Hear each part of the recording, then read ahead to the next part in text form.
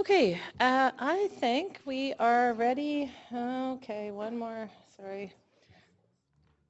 Chairing a meeting is not like riding a bike. Every single time, I feel like I have to do it all over again. Okay, so I will call this meeting of the Standing Committee on Policy and Strategic Priorities to order.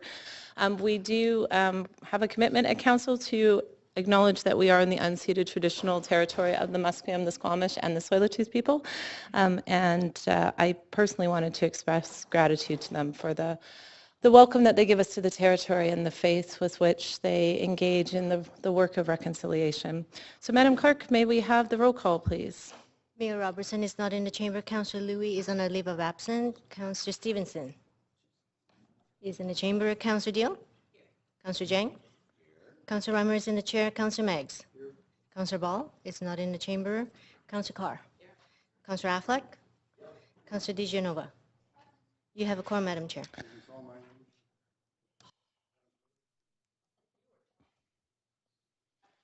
Okay. Folks, we have a super long agenda today, and it's not starting off great with people wondering whether they're here or not. So we're going to move to something much more exciting than our agenda, which is, you guys under some sort of control over there? Councillor Stevenson? Okay. Okay, so we do have some guests today, some exciting guests. To have a bit of a unique start to 2017, I'd like to welcome members of Vancouver's Lego Club who are collaborating with our public engagement team to find new ways to invite residents into conversations about city building. So we have Sean Martinez and Pierre Chum who have worked to design a small-scale version of our own City Hall. I'm sure councillors and many staff have seen it. And they've come to make a presentation to members of council. I'd like to invite our staff member, Amanda Gibbs, who is the manager of public engagement, to the podium for the presentation. Thanks, Madam Chair. Just very briefly, we know that you have an incredibly busy agenda today, but we also wanted to just say a great word of thanks to our colleagues at the Vancouver Lego Club who've been working with us to find really more interesting ways to invite people who aren't always part of the conversation, our dialogues and consultations into that frame. Pierre and Sean have designed a scale model of City Hall. And we use this model to promote our Talk Van survey and to get more Talk Van panel, but also they've participated and helped us with consultations on sustainability, our Northeast Falls Creek work, as well as our budget consultation. So this is a way to both recognize them and to also give you a bit of a thank you to make sure that all of you have one of your own Lego City Halls. So they're going to give those to you now. And if you're well behaved today in council, otherwise I'm taking them back. For those who are missing, we'll leave your package with the clerk's office because they're actually a hot commodity, so they go fast. So, but we're really there's some of that, but we're really using them. You know, there are a lot of questions about them. They're really a way to be invitational, to support really sort of playful and welcoming conversations. So thanks to Pierre and to Sean. If you have any questions for them too, they've got lots of knowledge. So oh, I'm guessing there's quite a few. But just in light of the agenda length today, I think what I might do is invite you up to here, and we can do a picture with you because I know everyone's going to be very excited to get their Lego set. So maybe I'll get councillors just to come here so we can get a picture with these folks who've done this fantastic work of making City Hall into Lego.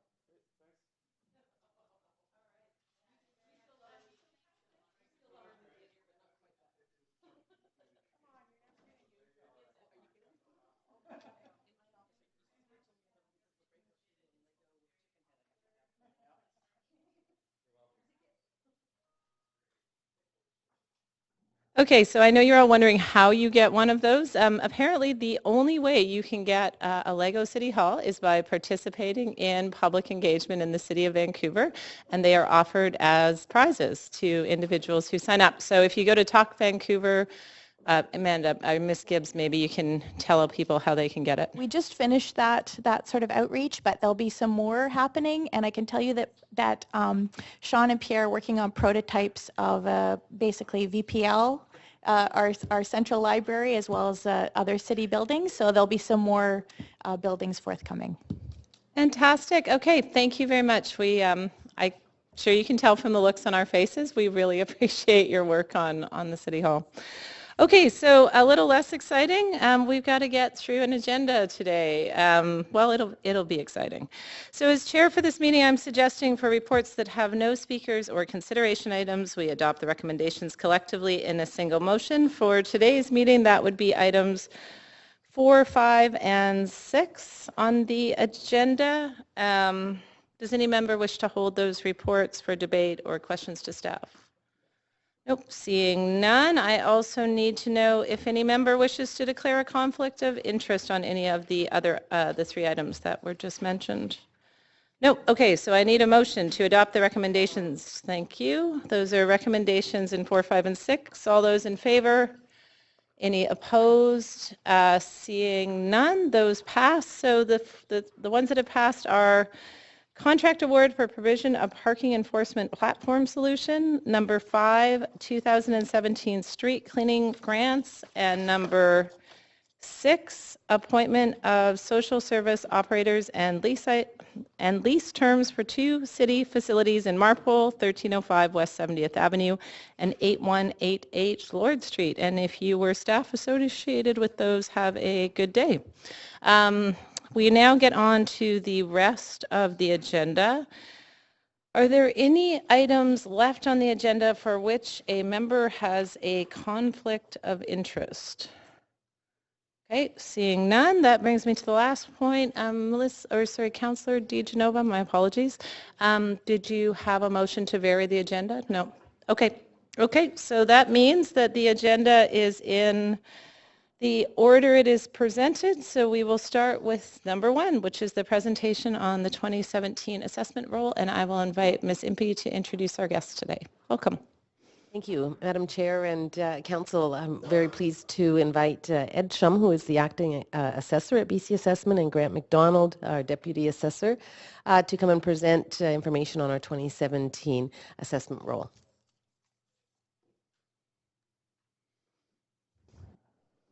Welcome. Welcome. Thank you. So good morning, Mayor. Good morning, Madam Chair. Good morning, Council. Again, my name is Ed Shum. I'm the acting assessor for BC Assessment for the Greater Vancouver region. And our region encompasses not only the city of Vancouver, but also up to the Cedar Valley, and also east to the Port Mann Bridge. So today I also have with me Grant McDonald, who's a deputy assessor in our region, and also the main liaison with city staff here at the City of Vancouver. So thank you for the opportunity to briefly go through the assessment roll highlights this year. Today the presentation will focus on general roll information, assessment trends, roll stability, and just helpful resource and links. So at this point I'd like to introduce Grant, who'll come up here and go through the presentation with you, and we'll both be available to answer questions at the end of the presentation. Thank you. Thanks, Ed. Good morning, Council. Thank you for the invitation. As Ed stated, my name is Grant McDonald, and I am one of the deputies in our Vancouver region. It's been a couple of years since I've been invited to speak here. We always come. It's a long-standing tradition, so it's nice to be back in front of Council and be able to take you through the 2017 roll highlights. The formal presentation, I'm going to try and keep it fairly short, probably 15 minutes thereabouts, maybe a little longer. There will be an opportunity at the end for you to ask any questions.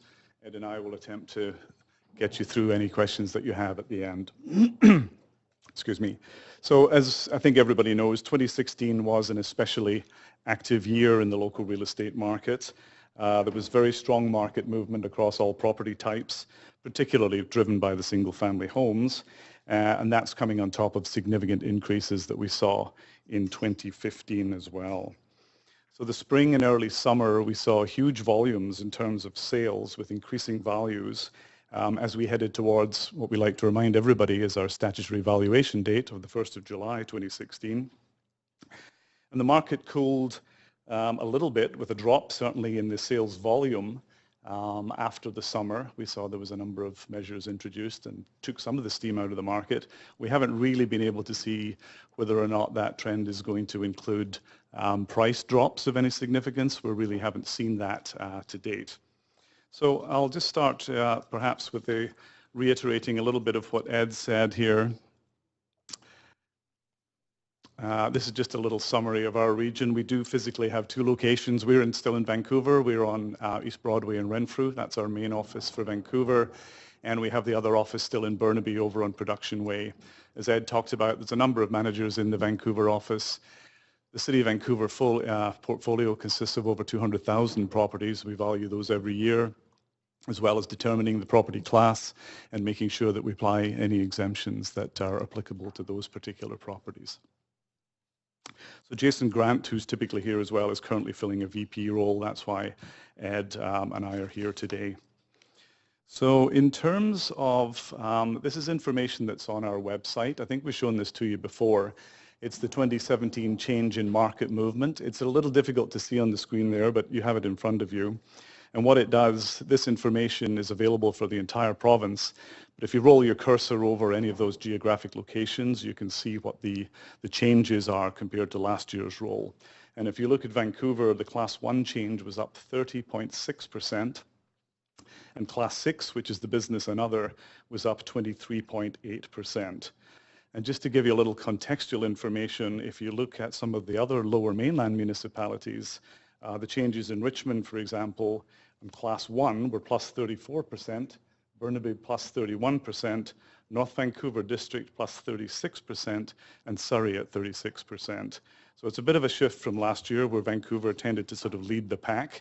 A lot of those other lower mainland municipalities are certainly catching up. And even if you go out further, you would see even higher increases than that in the Squamish market, for example. This is just a little bit background information. We've shown you this before. It's just the neighborhood boundaries. There's no real changes to those. It's not like the federal election map where there's occasional boundary changes. These are pretty much have been unchanged for a long time. It's up there really just for reference, and as we go through this, we do get a little more granular and talk about some of the neighborhoods that are impacted specifically and give you a bit more information about that. I'm going to try not to bombard you with too many statistics, but there are a few numbers on some of these slides. This is just a first summary. It's a bit of a historic trend of total roll value. So this is everything from 1995 all the way through to 2017. It's probably no surprise that there's consistent trend line. It's been trending upwards. And really since the year 2000, only the flattish years of sort of 2008 to 2010, including that 2009 frozen roll year, it's been pretty steady increases. And of course, you can see that widely reported significant increase, especially for 2017. So the new roll total, all classes, is about $430 billion for 2017. And that value is about 6 times greater than it was back in 1995. This is a pie chart that shows the distribution of roll value. As I said earlier, we also place all of the properties into specific property classes. And the pie chart there just shows how that distribution works overall. And the largest single category is still the residential single family at 47%. But if you take together the single family, the strata, and all of the other Class 1 residential pieces, that makes up about 75% of the roll value. The green slice there, which is residential other, is made up of sort of things like co-ops, multifamily. It would also include daycares, which are in Class 1. The next largest category would be Class 6, business and other, at about 19% of total roll value, or $83 billion. And those remaining smaller pieces, those would be made up of Class 8 recreational and non-profit, as well as the collective industrial classes and Class 2 utilities as well. So the first chart here looks at the total roll value versus the taxable roll value. And the two colors there, the total roll value is represented by the lighter and the darker shows the taxable. And of course, the net taxable value is total value less any exemptions, which would include churches, schools, Crown property, City of Vancouver property, and charitable property, those types of things. So the taxable value for residential is almost $318 billion, and the non-residential is about $61 billion. And the total taxable is about 88% of your total roll value of $430 billion.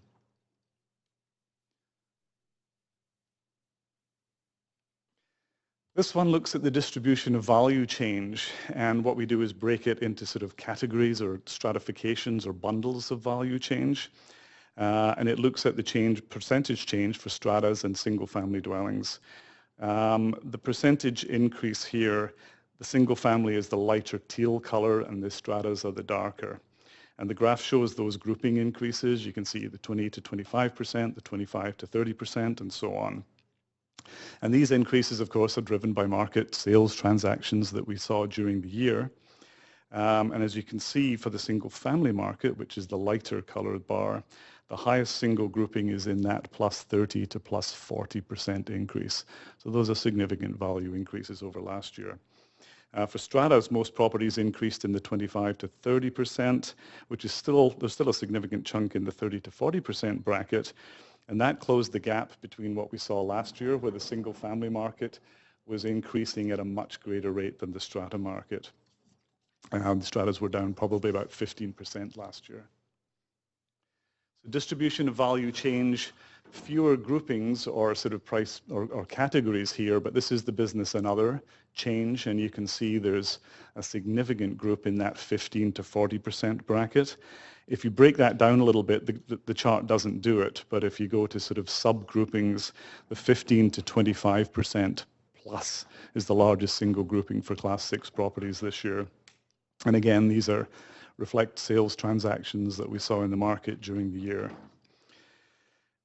Some of the, we'll get into some of those in a discussion of what we call hotspots a little bit later on, but that's just a sort of summary chart up there for now. This one is a little more multicolored. It's the top neighborhoods. So I said we were going to get into a little bit more description of neighborhoods. This one is really showing the percentage, the total change as a percent for all property classes. And we're breaking it down a little bit more by neighborhood. And it shows the change from last year as well as the change from 2012, just to give it a little bit more context or background.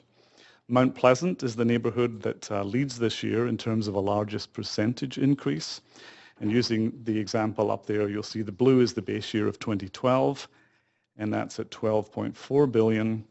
By last year, it had gone up to $19 billion, and the green represents this year, 2017, now totaling $26.5 billion. And that's a 40% increase from last year, and a whopping 114% increase from 2012. The other neighborhoods that we've focused on here that have seen some fairly significant increases, a little higher than some of the averages, would be Marpole with a plus 95% increase over the 4-year period, Main and Fraser at 94%, and Knight just behind that at 93%. Very similar increases overall. And if we look at the top neighborhoods in terms of total dollar value change since 2012, again, just keeping it to the same period, Mount Pleasant is in the lead with the largest gross dollar increase, $14.1 billion, just ahead of downtown, which of course is the most valuable single neighborhood in the city, and it was just behind at a $14 billion increase. Kitsilano and the West End round out this group in terms of a top 4. Apologies for this slide. It's a little hard to read, and it's perhaps a little bit cluttered, but what it does, it breaks down, because the roll totals are made up of two things. There's the market value shift and there's the non-market change. So this is really just getting into that sort of differentiation and splitting those two components out. So they show the relationship between those two pieces. The first one shows the non-market change and the market change by property type. And you can see single family total increased at a similar rate to the strata, but strata saw much more non-market change, which makes sense. If you think about the additional product that hits the market every year, there's certainly a lot more strata units coming on the market than there are new single-family dwellings. The next two just provide a little bit more detail by comparison and include totals for all property classes. The second one shows the neighbourhood with the largest change in non-market change. In this particular instance this year, it was Marine Drive, which probably is a result of the new construction down there. Certainly if you think about around Marine Gateway, there's a lot of new product, and the development that's following along the SkyTrain. And the third chart shows the neighbourhood with the largest overall market movement, and that was Dunbar in the lead and followed by Mount Pleasant in second place. So this is the 2017, this is not an exhaustive list by any means, but it's some of the nodes or areas that we felt where we've seen higher than average increases. So we wanted to bring those to your attention if you haven't already heard about them. These are mainly, predominantly IC&I areas. A lot of this is driven by potential for development, again, through the market transactions that we're seeing. In many cases, these are following on the heels of amended zonings or greater allowable density. An example would be while the average Class 6 increase in Fairview, which encompasses a lot of the West Broadway corridor there, was about 23%. There are examples that we're seeing here in the plus 30 to plus 50% range.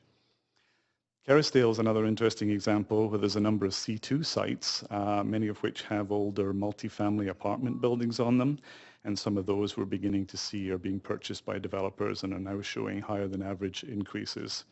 And some of these aren't imminent, some of these may be longer term holds, but the purchasers are looking at those and looking at the potential. We were looking at some reports, I think it was in the Goodman report the other day, and they were talking about some of the increases in per suite price for multifamily buildings, and those are now hitting the sort of $375,000 per suite mark, which is a significant increase over the last couple of years. Mount Pleasant and Grandview are probably driven by amended zonings or new community plans, as well as the plans for increased density around the new St. Paul's Hospital, expansion of the Great Northern Way campus, and I saw in the Vancouver Sun this morning there's going to be more information about the False Creek Flats coming over the next day or two.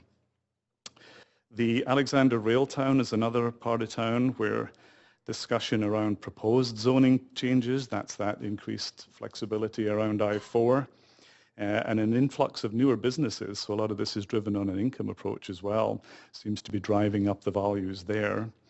It should be noted probably that there's only really about 30 properties that are affected by those more significant increases. And lastly there, we're highlighting some of the areas that are sort of downtown West End. And some of these, again, as a result of the OCP, even though the changes there might have happened a couple of years ago, those changes are really being pushed through and are really being felt in terms of the IC&I and the changes down there this year. About 125 folios, some of which are currently residential or strata land sites, and even interestingly, some of the larger hotels that you'll know down there. For example, there's one on Burrard that we had at $54 million last year. It's gone up to $90 million this year, predicated on some of the market activity we've seen. I put this slide in here because I think even though we tend to focus on the more dramatic increases and the press coverage and the occasionally alarmist discussions around some of the increased values, while that's understandably a focus for a lot of people, I think it still helps to place that into some sort of context as well. And if you look at our assessment roll stability and the appeals that are generated every year, which has traditionally been below 2% of our roll folios, this one shows the difference between the revised roll and the roll after PARP completion and the completed roll in any given year. And we've shown a multi-year display here because the board likes to, and we try to deal with as many and extinguish as many of those appeals that we get every year. It's not possible to do that every year, but we got a target and we typically hit 80 to 85% of those. A longer view gives a better perspective on that, I think, but this does clearly illustrate that with an overall, and this includes all the classes, revision level of typically less than 0.5% on the total roll value. So it shows there's pretty very typical stability to the roll. It really doesn't change very much. Just a couple of slides sort of towards the end here talking about our ongoing efforts to keep the public educated and aware and facilitate as much information as we can online. This is just a sample from our website where the public can access property data, contact information. All our policies are up there now, as well as the services and how to contact us and implement changes if we think those are required. We implemented some great enhancements too to eValue BC, which I'll show you quickly on a slide next. And that, we believe, also improves quality experience for our customers. And some of those changes include sort of lining up the rebranding to match the new corporate website. We've got an improved search algorithm where you can go and look for properties and improve the search results. And you can now save searches and add my favorites. You can save up to 10 searches and come back and repeat those at any given time without having to re-enter all the initial information. This is just a snapshot of the eValue BC website. You've probably seen some of this before. It has address and clickable maps. There's more information. You can compare your property with your neighbor's property. You can review the sales. We're updating those more frequently. And traffic to this site is up substantially. And when I checked with head office, they said it's up probably about 40 to 50% this year. And if you're contacted by any member of the public with questions, we always encourage you to send them to the website here. I mean, there's a lot of information there. You can do equity searches. You can try and find out all sorts of information about similarly zoned properties or neighboring parcels. Certainly, we're still available to answer any of those questions that still arise, but we think this is a good initial source for people. And a lot of inquiries are being resolved using the information that's available online. BCA in the media, this is just to highlight a few of the things because assessments have been such a hot topic. Really, I mean, the market's been a hot topic for the whole year, and the assessments, as we sort of closed the year, we made a conscious effort to get out ahead of some of the press to try and sort of take some of the interest early rather than leave it all into the January period. We did proactively send out early notification letters to property owners who were going to see their properties increase by more than 15% above the average for their class. And in Vancouver, that translated to about 7,700 letters, sent out this year, second only to Surrey. And in a provincial context, we sent out about 90,000 letters overall. So we did an early media release. Jason Grant was talking with the press in December before we published the new role, and I think that helped sort of take some of the heat out of our inquiries. Our inquiries to date are a little bit down over last year, despite these year-on-year increases. And I believe we've had about 220 press releases or media articles counted so far this year. Inquiries, I mean, we won't really know the full impact because we've still got another week to go in terms of the public appeal process. That is available. You can lodge your appeal up until the end of January, but I think we're probably tracking not to be hugely over next year. We're anticipating perhaps about a 10 to 15% increase. So, as always, we continue our ongoing communication with city staff. We keep them updated with regular risk-to-roll meetings. We have liaison, we meet with planners, we have face-to-face, we discuss averaging. There's a whole series of constant communication between staff, and we certainly value keeping those channels open. And if you have any questions, you're free to contact us or direct your questions through staff. But that's the sort of high-level review of the role. And if you have any questions, by all means. Thank you very much. There are indeed questions, so I'm going to start off with the first councillor with questions. Councillor Meigs. Thanks very much for the presentation. You're in that unfortunate category of being someone who often, at least in a rising market, brings bad news to property owners. But there's two areas I'd like to explore quickly, some of which you may not be able to answer fully. But one that's a constant concern to small businesses here is the triple net lease impact, which they bear without the ability to really join in the value of the property appreciation. Mm-hmm. And there's been some appeals here, which I gather the authority has taken the view bear only on the properties that were used as examples in the appeal and are not going to be applied in a wider scope. Can you give the authorities thinking on that and why such a narrow application is being taken on the court decisions? So you're talking specifically about what we call the sort of basket of Amicon appeals? The Amicon decisions? Yeah, I mean, that decision came down from the board and the court came with their position. We've implemented the court decision on that. In terms of applicability to the other folios that have been put in that sort of, what the board actually called a contingent status, there's dozens of those, probably even into the hundreds. And despite what you may have heard, in my humble opinion, it's not as simple. These aren't all cookie cutter situations. The Amicon situation had this whole series of sort of empty parking lots. Many of the other ones include buildings that are still in place and have, in our parlance, an actual use. So we have to look at what the allowable density on there, what the zoning is, what the physical constraints of the buildings are. And we also have, a lot of these are appealed by different tax agents. I counted about 10 different representatives, tax agents all representing owners. I'm not sure they all think there's the same approach as applicable to all of these. But what I can tell you is that the board has moved all of those from contingent status into active status. They've called the parties together. They've got a series of meetings that are ongoing, and they've asked the appellants to provide what we call SIAs, which is information about the basis of the appeal, and they've asked the assessor to respond to those.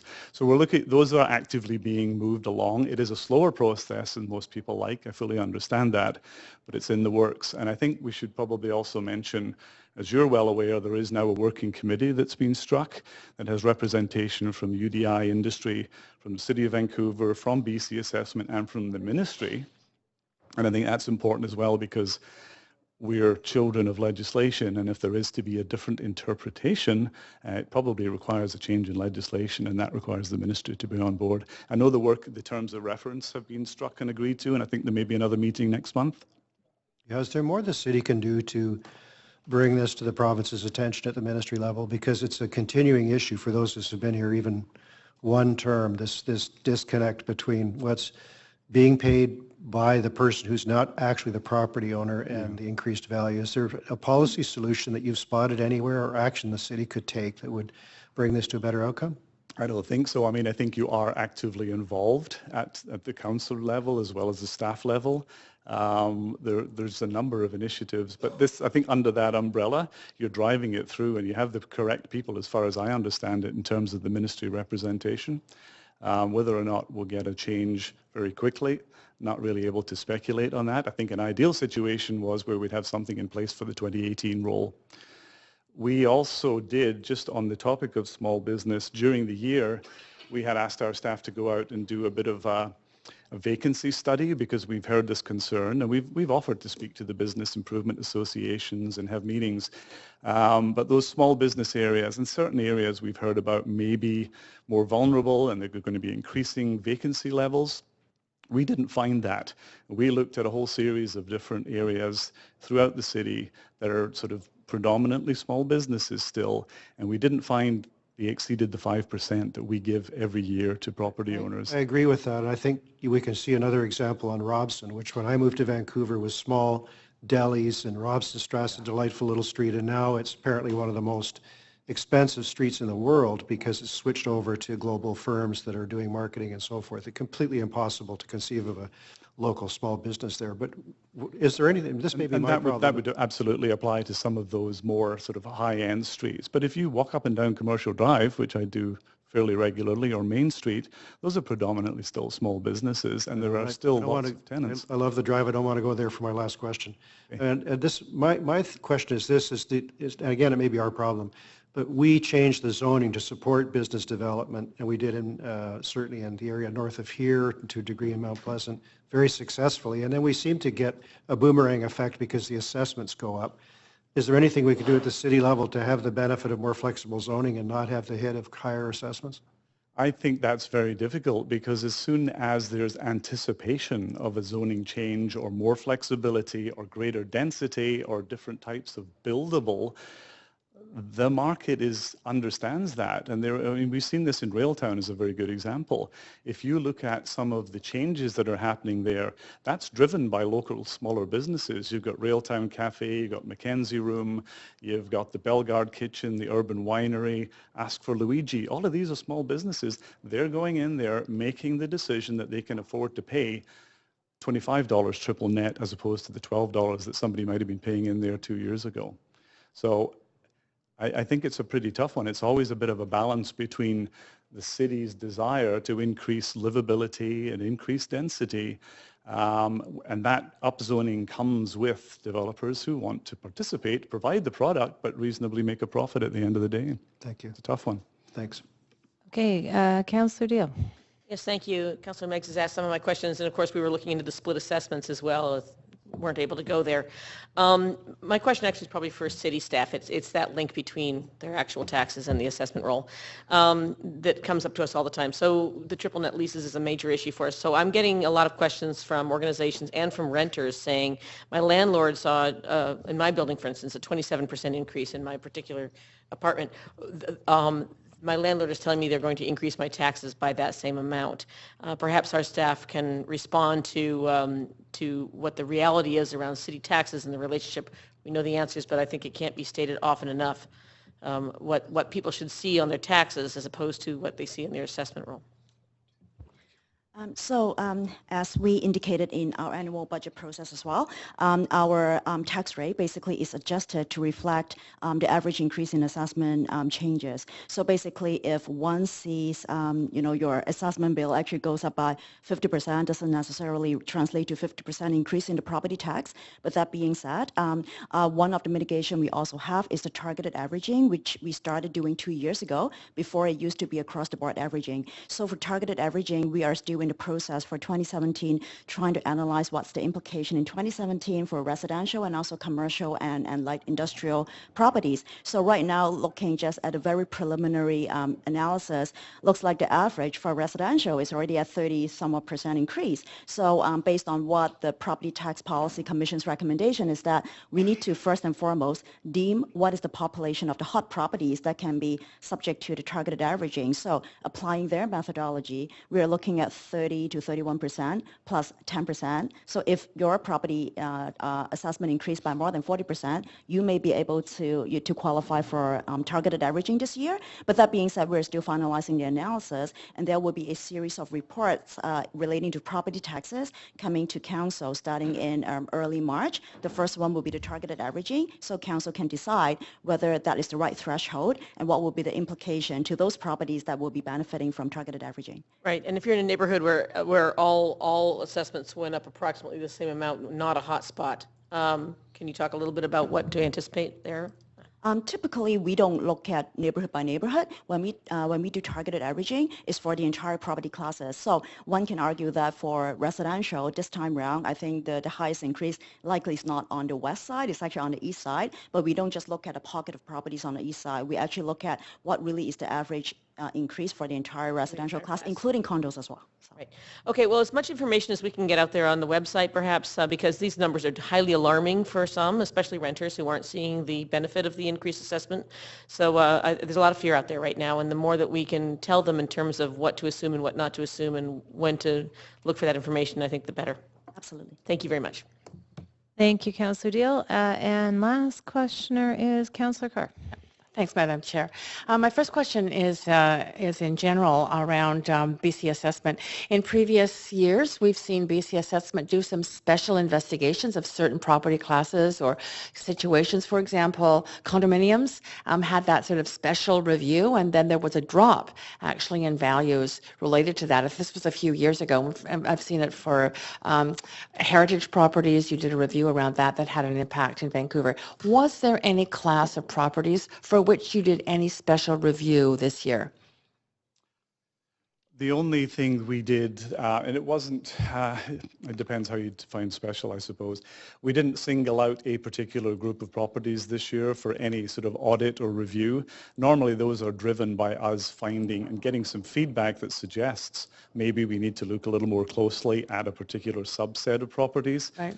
The only sort of major project that we did this year was our desktop review project, and that was looking at all 80,000+ single family homes in the city of Vancouver and doing a bit of a review.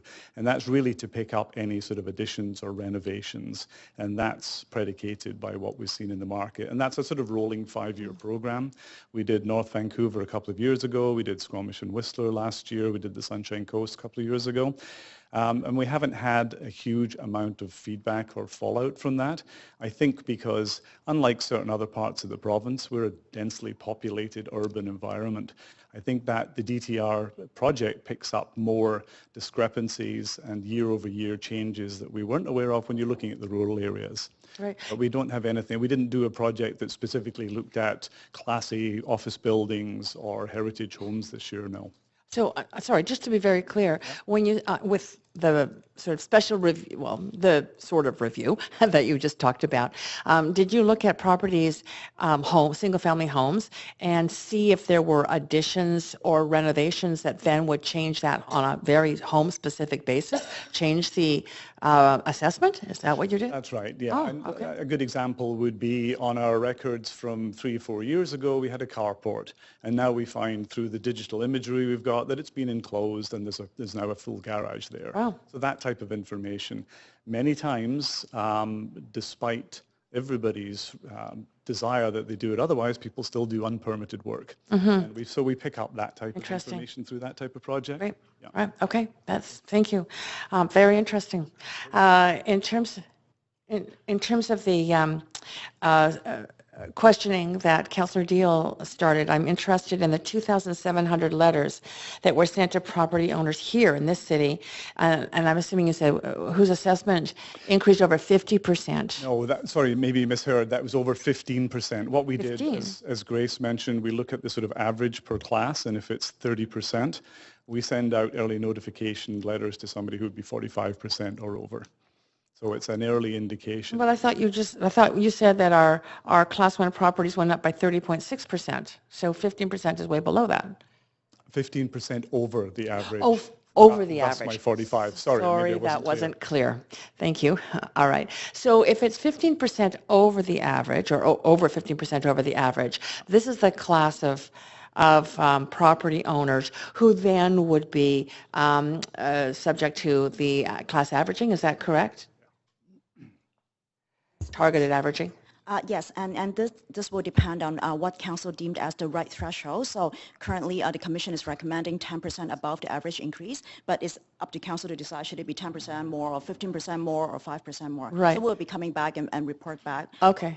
the properties that will be impacted. So these people have had a letter from BC Assessment saying you're 15% above the average in early December. How long do they have to wait before they hear from us that they are Targeted action. exactly, so that they may not have to worry so greatly about the increase? They're actually coming to council early March because within the legislation, council needs to decide whether you want to apply any mitigation before end of March. So Right. in early March, you will get the analysis, Right. and then the bylaw, if council choose to proceed with that, it has to be approved before end of March. Right. Okay. Well, then I agree with Councillor Deal that we should be having something on our website that said if you receive one of these letters or your property increased in its assessment by over 15%, there are the mitigative efforts that the city is going to be pursuing. You can hear about those in March, because I think there are a lot of people, well, I hear from them, who are worried, and they don't get that if they're at the average, their property tax is not going to be more than what we've already stated in our budget. So they need to, I think, get that information.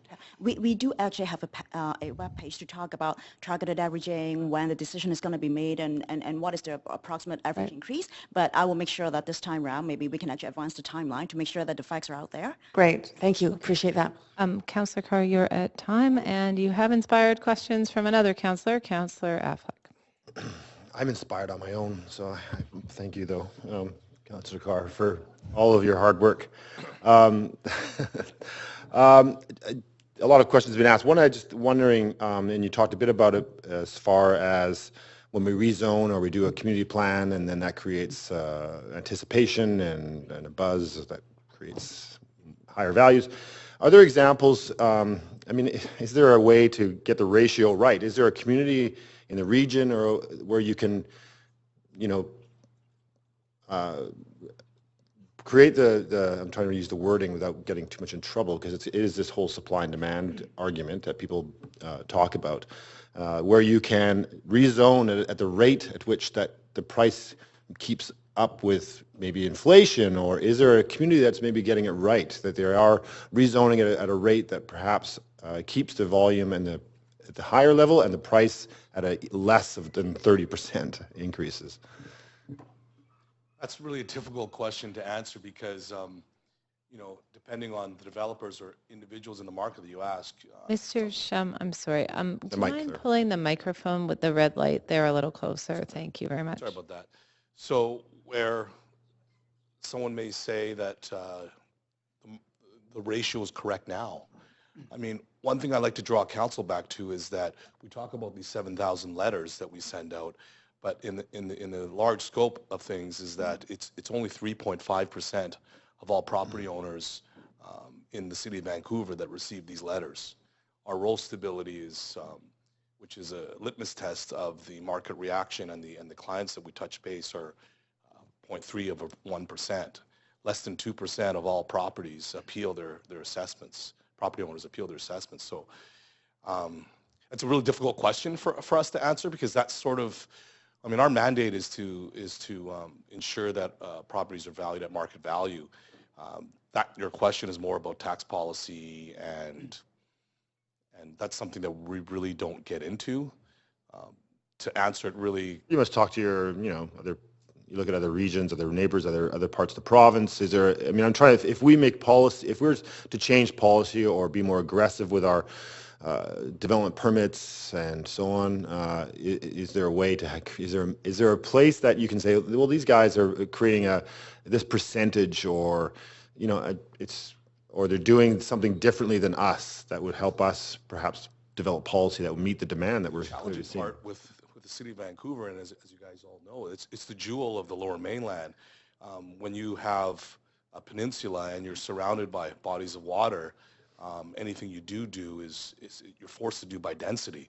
And as you can see from the market in the last 10 years, is that anytime you look at density improvements and trying to ensure that there's some affordable housing element or some demand, the developers have placed high value on it, and that's sort of where we're at. Okay. I don't know if Mr. Brown, I was just going to add to that. And I think the city's doing a pretty good job of trying to balance that. I mean, we could have a 2-day conference, obviously, around some of these elements. But I think the city's trying to strike the right balance. I was just going to give you an anecdotal example. When I look out of our office window on East Broadway in Renfrew, there is a group of single-family homes, older Vancouver specials. For sale signs went up on all 8 of those just before, maybe in November. They now all have sold signs along them. They sold for significantly more than we have on the assessment roll, but they're not captured in the new OCP on the Grandview Woodlands area. This is just an example of something that is a bit more speculative. So there's always going to be that element there. We're not going to go increase those values to the price they paid for them, because we don't believe there's the requisite amount of certainty regarding whether or not the city will allow them to do what they think they would like to do there. So we're always trying to balance that out as well, look at what the market is paying in some circumstances and saying to ourselves, is that really reflective of the broader market, or is this just an outlier? But I think from us talking to the other municipalities we deal with, whether it's Whistler's probably an exception because it's just because of their model is different. But if we look at Burnaby, or if we look at North Vancouver or Coquitlam, they're all wrestling with the same questions you are, trying to balance off that density with new growth. Sorry, I've got only 5 minutes. Was there one community or neighborhood in the city, I think Oak Ridge saw a massive reduction in value in the city, that you saw that were anomalies in our city, that where we saw value going down? I mean, I know you So showed other some than charts. specific circumstances where you have a redevelopment proposal for the mall that hit some road bumps along the way, but we didn't find any areas where there were decreases in value, even where we hear from business owners who say we can no longer afford to pay the triple net rents, or we have homeowners in Shaughnessy who say you've made it very, very difficult because of the heritage restrictions on redevelopment. None of those saw diminished values. They may have gone up 2 or 3% less than some of the other areas, but it's pretty much a sort of tide that raised most of the boats. Great. Okay, we are well over time, Councillor Affleck, and you are the end of, you have inspired no new questions. So that means that we are done with this item. Thank you very much for coming today. Thank you very much. Thank you. I was going to make a joke about Councillor Louis being sick and how lucky we all are for that in the question department today, but I feel bad that he's ill. So I will just invite up the next presentation. Next presentation. I might have done it anyway. Next presentation, we have invited presentation from our colleagues at the Metro Vancouver Regional District. This is in relation to the Metro Vancouver Mixed Income Transit-Oriented Rental Housing Study, something I have had the pleasure of seeing a few times in my role as a director, but I had asked staff in council if they might bring it here because I think it bears a lot on the work that we do here. So I will invite Kathleen Llewellyn-Thomas, our General Manager of Community Services, to introduce our invited guests. Thank you, Councillor Reimer.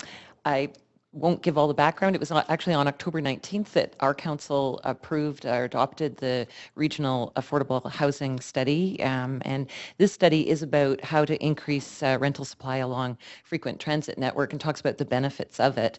It's something that we're keeping our eye on and of course are thinking about as we do our own housing strategy reset. So today I'm going to introduce Margaret Eberly. She's the Senior Housing Planner at Metro Vancouver. She's going to present an overview of the entire study, which is formally called Mixed Income Transit-Oriented Rental Housing, and specifically will report on the findings that look at transit ridership and affordable housing.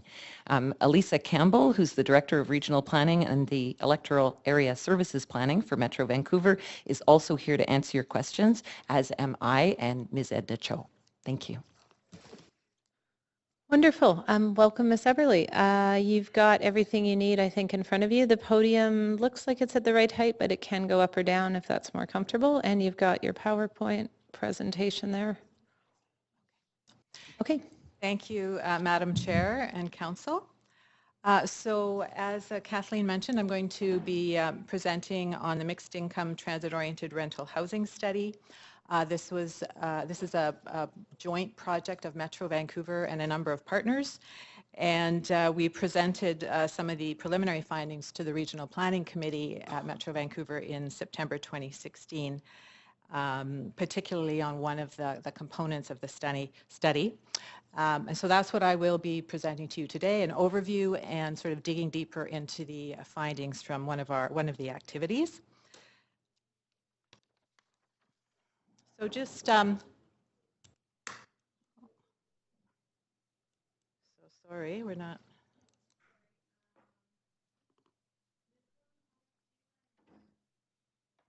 There we go. I was using the wrong one.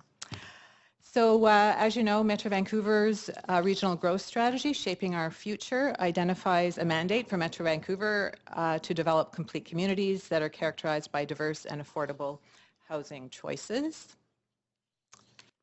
And the work that I'm speaking to you about today is part of our sort of housing policy and planning mandate, one of the housing roles that we have at Metro Vancouver, along with the other roles that you see above related to the Housing Corporation and delivering the homelessness partnering strategy.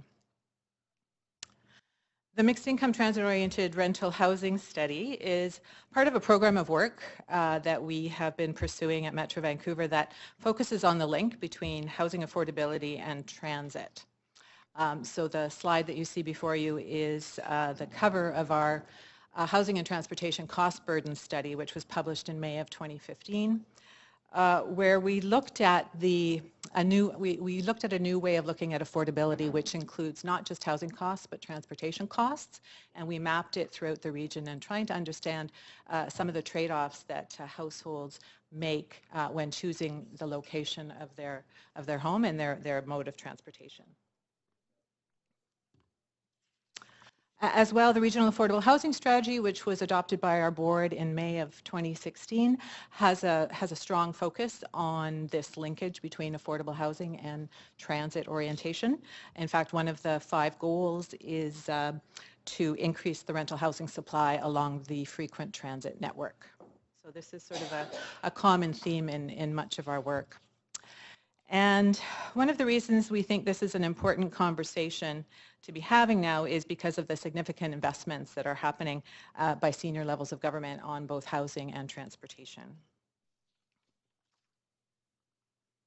So the mixed income transit-oriented rental housing study is aiming to work with stakeholders who I'll talk about in a minute to undertake and disseminate some foundational research that will help to sort of promote the idea of rental housing along the frequent transit network.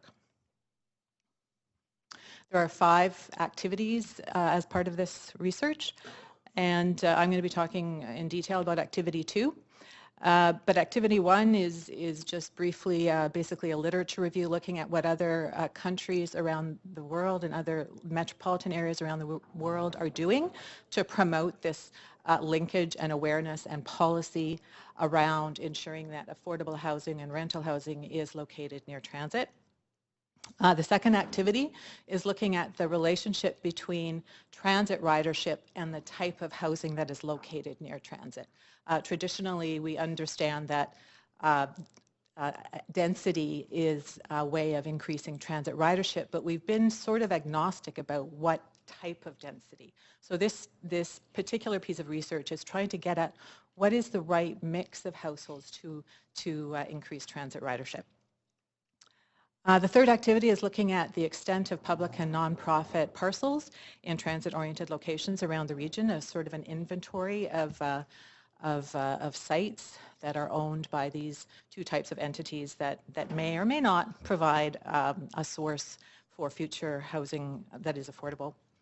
Another activity that we're just embarking on right now is a sort of an economic viability study looking at some case study sites throughout the region and trying to understand vis-a-vis their transit location, what are the existing tools that we have to lever housing affordability and to ensure that some of these projects can work.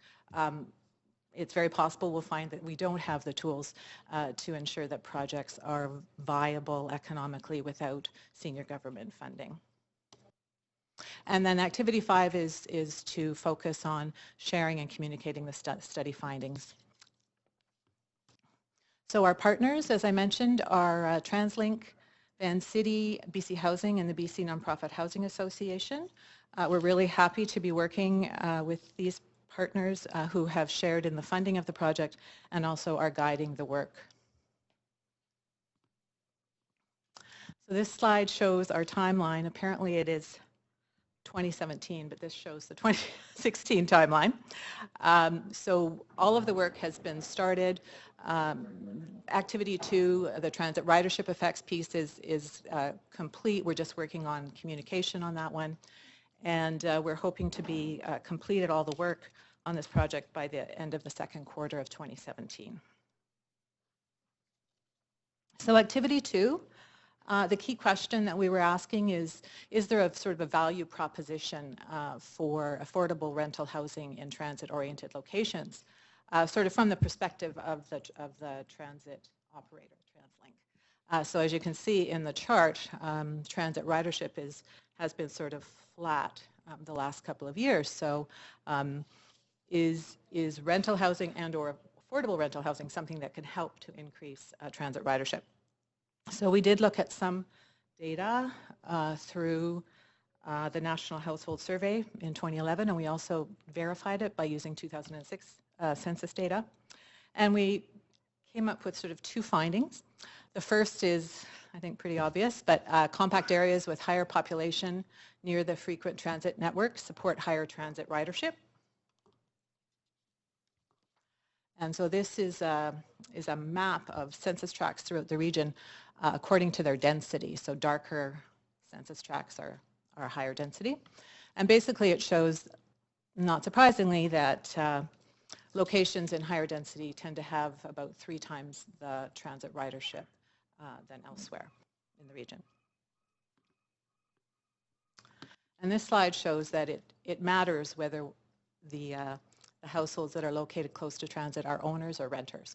So renters tend to use transit at a much higher rate than owners in the same sort of high density location. So the second finding then, sort of building on that, that conclusion, is that the key to maximizing transit ridership is to incorporate renter households that earn less than $50,000 per year. So I'm going to show you a couple of slides that demonstrate this. So on the two sides of the slide, we have on the left side are renters, on the right side owners. So clearly renters use transit more than owners. So the vertical axis is transit ridership. And owners' transit usage is relatively constant no matter what their income is. So on the left side of the horizontal axis is income, the low income moving over to high income. So it's fairly constant for owners, but it is transit ridership usage varies with income for renters. And that's the same slide. So that holds sort of at the metropolitan level. But it also holds, we looked at it for different types of transit corridors. So a rapid transit or a beeline or a frequent bus corridor. And basically found that that same relationship holds true in specific parts of the region on specific corridors. And we looked at many, many corridors, but I'm just going to show you three. So Expo line, the 99B line in Surrey, or sorry, 96B line, and the FTN Hastings corridor. So that same relationship of renters using transit more and lower income renters using transit more. So in addition, we did a sort of a what if scenario, sort of imagining a future transit corridor where if we were able, if this future transit corridor were able to accommodate 10,000 households, how would the transit ridership differ depending on what kinds of households were located in that corridor?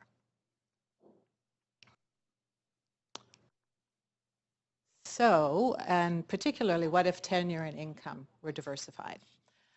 So this chart shows a variety of different scenarios. On the left is 100% homeownership, and on the right, sort of the maximum renter ratio that we looked at was 40% renters, 60% homeowners, but all low-income renters.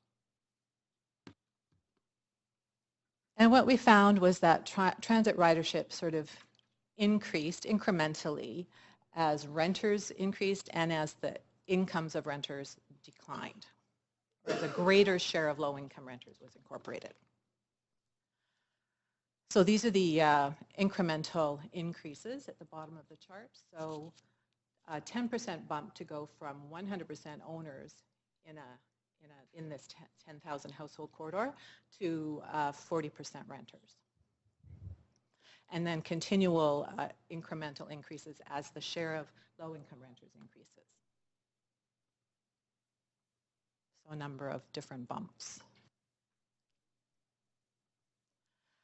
So that's sort of the early findings of the activity 2 piece of the study. We are happy to share future findings as they become available.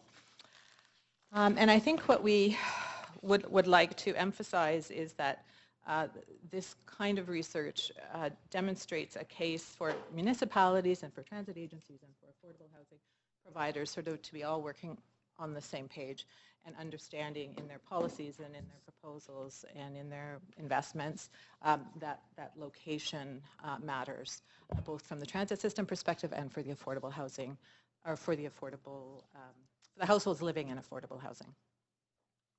Thank you very much, Ms. Everly. You do have some questions from councillors, starting with Councillor Carr.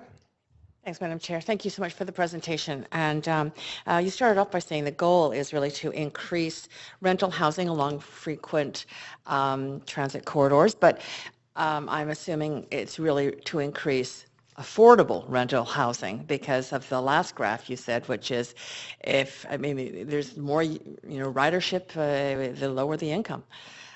So my question, and you did state also that the funding from senior governments is important. I'm assuming you meant around affordable housing and the more.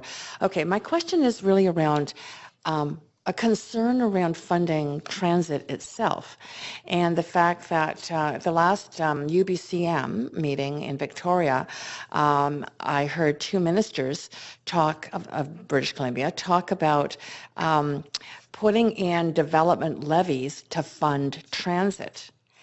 And my concern is if that happens, if it's a request that we divert community amenity contributions into transit, we lose the opportunity to fund low cost rental housing. And if it's another levy, it's going to increase the cost of the housing. So this is, to me, not, I mean, what's your response to that? I mean, it looks to me like it's going against the very goal and the principles you're talking about. Yeah, I mean, that's something that's happening sort of at a parallel time. Yes, it could have some impacts on the kinds of policies and initiatives that we are promoting, but at the same time, if there were waivers or exclusions for affordable rental housing or rental housing in those locations, it may not affect those particular projects specifically. Well, that's an interesting question to raise. Thank you. That's a very interesting response. Exclusions, okay. My second question is around fares, because obviously if it's the lower income people who are using transit the most, an increase in fares is going to add more of a cost burden to those households and much, much more by percentage of household income.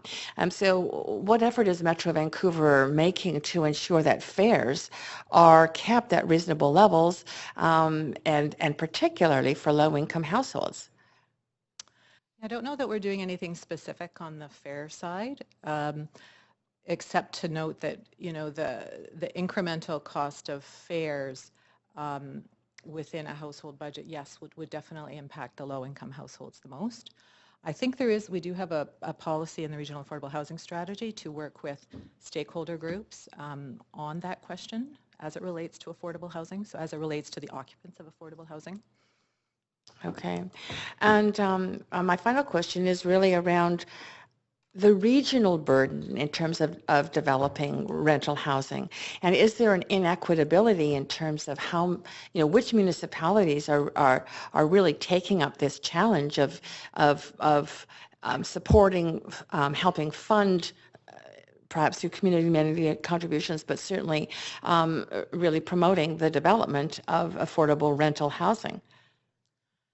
I mean, there is no doubt there is a range of perspectives around the region, but I would say that the most recent time period with the rising, as we've seen, the rising home values and very low vacancy rates has seen quite a lot of activity with a number of councils in terms of looking at their rental policies or rental incentives or providing land. So I think a number of municipalities that maybe haven't played a role in the past are starting to look at. So who's at the forefront and where, you know, okay, judgment. That's a tough question for me to answer, representing 21 municipalities. There's certainly some leaders in the region that have been developing very innovative policies and that have had some desired effects, I would say. And Vancouver would be one of them. Thank you. I might add, because I'm not going to name names of municipalities, but to say that Metro does have quite an impressive body of research that is available online. Unfortunately, it's often embedded into large agenda files. You cannot link to this particular presentation online, although now you can because it's on the city's website. But to say that for those of us that are on committees, we'd always be happy to connect you with staff people. I know Councillor Meggs, who's about to speak and ask questions, he's on the Housing Committee along with Councillor Stevenson, and they may be able to provide some more information about the research. Okay, Councillor Meggs. Thanks very much. I won't ask anything about Burnaby. It's too depressing. I think that it's really important work, and I think that it would be helpful to emphasize, as Councillor Carr, I think, is indicating, the social justice aspects of this, because it's a saving to the family, which creates more equity in the community. I wonder if it's your view or Metro's view that there are any bars in the community charter to the construction of rental housing or obstacles in the community charter. We're under the Vancouver charter, but I hear from my colleagues from time to time that if only the community charter had what you have, we'd be off to the races. Have you encountered those obstacles, or can you name them? No, I don't know of any. There's certainly some municipalities that have either with incentives and active policies or just by means of sort of one-of decisions of council, and or the economics are such that the rental market is viable in their municipality, are able to show a significant increase in rental starts. Yeah, and I think despite any changes. I was struck too by the reference to the ridership. I mean, I think those of us who follow transit would say that ridership peaked because capacity peaked. And, you know, you can't put more people into a full pipe in some respects, but there was capacity on the shoulders. And this was something that I don't know if people have thought about at all, but you could have added ridership if there were people wishing to ride at a time when others didn't, like people going to downtown jobs, for example, in hospitals and coming home later and so on, which I think puts a premium for renters on the ones that are close to rapid transit. So I'm just raising that as a preamble to this next question. Is it possible, or have you looked at the economics of requiring this kind of cheap rental close to stations which developers desire avidly for condominium? Really, in a kind of, as your data shows, it's unnecessary to locate those people there because they probably will try not to take transit in any case. Yeah, we do have a component activity for us just starting, just underway, and we've hired a development economics expert to look at a number of scenarios, one of which would be looking at the economics and the incentives required to redevelop property near good transit locations that might have a requirement for replacement of the units at a certain income level. And probably family units and amenities like child play spaces and so forth, right? I mean, given the value increases available on those sites, it seems likely to me that that would all be very affordable, maybe less than some developers aspire to, but still. But I look again at the developments in some of these former mall sites on the new lines. I mean, there's 20 or 30 towers going up there. But the last question I have is this, a pretty elusive question in some respects, but comes up all the time and with better or worse results, but is locating people close to work. I mean, Councilor DeGenova was referencing recently firefighters close to their, being in the Lower Mainland for disaster reasons, for example. But I think that for the reason I mentioned in terms of timing, it's likely that service workers, say tourism workers, core workers in the sense they're producing critical benefits for the economy, might be worth considering for prioritization. Has Metro done any work in that front? Because we see core workers for us, hospital workers, healthcare workers, and so on, who can't possibly afford housing here, moving further and further out, mortgaging their daytime experience to travel, even by transit, can be an hour and a half. Has there been any examination at Metro about that? Because aligning living quarters with economic aspirations, I think, is important, but we only ever think about people earning $100,000 above or something. Yeah, so we haven't done anything specific on that, but the work that we've been doing on the H+T study and on my tour is looking at that sort of demographic of under 50,000 who are, earning an income and are working.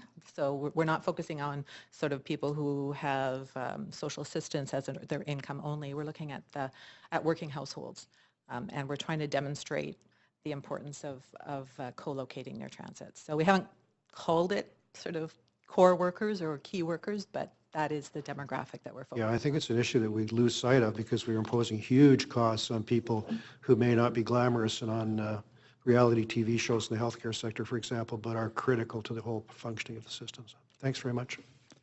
Thank you. And that is it for questions. We really appreciate your time to come to Vancouver today and share this with us. Thank you. Thanks. Okay. So that is the wrong microphone I'm turning on, but it does bring us to item number 3, the False Creek South report back and next steps. I see quite a few staff members coming into the chamber, so we'll just give them a minute to come in. Mr. Kelly, the microphone wasn't really picking up the last speaker, so I might encourage you to raise the podium a bit. Okay. Oh, Councillor Meggs, of course. Let me give you a microphone so it's recorded. Madam Chair, I'm going to withdraw from this item on the basis that I am living in a strata unit on leased land and think I would be in a conflict of interest potentially. Thank you, Councillor Meggs. Enjoy what is likely several hours of time out of chambers today. Okay, that brings us then to the item on False Creek South, which we have, as I mentioned, quite a number of staff here on. But we're going to start with our General Manager of Planning, Urban Design and Sustainability, Mr. Gil Kelly. Welcome. Thank you. We do have quite a staff assembled here today because this project represents several streams of activity running concurrently. And our major thesis here today is that we ought to integrate those, and we've articulated a pathway forward to do just that. So our presentation today includes myself as well as the general managers of community services, Kathleen Llewellyn-Thomas, and the general manager for real estate, Bill Ajla, will also be co-presenting with me today, and we have several staff here, as you can see, to help answer questions as they come up. I did want to note that we have made a particular accommodation today as well, which is that when I wrap up this initial staff presentation, or complete the whole staff presentation, I should say, we want to recognize the Replan group has 2 speakers to come forward as a presentation, and then there are others likely from that community who will be part of the speakers list following. So, Okay, thank you. Thank you. So I just wanted to set maybe 2 pieces of context as a kind of framing for today's discussion. One is that we'll be coming forward to you as a follow-up to the council request to articulate a program for what the mayor has called the City Core 2050 Vision Initiative, and we'd like to come forward in the next couple of months and articulate that future vision and work program really for the whole of the central city. And this neighborhood is one of those, as you know, and I'll be reminding you of this tomorrow evening's public hearing on Railtown as well, that there is a composition of a whole range of districts that are unique in character but need to add up to a robust future for the core of the city. And they each play different roles.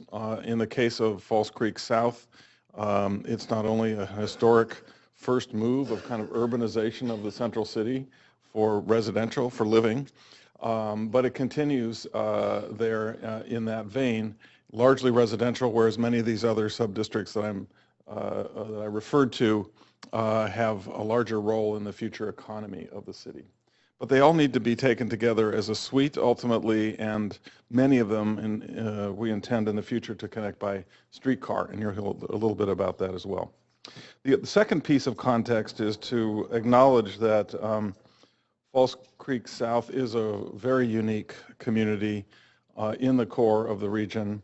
It's very tightly knit as a community, and it also, I think, deserves recognition, and we need to remember its sort of landmark in the urbanization process, where really in the 1970s, it was created as a very thoughtful and passionate experiment, which has turned out to be quite successful, of having families live in non-single family home environment in the core of the city, and it was the first to really reclaim the industrial lands for living, and in many ways generated the energy which then sparked the whole redevelopment of False Creek. So I think it's important to kind of just acknowledge that historic trajectory there, and that much of the thinking that occurred at that time was to have a mix of families, a mix of incomes, and a presence on the water reclaiming False Creek for a variety of purposes beyond the sort of fading industrial legacy there. So with that in mind, we know Council has had a number of discussions over the last 2 or 3 years about how to move forward with False Creek. We would acknowledge, of course, that despite that history, there is now, with the passage of time, a kind of cloud hanging over the heads of the community, and that as the leases, the ground leases expire there in the next 20 to 30 years time frame. So people are wondering, what is the future here? I would say that in my discussions with that group, both the city and the community there recognize that not only is the resolution of the lease question important, but also to begin to articulate what is the future role of this neighborhood in the city and to continue to be a livable place for families. So with that, let me just run through the presentation here in terms of the slides. Very quickly, I'm going to give you a bit more background, and then we'll talk about the leasehold issues and opportunities. And then on part 3, I will do the first piece on the proposed planning process, and then Kathleen Llewellyn-Thomas and Bill Ajla will pick it up from there, and then I'll return for the final portion here. Mr. Kelly, I'm Yes. sorry. I think I'm just going to, I realized I probably should have let speakers know this. We are on item 3 if you're watching at home. It is, I think at this point, impossible that we will get to another item before the lunch break. So if you're here for an item past item 3, you're very welcome to sit through this. This is one of the most interesting urban planning issues we have in Vancouver. But if you'd like to go and come back, you can follow Van's city clerk for where we're at in the agenda. So I apologize, Mr. Kelly. I meant to do that before this item. All right, thank you. So I'll just try to fly through the background fairly quickly here because many of you are familiar with it, but it's important to remember some of the key facts here. This aerial shot shows in the pink boundary the area we're talking about. This was the original boundary of the False Creek South Comprehensive Development District, which was created through a bylaw or an official development plan, ODP, which was adopted in 1974. So this goes way back in terms of an ODP. There are about 5,800 people living in it, and the area in pink encompasses about 55 hectares or 136 acres. These images are just to reflect some of the history that I noted. I think it's important for us all to remember that in the 1970s, there really was a bold experiment here to reclaim a piece of the waterfront in the central city for family living and mixed incomes, and that continues to this day. It was an important piece of reclaiming the water in terms of the seawall and so forth, and it remains one of those neighborhoods that's remains to be quite attractive and unique. Really quickly, just some of the numbers. I mentioned the land area. The city actually owns about 80% of the land within that pink boundary on the last slide. And the 5,800 people live in approximately 3,200 residential units. And these were built between 1974 and 1982. So one of the issues that you'll hear about is the aging building stock, the condition of those buildings. It's also important to note the amount of affordable housing here is about 1/3 of all of those housing units, and that there are 9 co-ops on that site. The parkland is about 17% of that area, and about 3 kilometers of seawall are contained in that boundary. This map shows the land ownership. You can see the sort of dark maroon color there is owned by the city through its Property Endowment Fund, or PEF, as you'll hear more about later. Private lands are in red, so you can see the 3 big chunks of red there, mostly at the edges. The federal government actually owns waterfront land at Fisherman's Wharf. To the west, it's sort of in pink there, so it may be a little bit hard to see. The Squamish Nation owns land near the Burrard Bridge, which is in orange. And the city's Arbutus corridor lands are shown in kind of a salmon color, again, near the bridge there. You can, between the Granville and Burrard there on that one corner. And then finally, the Board of Education owns the False Creek Elementary site that you can see against the park in yellow. So it's just important to remember this is not only about the city lands, city-owned lands. A little bit, I mentioned before about the establishment of this neighborhood and its neighborhood organization in the 1970s. And the main purposes of the False Creek South Neighborhood Association are to ensure ongoing involvement in the local community governance of interests there, as well as to represent the interests of the neighborhood largely. And we have been working with a subcommittee of that neighborhood association, the Replan Group, over the last several months in preparation for today's meeting. And it's been a series of very productive conversations in my view, and have resulted in a refinement of a number of the recommendations that are before you today. Obviously, the renewal and resolution of the lease questions is a big concern of that community, and part of our pathway forward today describes how we might run the planning process and that process in parallel, informing one another. Okay, the second piece we wanted to cover really quickly, and I've talked about this a little bit already, is just the leasehold issues and opportunities. As I mentioned, the ground leases that are underneath many of the buildings on the city-owned land, at least, those leases expire between 2036 and 2046, and that's presenting both uncertainty and also issues with refinancing, with selling, with home improvements and so forth from a number of the strata owners, and also is raising the question for co-ops about what is their future. Do they want to expand? Do they want to remain?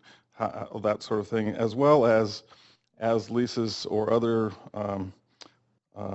issues of tenure resolve one way or another. Are there opportunities for people to remain in the area while new buildings are being constructed at affordable rates? And so that's another stream of activity which Kathleen will talk about in a few moments. It's also important to know that the PEF is a major city asset in itself and is a fund that needs to be sustainable. This represents a total of about 15% of the PEF investments.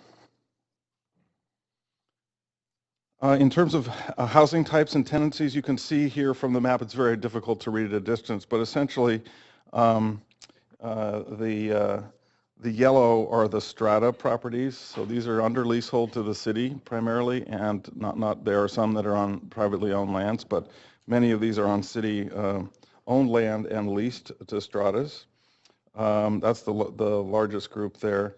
In purple, there are co-ops which exist. It's hard to sort of read some of those. I gave you the numbers before. This is sort of just how they play out spatially. So there's quite a mix of co-ops, of non-market housing, including rental and strata leaseholders. Seniors as well, which is in orange in the sort of two dots there in the middle of the diagram. As I mentioned before, this is a significant asset for the city and for the community both. Again, about 3,300 mixed income or special tenure residential units. There are also 48 commercial units, and as I said, the land value here represents about 15% of the total property endowment fund for the city. So now, given the background there, and there's more that can be discussed there, and you're all aware of much of it, I wanted to just move now quickly to what we recommend as the way forward, because I noted you've had several discussions on this already. And just to preface this by saying that there has historically been a kind of chicken and egg problem. Do we resolve all the lease questions before we initiate planning? Can we even do planning without resolution of those questions? And we resolve that by saying, yes, we need to do both and do them concurrently. Clearly, those processes need to inform one another, and that's what we'll talk about here in this section. But we think it's a good time to begin to work directly with the community on both of those sets of issues. For one reason is that the long-term vision for the community will need to be informed by the planning, by the lease resolution questions. And similarly, the long-term vision for the property may provide options for many of the residents and leaseholders and strata folks there as well. So it makes sense to run these in parallel. So way forward, we're breaking this down into some component parts. I will talk about number one here, which is the phased comprehensive planning approach. Kathleen will talk about the second one, developing affordable housing options for residents to remain. And thirdly, Bill Ojala will talk about discussions with strata leaseholders on the end of lease issues. We think proceeding on all three fronts, frankly, now lays successful groundwork for resolution of the lease issues. Important to acknowledge that there are sort of many interlocking elements or interdependent elements. As I referred to, there are several streams of conversation here, and this diagram just points to a number of those. I do want to say that we will be vigilant about making clear where the city, through some of its agencies, is acting as policymaker and regulator, and where it is speaking on behalf of its corporate interests. So just want to know that we're very aware of those things, and one of the reasons for having a team taking on different pieces of this, even while they're communicating, need to express those different roles. For example, one of the things there is that at a certain point, mostly that's around sequencing appropriately, but one example of that is where through the continuation of the lease framework discussion, it may become clear that some of the entities may want to opt in to a more detailed part of planning to kind of determine that future rebuilding and so forth sooner, whereas some may want to hang back and stay where they are and be in a later phase of planning and development. So that's just one example of how these need to inform one another, but how we'll need to keep those discussions distinct. So the report you have in front of you has several recommendations listed A through G. And let me just talk quickly about the first one, which is that we return to you in the spring with the development of clear terms of reference for the planning process. We've had some preliminary discussions with Replan representing many of the neighborhood interests. We want to make it clear that those terms of reference will need also to include other citywide interests who would be represented in that conversation. And again, here as we note, I'm going to not read all the way through this, but we do want that discussion to run in parallel with the startup of some of those other streams of activities around leases, around building conditions, around options to remain, and so forth. We think that the articulation of a phased approach is really one of the keys to unlocking this whole conversation. If I could just move to this image here, you'll see in brown the sort of edge condition of the neighborhoods where actually the most readily developable sites are. They're not occupied now for housing. They're on the edge, and think that this can actually be subject to detailed planning. I would also say, however, that in phase one, we want to engage the stakeholders, both within Replan and others, in some larger, bigger picture thinking about the future of the district. So for example, that would include, do we have a sort of preferred general approach to sea level rise? Do we have we taken into account the potential upgrade for 6th Avenue for streetcar and so forth? Can we think about how we might knit together a better street network and network connections back into the neighborhood in the future? So there's some high level planning. Do we want to sort of, whatever they end up being specifically, do we want to graduate heights from the backside toward the water? Those kinds of larger principles. That would come short of in the non-brown area there on the map of articulating heights and densities and very specific zoning rules and so forth. So we think it's a good place to start, create some energy there.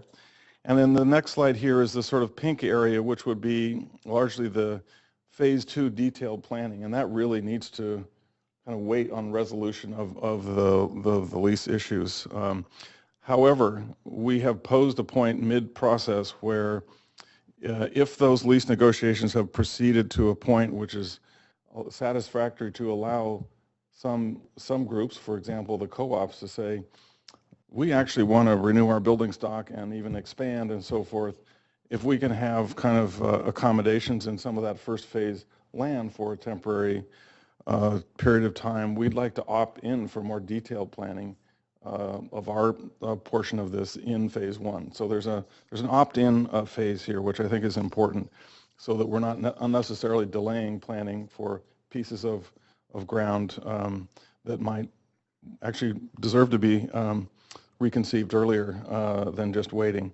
And that opt-in process we will describe in more detail when we come back in the spring with the terms of reference. But in general, it would be only for those parties who are willing and able to join that, and then have some discretion on the part of the city to say yes or no based on proximity, building stock, and other sort of qualities of readiness that are suitable. We think that will be a very cooperative and deliberate process. I mentioned this really briefly, an early image from engineering about the potential for really redeveloping the 6th Avenue corridor into a much more robust street, and potentially carrying the streetcar, as I mentioned before, which have linked several areas of this City Core 2050. I won't read through all of these, but we have worked with Replan to really kind of get concurrence largely on these objectives. You'll be hearing from them, but these are in some ways a summary of a lot of the conversation that occurred before, and then a couple of meetings that I sponsored with them and other city agencies to just get clear on what is this phased planning approach and what does it actually mean. So as I mentioned, kind of an overall vision and then some specific planning for a phase one. It's clear from all of us, including neighborhoods, that we want to plan for accommodating additional population in the future and to have a mix of incomes represented there, to improve the street environment and the connections to the park, to explore better ways to green the community, to articulate that opt-in choice and how that might actually work, and then simply to manage the pace of change here, because it's important to recognize this is an existing and long-standing neighborhood, and part of the idea behind the phasing is to simply allow people to manage their lives and their choices as we move forward with redevelopment. We've also talked generally about an engagement approach, and here it's important as part of the trust building, frankly, to have a very open and fair process. We've talked about a sort of no surprises rule in our conversations, both with Replan and with the larger community. And there's an acknowledgement that some of the pieces, particularly around the corporate interest, will be subject to closed sessions with council in camera.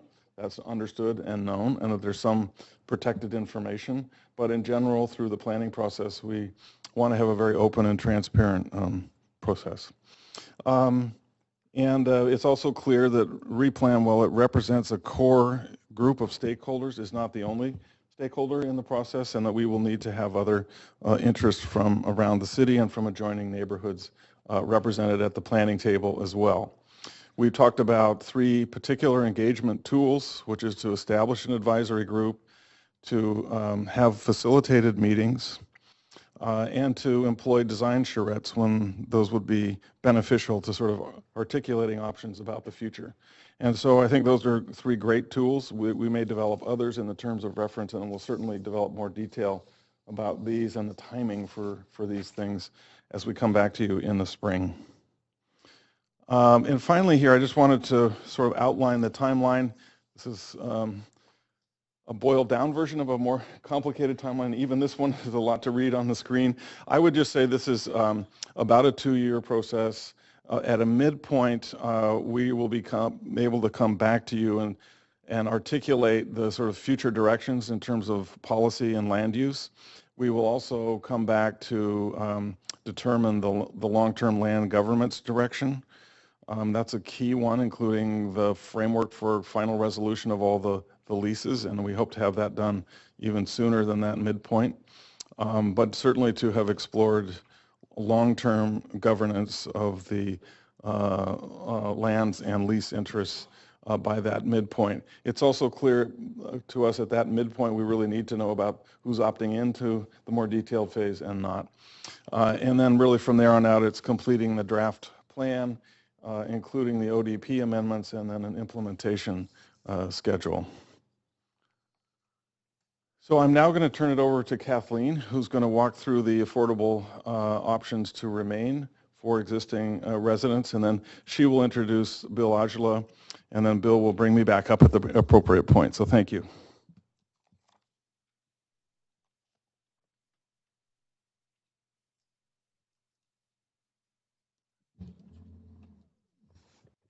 Thank you very much.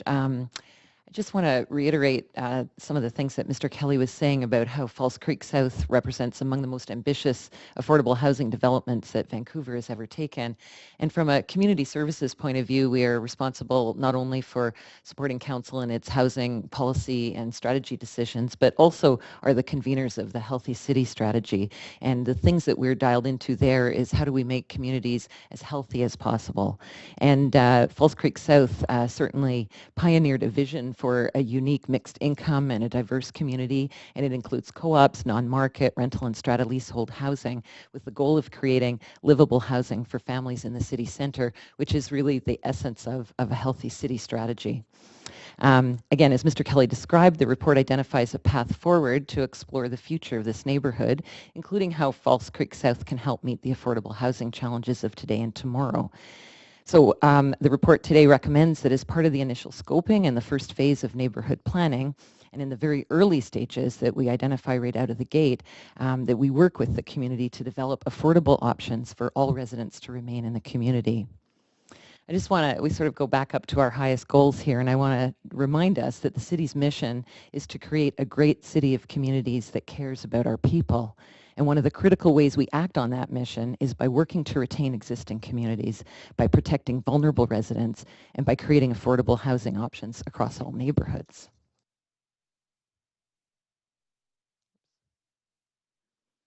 So since the council report in July of 2016, staff have met regularly with Replan and members of the False Creek South Neighborhood Association to begin exploring the needs and potential options for affordable housing for all False Creek South residents. The report before you today recommends that affordable options developed for residents will be built on existing and emerging city policies. The city's existing housing policies ensure that during any redevelopment, we retain or replace existing rental and affordable housing stock, and that we protect and support renters and vulnerable tenants with tenant relocation and protection policies. Also, our housing and homelessness strategy and our community planning efforts support the creation of diverse housing tenures across all neighborhoods, enable aging in place by creating complete communities with diverse housing stock to enable flow, enable growing in place by having family housing requirements in new developments for a sustainable city, balance growth and manage the pace of change in redeveloping communities, recognize housing as a shared challenge and work to partner with senior levels of government to create housing. And then finally, of course, we deploy city-owned land assets strategically to maximize delivery of affordable housing and or to deepen affordability. So a detailed work program will be developed, as Mr. Kelly said, as part of the terms of reference. It'll be for developing and engaging with the community on these affordable housing options to remain, and it's going to be presented to Council in the spring of 2017 in conjunction with the neighborhood planning terms of reference. In the coming months, staff will work with False Creek South residents to start exploring affordable option scenarios to deepen our understanding of the current and future affordable housing needs in this community and in the broader city. As the scenarios are developed, we're going to be evaluating the policy, program, legal, and financial implications of these scenarios for discussion with the community and for future report back to Council. We also expect that as part of the overall neighborhood planning, community services will lead the development of a strategy for affordable housing that could support the future vision of False Creek South. Finally, I would like to also note that there are two other streams of work in community services that will inform the development of these affordable options to remain and the larger affordable housing strategy. First, a related report is coming to Council from Community Services in the next few weeks with a recommended set of options for sustaining affordable co-op housing on city-owned land. It has a work program in it that focuses on supporting co-ops with the most urgent lease issues. This co-op lease renewal approach is a citywide framework, and we've been engaging with stakeholders in the co-op sector, including those in False Creek South, on the terms that should be included in those lease renewals. This work on co-op lease renewals will inform and be coordinated with the development of affordable options for housing in False Creek South. And then secondly, and I guess my last point is that, of course, as Council is well aware, we're in the process of updating our overall housing and homelessness strategy. We're calling it our Housing Reset, and we'll be reporting to Council later on that this year. Reset is helping us understand our current and future need for affordable housing, including who we are building the city for in the future, and ensuring our neighborhood planning programs like False Creek South include innovative strategies to meet all our housing needs. I'm now going to turn it over to Mr. Aujla, who will present the next recommendation.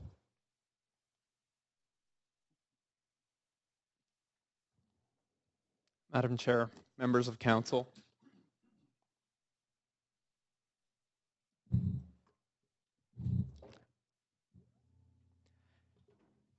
I'm going to discuss with you the recommendation related to the end of lease issues that arise from this. As you will recall, we started this process almost 2 years ago when we realized that the end of leases are actually tied in with the provincial legislation that is at play, the Strata Property Act. So we've engaged with the province, and with their feedback, we're now about to embark on the next step, which is, per the recommendations, starting a negotiation with essentially 717 different strata leaseholders. Sorry, I'm trying to get the slides.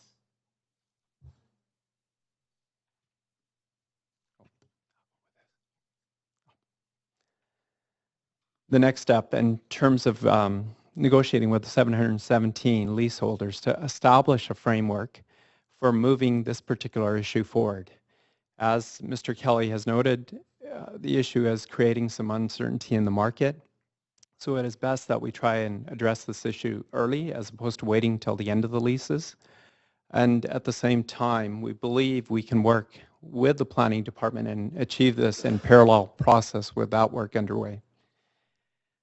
In addition to that, we will continue to engage with the province as we have been as we move forward with the leaseholders.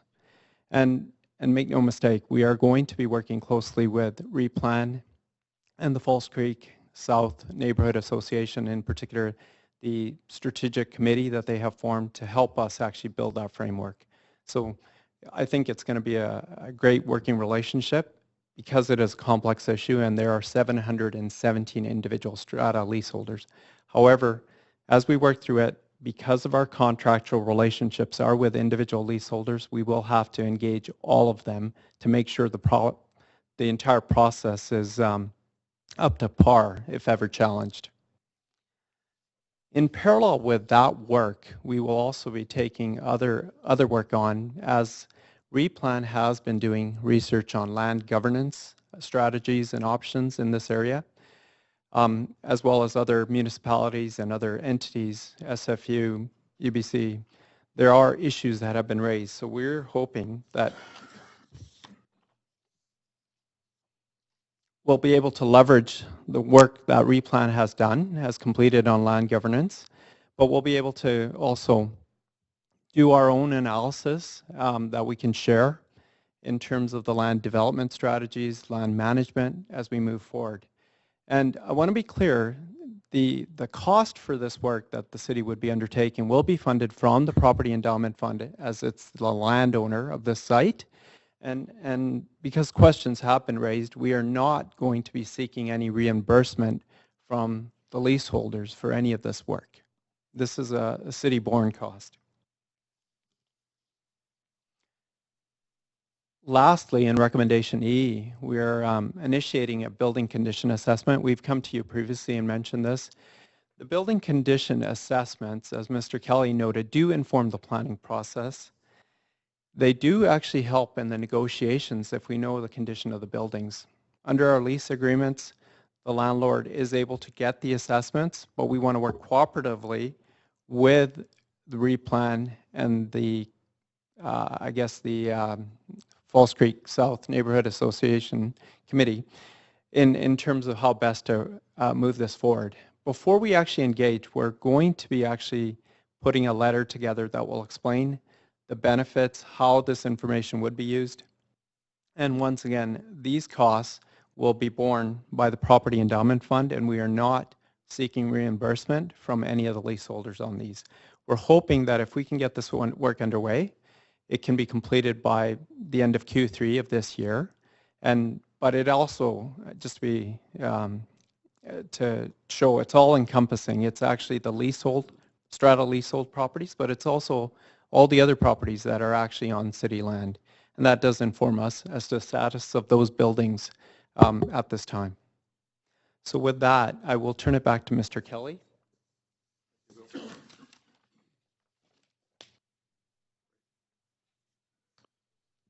Thank you, Bill.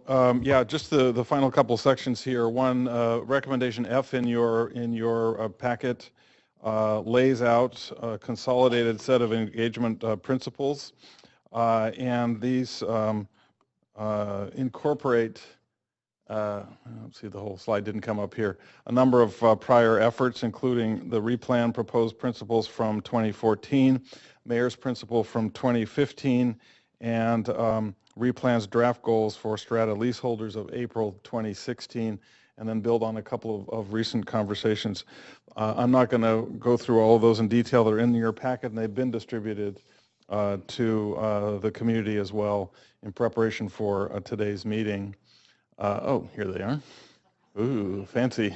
The other thing I would say is that in July through November of last year, there were a number of consultation discussions conducted principally by the Business Planning Unit and to some degree by us and others that included the community and neighbors, housing associations, housing advocates and experts, planning and development experts, and others, both at a local and regional level, including housing providers and so forth.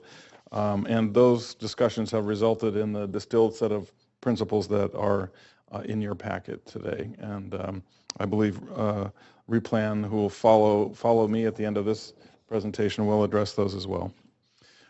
Finally, in terms of the recommendations that are in your packet, I'll just speak on behalf of Patrice MP, the finance director, just to say that making sure that there is a sort of financially viable pathway forward, and particularly in the phasing of some of this, is also an important consideration for council, and that we will be incorporating her in these discussions and helping us guide through that on a sort of financial basis through all of these key elements and steps in the process, including the initial terms of reference, the framework for lease resolutions, evaluating land governance options, affordable housing options for residents to remain, and the building conditions assessment. Those are all of interest to the city's finance office, and we will be engaging them as well. So I'm just going to wrap up here with the next steps and then turn it over to my colleagues and friends at Replan. So the focus here is really on the first part of that timeline I showed you earlier, which is that we'd like to come back to you in the spring with a detailed set of terms of reference for the planning process. That will include a budget and staffing. I'll let you know now, we'll not be asking for new money. We'll be expecting the PEF fund to reimburse planning expenses. But we do want to have a very thoughtful approach to this, and we'll be engaging the community as part of the development of those terms of reference. Also in the spring, we expect real estate to return with at least a pathway for the framework, hopefully a completed framework for the lease resolution. Whether these come at exactly the same time or not, we'll have to see how they move in time and progress. But sometime during the spring, we'll come back with those first two. And then simultaneously, we'd like real estate to begin research on land governance options, and I think they will begin to do that quickly to inform the framework. And then in the fall, we expect that real estate will report back on the building condition assessment, which will begin very soon, and come back at that point.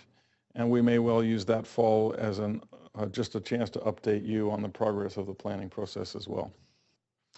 So thank you. That concludes the staff presentation. I suggest, Madam Chair, that we move to the presentation from Replan and then take questions following that as well. Is that That is a good suggestion. I might note for council's benefit, because this is somewhat unusual procedure from our perspective, and I know these issues can become precedents that become worrisome down the road, to let council know that in respect to the fact that 80% of the housing on this land is on city-owned land, when the city originally established this neighborhood, it made a legislative requirement for a neighborhood association, which is unique in Vancouver.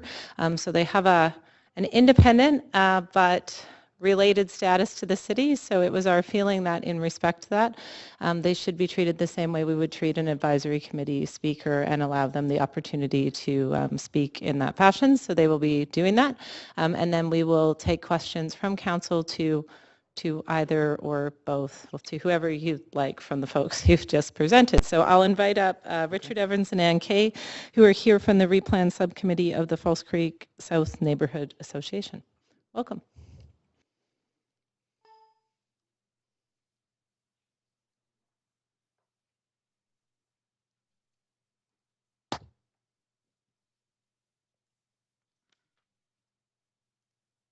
Did I do something wrong? No. Full screen? Are you? Oh, well, staff can make that happen. Oh, thank you. Okay, there we go. Welcome, Mr. Evans. Thank you. Mayor and Council, thank you for this opportunity to speak. I'm delighted to be here, very delighted, in fact. My name is Richard Evans, and I have lived in False Creek South since 1986 and have chaired Replan for the past 8 years. I'm also a practicing architect and have remained active on our Housing Cooperatives Building Remediation Committee for the past 15 years. Oops. Could I get a staff person to assist on the... It's actually making me think we might want to have some explanation of how to use the PowerPoint at the podium into the new year. I think I understand now. Thanks. Okay.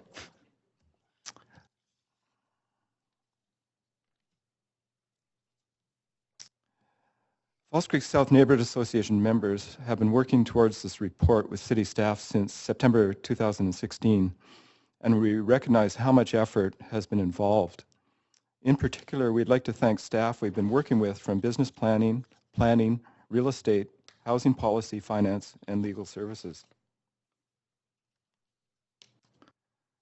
As city staff know from our work together, Replan has been advocating to include these important areas in our work together. So we're pleased to see them included in the council report. We're very glad the first point, developing affordable housing options for all False Creek South residents to remain in the neighborhood, is given priority in recommendation B, as this is one of Replan's principles. And we like the report's reference to the importance of developing a lease resolution framework concurrently with proposals for affordable options. We're delighted to read, one of the underlying principles when False Creek South was established was to ensure the ongoing involvement of the local community in its governance. That's on page 6 of the report. And that the False Creek South Neighborhood Association was formally established with the creation of the community to represent the interests of the neighborhood. This accurately reflects the important role the association plays in the community. Recommendation D includes exploration of alternative governance options, another area where Replan has been conducting research.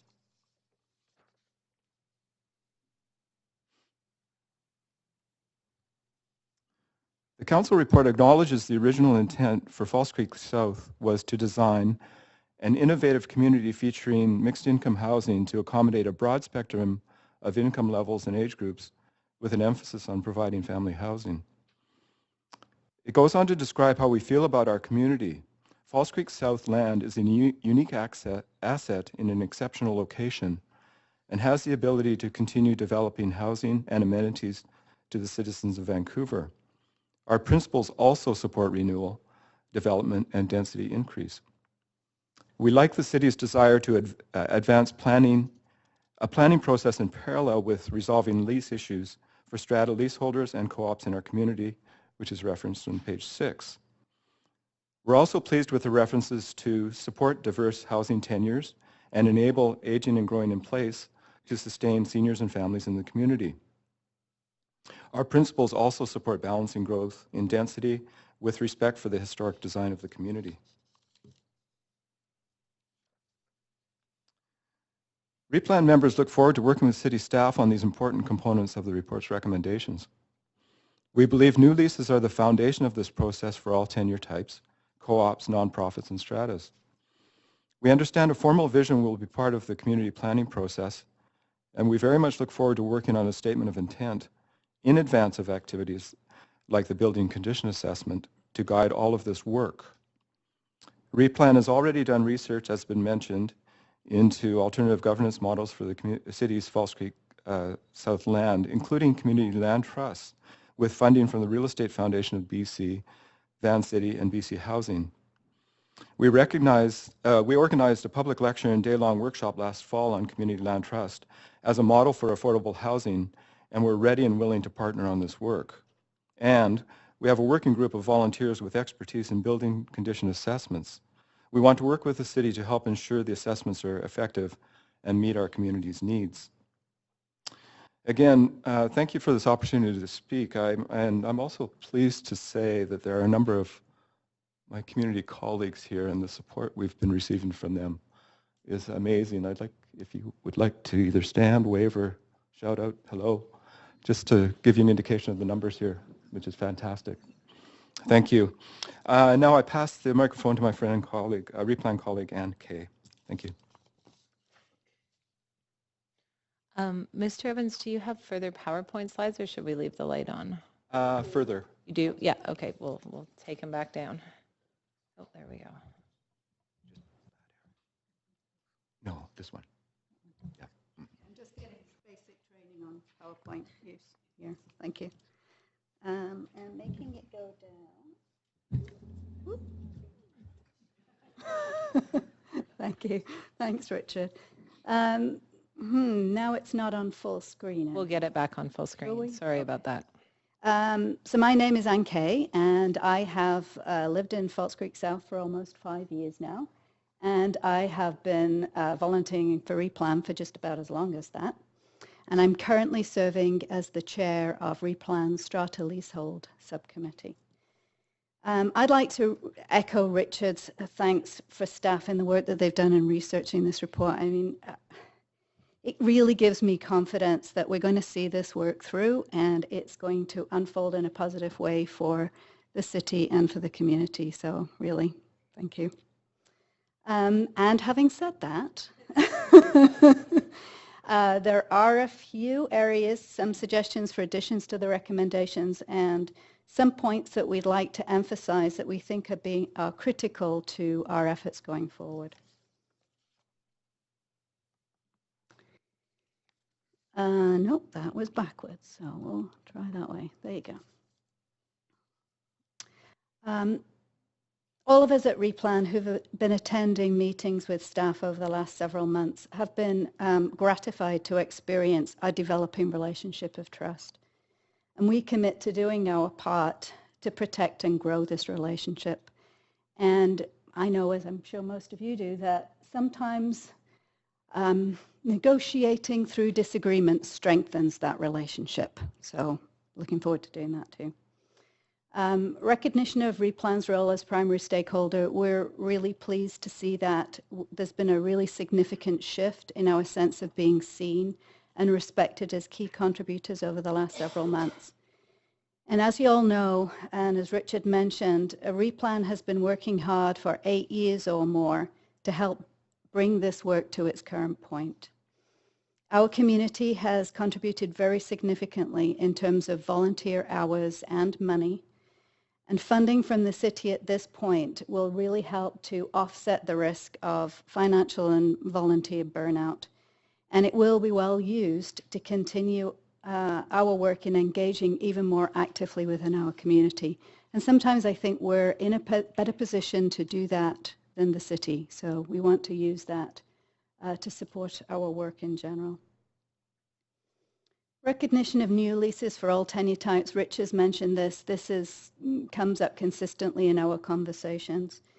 We really understand and appreciate the risks of inflating the market in South Falls Creek with loose talk of lease renewal. And we also recognize that depressing the markets for homes in our neighborhood risks stagnation. Our mutual desire is to make Falls Creek South accessible to new families.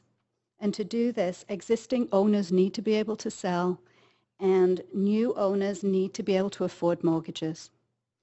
Right now, mortgages with a 25-year amortization aren't available anywhere in Falls Creek South. And for 2036 expiries, even amortization of 15 years is difficult to get. Rectifying this situation is critical and urgent to maintaining the diversity in our neighborhood. In terms of building condition assessments, we need to feel confident in the purpose of those, and that purpose is to support planning for long-term viability. Maintaining our buildings needs owners to be confident that renewing aging building infrastructure is a good investment, and we need to facilitate some of them in accessing affordable loans to do that if they need to. We understand and we support the city's goals for affordable housing, and we believe that alternate land governance models such as a land trust is a possible means to this end for all tenure types.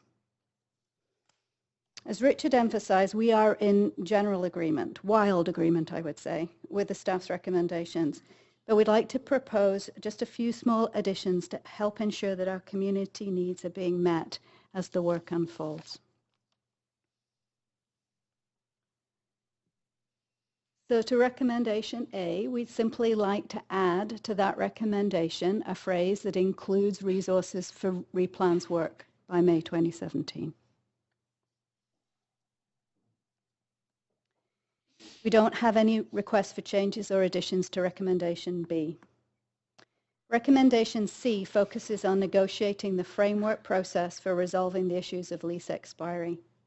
We believe that to be successful, the framework must fully integrate lease expiry solutions with the community plan and with supports for alternative housing options for all residents. So I'm really happy to hear Mr. Keeley's comments in that vein.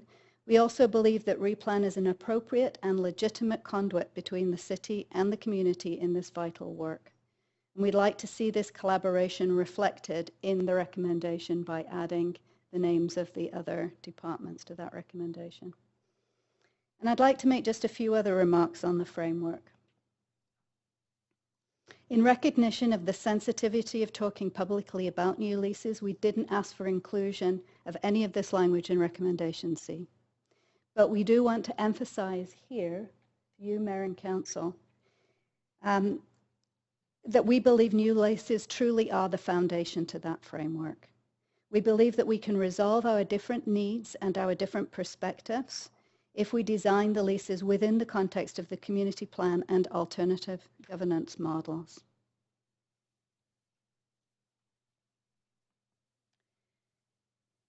In amendment proposals to recommendation D, given our recommended focus on collaborative integrated model, we believe that naming the Planning and Community Services Department in this recommendation is important, as is recognizing the role of Replan. Recommendation E. I emphasized in my 5-point slide the importance of owners understanding the purpose of the building condition assessments. We want to help ensure that strata councils understand that the assessments are in support of long-term viability. We know that these kinds of studies can be taken out of context and that they can inflame mistrust, and we want to help avoid that.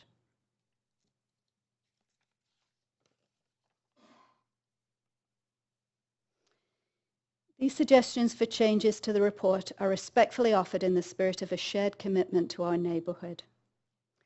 This is a quote from a letter sent by Mayor Robertson, March the 12th, 2015.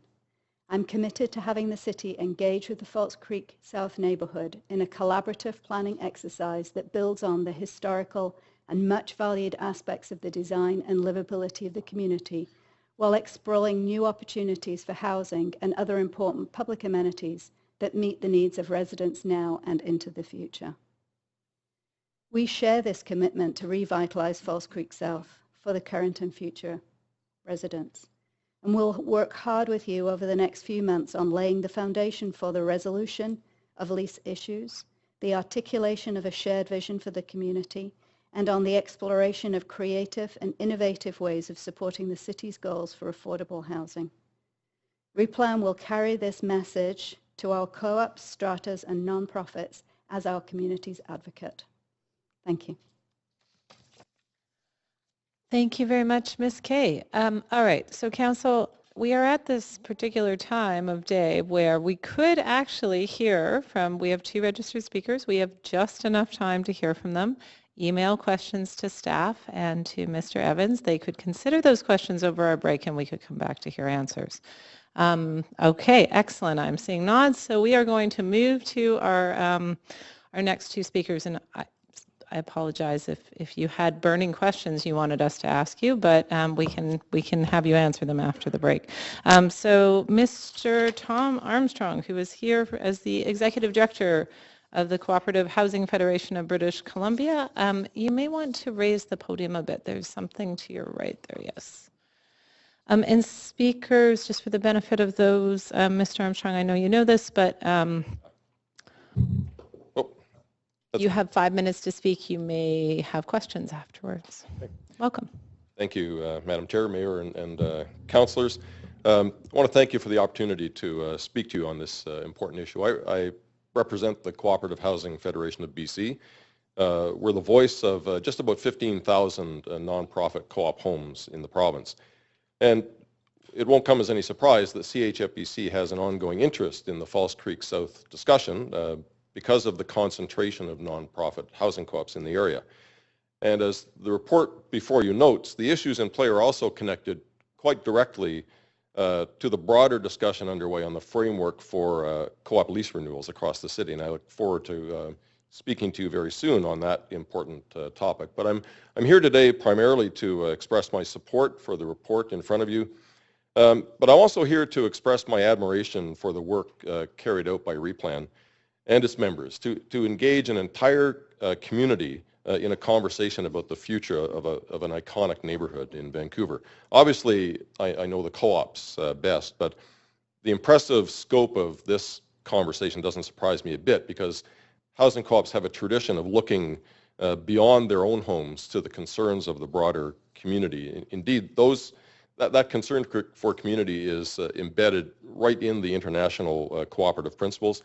And you can see that playing out right now in the discussions being led by Replan in Falls Creek South. So I want to commend city staff for recognizing Replan's efforts and for working so diligently to involve all of the stakeholders in this effort. Because by engaging with Replan as you have, I believe you're laying the foundation for a truly exceptional future in Falls Creek South.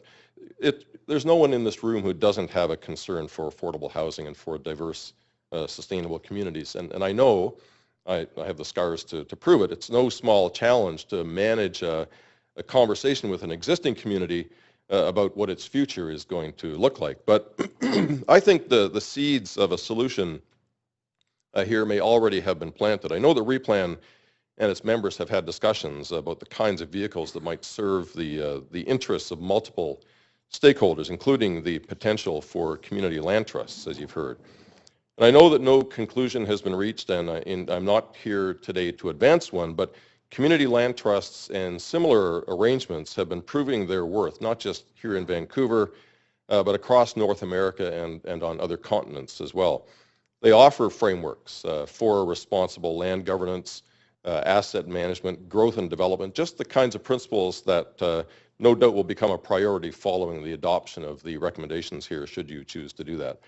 But I'm confident that whatever vehicle is chosen to govern and manage this community over time, housing co-ops are going to remain committed to those principles for many generations to come.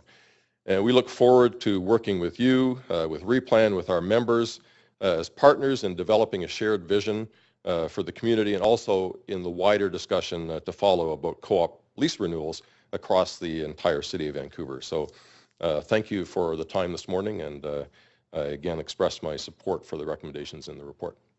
Thank you very much, Mr. Armstrong. Mayor Robertson, I assume you're carrying over from earlier, or did you have questions? Okay.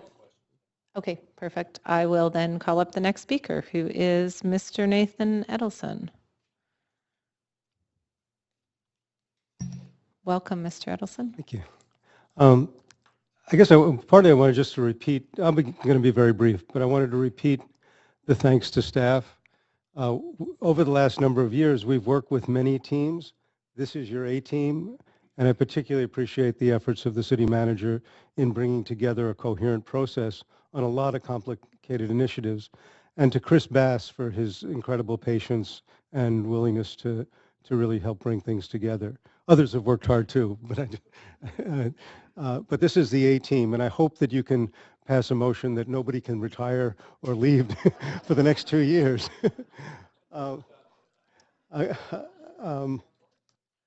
I think that the process is clearly going way better than it had been. This is complicated stuff, but I know we can get this done. And I know a number of the councillors, that's how old I am, who did the original work in False Creek South. And I also know how proud they are of the work that they did. And this cuts across, it's the elected officials as well from the various parties. It's something that your predecessors have really taken pride in, and it's set a lot of the policies and initiatives that have been tried in other communities, both here and elsewhere. So I think it's a historic opportunity for all of us in this room to really move this forward. And it has to do with process and learning how to trust one another, the community building, the missing middle that we may need in many parts of the city, and design-wise implications here, I think will go far beyond this neighborhood. So I hope we can keep that in mind and keep that presence, because I think it's something that in a couple of years we have the opportunity to all be talking about how we renewed this and brought in the new principles of this century. And I think that's terribly important. Now I'm going to finish with one thing that I've never said before, and maybe I'll have to say it in the future. You need more lawyers on this project. And it pains me. Now, there was one time when I virtually worked, and Francie Connell can attest to this, so closely with the law department. I would just come in and sit at the desk of the head of the law department, so we could have good discussions, waiting for him to return. We need to kind of go back to that level of integration and trust, because we'll get the principles, we'll get them right, but we can't just leave it at the planning level. This community needs those leases, and they need them in a hurry. We can't afford to wait 10 or 15 years after we all celebrate and agree to actually have the final thing to get the leases done. And I would urge you to make sure, as part of that stamp complement, that there's adequate legal resources to go to the finish line.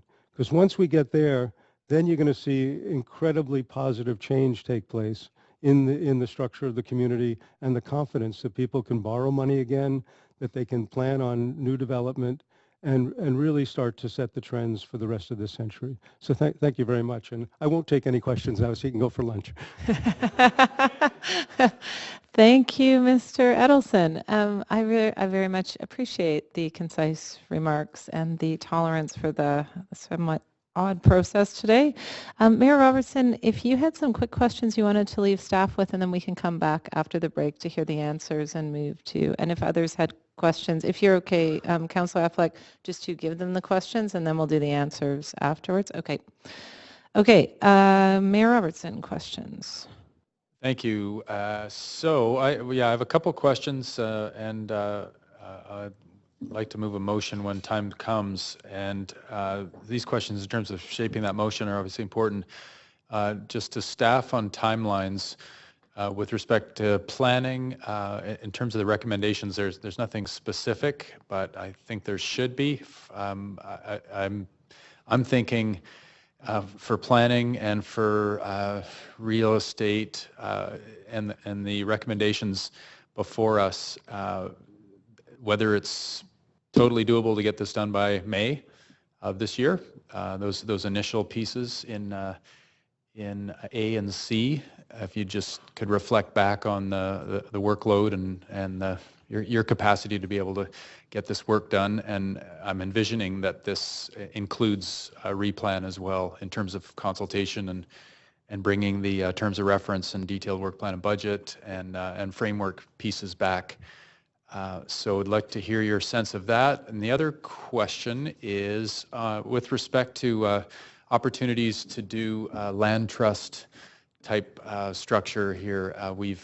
We've got a major project now going, over 350 units, Co-op Housing Federation and many other great partners on that. It's been complicated, but I'd like to hear your sense. I certainly think there's a model there that achieves a lot more long-term affordability.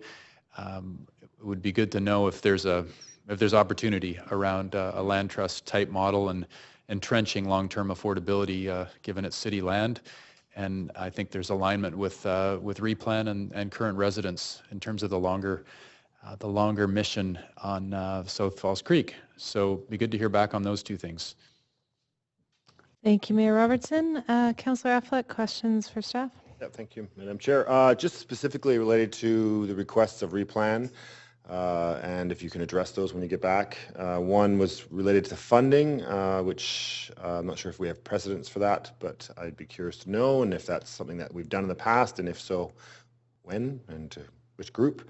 And they have asked also to embed replan into the various portions of the report. So what complications does that create? I know that we heard from staff that replan is not the only group to be consulted, the overall community, so perhaps that would restrict you from that. So I wanted an answer to that request from them and to see what complications that might create. So that's it. Thanks.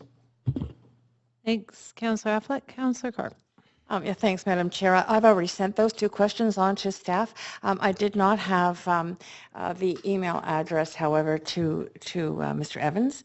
So the question that I asked staff to pass on to you, Mr. Evans, is in terms of the proposed amendment to recommendation A, what are the resources needed or expected for replan's work and estimated costs, if any? I did not interpret resources to mean simply money. It may be other things. I don't know. So I'm looking for a response on that. And then, of course, my question to staff really is your response to incorporating these changes as suggested by replan into the recommendations. Fantastic. Okay, I need a motion to extend the meeting past noon to complete the business, and then I will immediately recess and go through that. So could I get a motion? Thank you, Councillor Deal. Any opposed to extending the meeting to complete the business? Seeing no. We are going to recess, but I need us to have something to recess to past noon. So now that's been accomplished. We are going to recess. I'm going to suggest we come back at 1:15 and council that we start the in-camera meeting at 12:15 if that's acceptable for folks. Okay, perfect. So that's the plan. We will see everyone back here at 1:15. Thank you, everyone.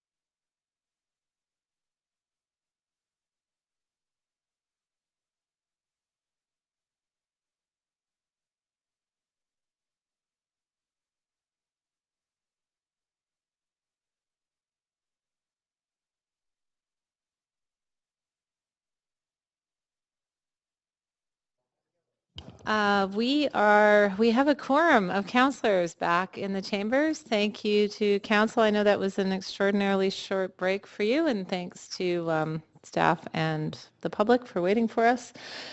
So we are going to start with, as you may remember, we had questions to staff when we left the chamber, so staff will be providing answers to those questions. And then we might have further questions, and then we'll get into the motion debate section. Welcome back, Mr. Kelly. Thank you, Madam Chair.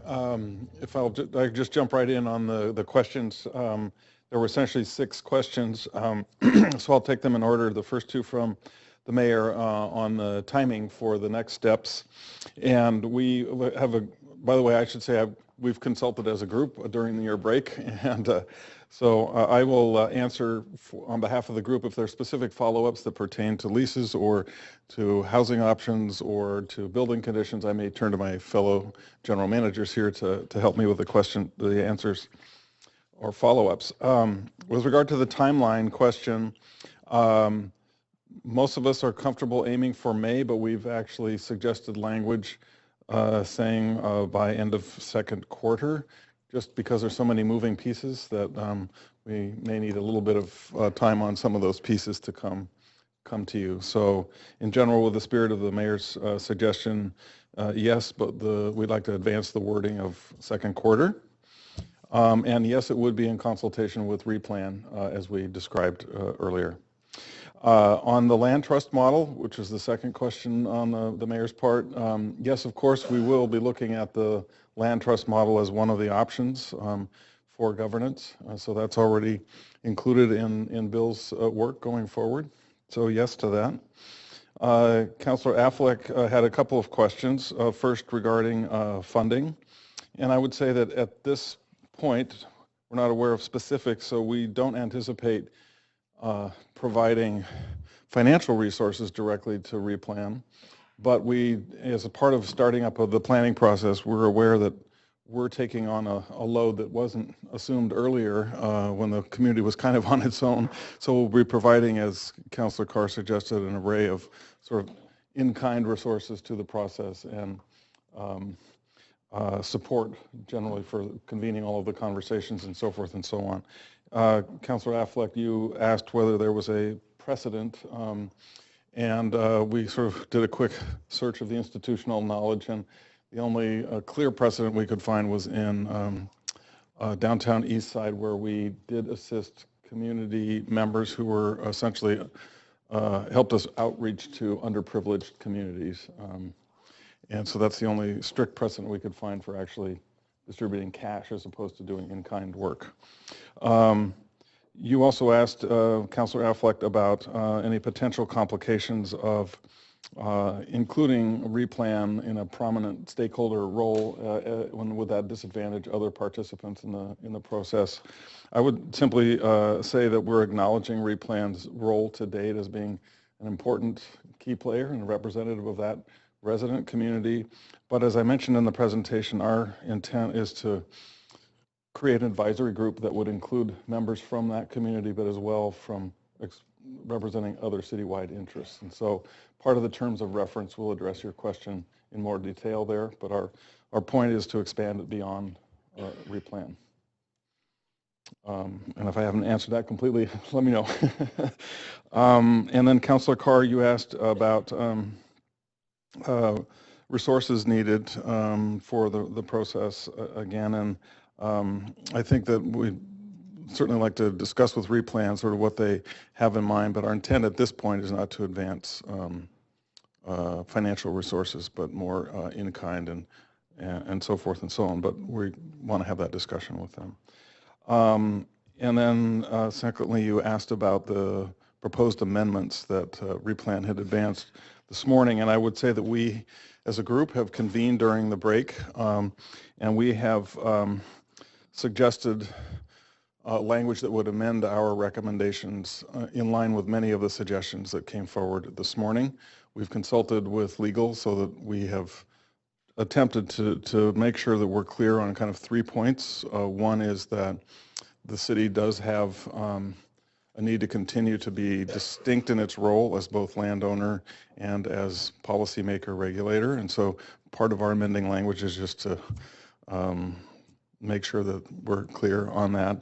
And as well, we're actually recognizing Replan's dual role in that they are a stakeholder and part of the advisory in creating the plan, but they also, many of their members will be counterparties in the negotiations around specific leases. So, and that's part of the rationale as well behind our specific language suggestions, as well as, again, just noting that there are other parties who will be engaged in the overall planning work. So we have forwarded those recommendations to the mayor, I think, who had proposed to make a motion overall. So perhaps he can talk about the specific wording there. They're not huge. There's not a robust amount of language to be added, but they're very specific amendments, and I think they try to pick up on the spirit of the replan amendment. So I'll leave that as my introductory response. If you have follow-up questions, if I didn't answer anything completely, again, Bill and Kathleen are here to help out. Thank you very much, Mr. Kelly. I do have Mayor Robertson on the queue. Did you have further questions? Okay, I might just do one last call for questions, and if there are none, I'm going to move us over to the main queue just for the purposes of recording. Mayor Robertson, did you want to put yourself on the main queue there? Oh, there we go. Okay, the floor is yours. Okay, thank you, Madam Chair, and a big thanks to staff and everyone at Replan for the work to get us where we are today. I know it's been complicated and many years of trying to advance on a number of these levels, and I feel like a ton of progress is now being made, and a sense of achievable timelines for all these complicated pieces to converge is in front of us. So first of all, a big thanks to everyone for all their hard work on this. It is a huge opportunity for the city in terms of shaping the future of South Falls Creek and a whole bunch of public land to achieve our broader community goals on affordable housing in particular, and keeping South Falls Creek an incredible community. And I think at the same time, there are these challenges related to the leases, the various complicated bits that we've got to get sorted through. I feel there is a sense of urgency here, and you know, there's been a lot of work over a decade now at this. Some of it was probably 2 steps forward, 3 steps back, but I think at this point there's more alignment than there's ever been. That said, it's still very complicated. I think the staff team and Replan together have really shifted gears, and now it looks like there's the opportunity to advance much more swiftly. So the motion that I will move here are all the recommendations, but with a little bit of additional language to a number of the recommendations. Most of them that basically, first of all, speaks to that timeline with in A and C in terms of the report back, or the reports back from planning, urban design, sustainability, and real estate, all the work on the terms of reference, the framework, and the detailed work plan and budgets stuff. That is, I was thinking it should say in the second quarter of 2017. As I was thinking more ambitiously of May, but I think giving staff that in the second quarter, there's the latitude for some flexibility.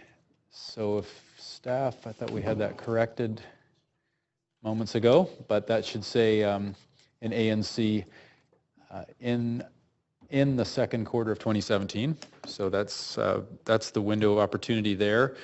Most of the additional language that I've added to the recommendations speaks to the importance of the departments of the city working together in this, that there's a lead department in several recommendations, and they work in consultation with the other departments, and the other pieces consulting with Replan and other key stakeholders as appropriate. So that's just an inclusive step in terms of the departments and replan in particular, to make sure that council is ensuring that that work is shared and everyone's at the table to do this. So I think that's, otherwise the recommendations I think are entirely appropriate and well crafted.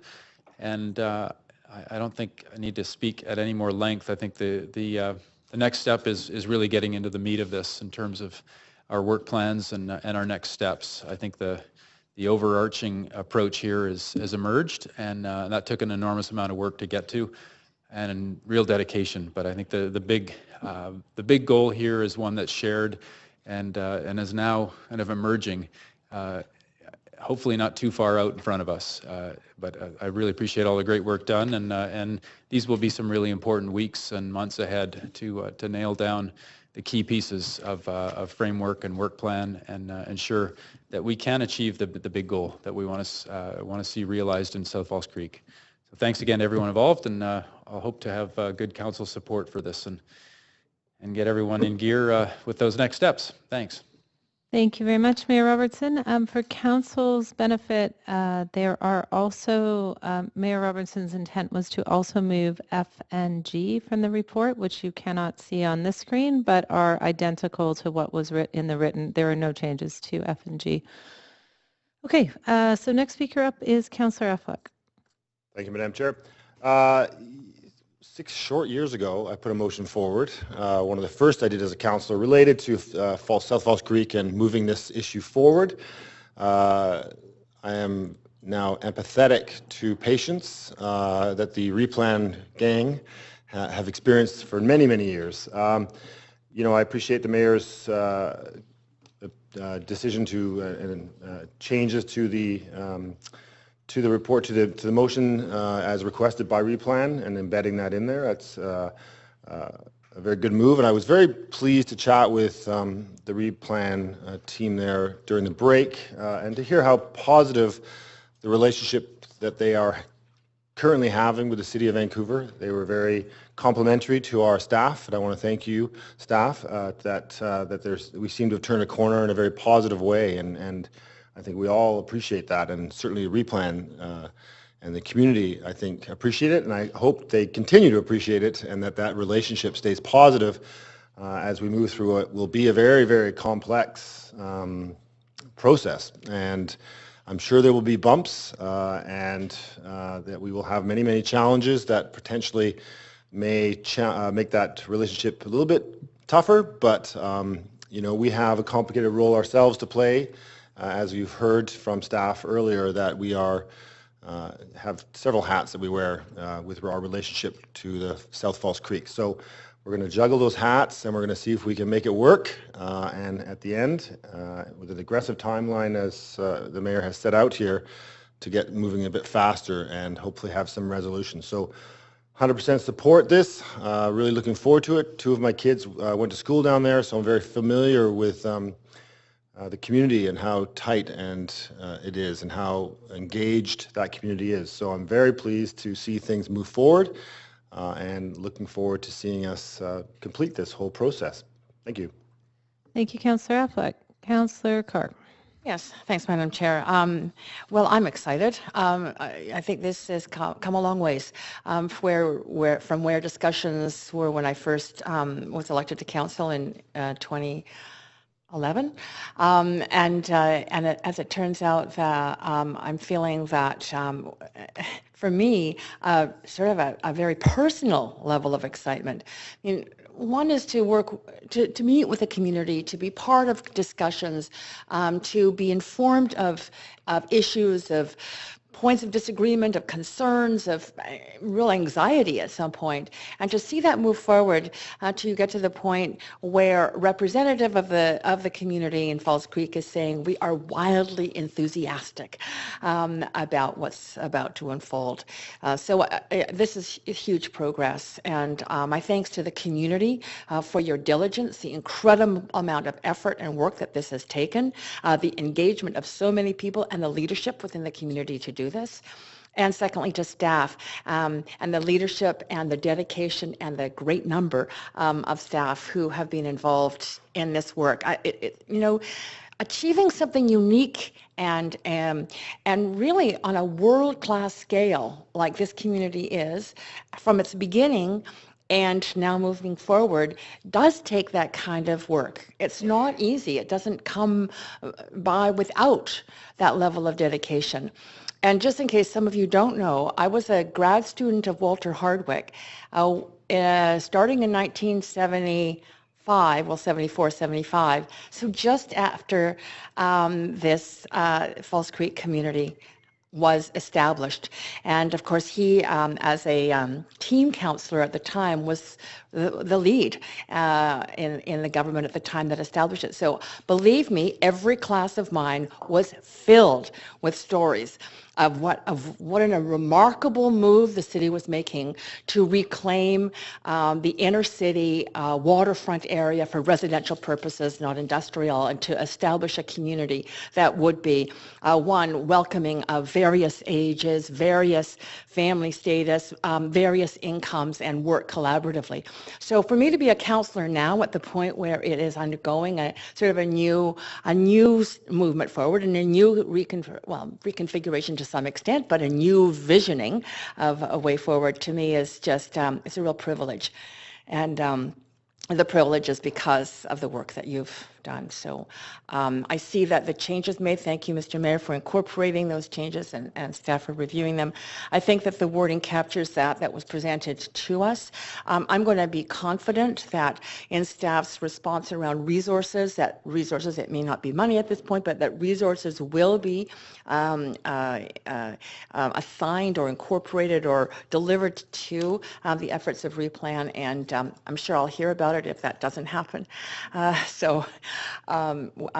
really just wish us all the maintenance of the goodwill and the spirit of collaboration that truly is the heart of the best of planning and the best of urban development, that continue.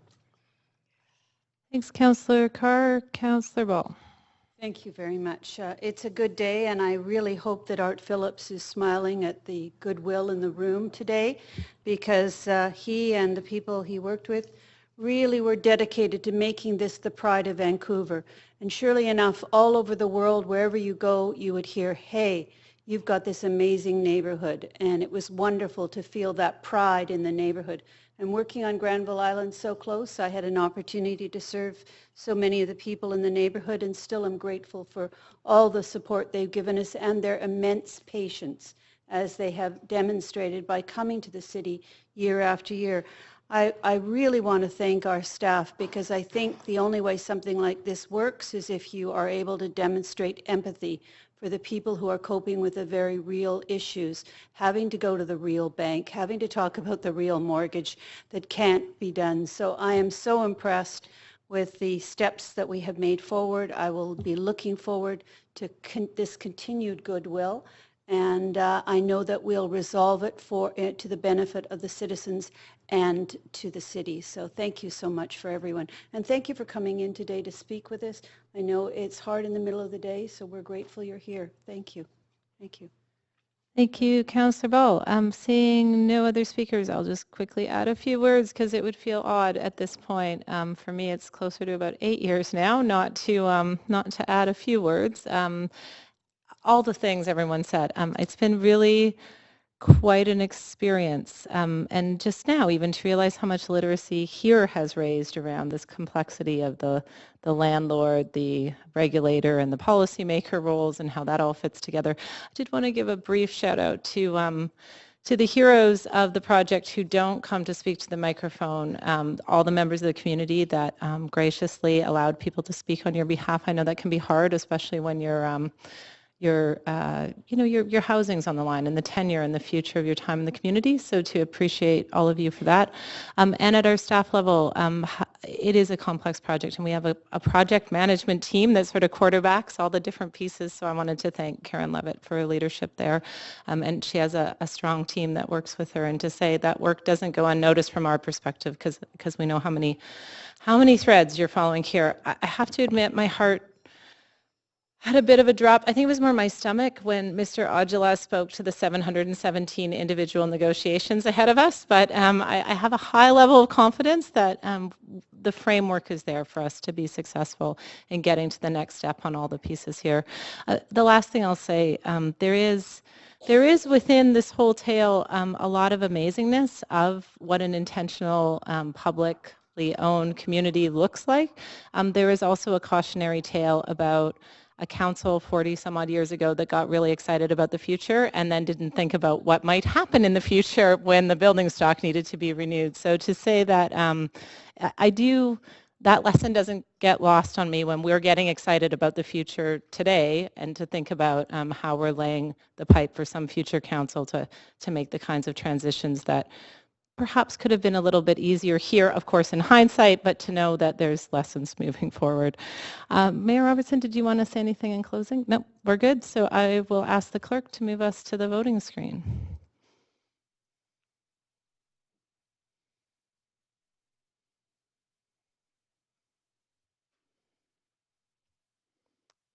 So I have 100% of the councillors here have voted, and they are all in favor. So we will look to see another report back in a couple months. Thank you, guys.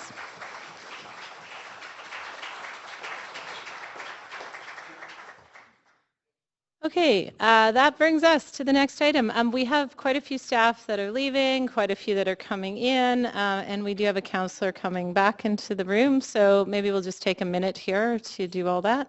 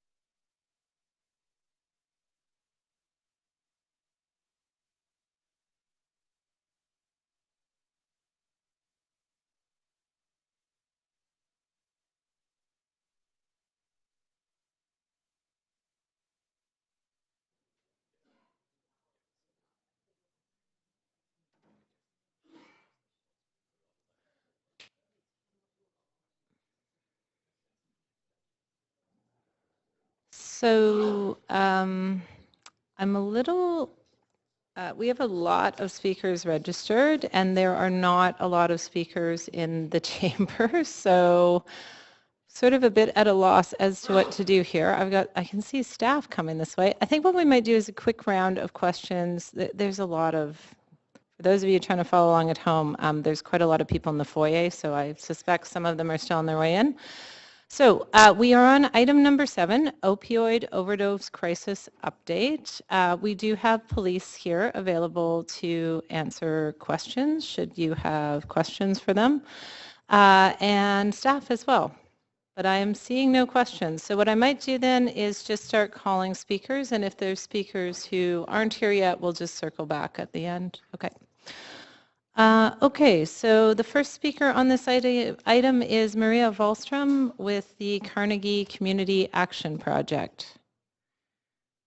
I am not seeing Ms. Wallstrom, so I will call her again towards the end. Next speaker is Karen Ward with the Vancouver Area Network of Drug Users.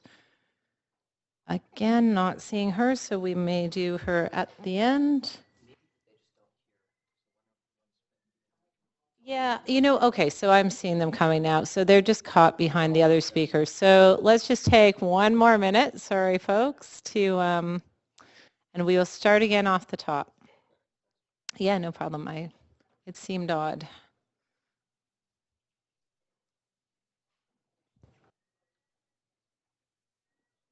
Hi, welcome. Sorry, we're just, yeah, I'm just going to wait for people to come, a few more folks to come in.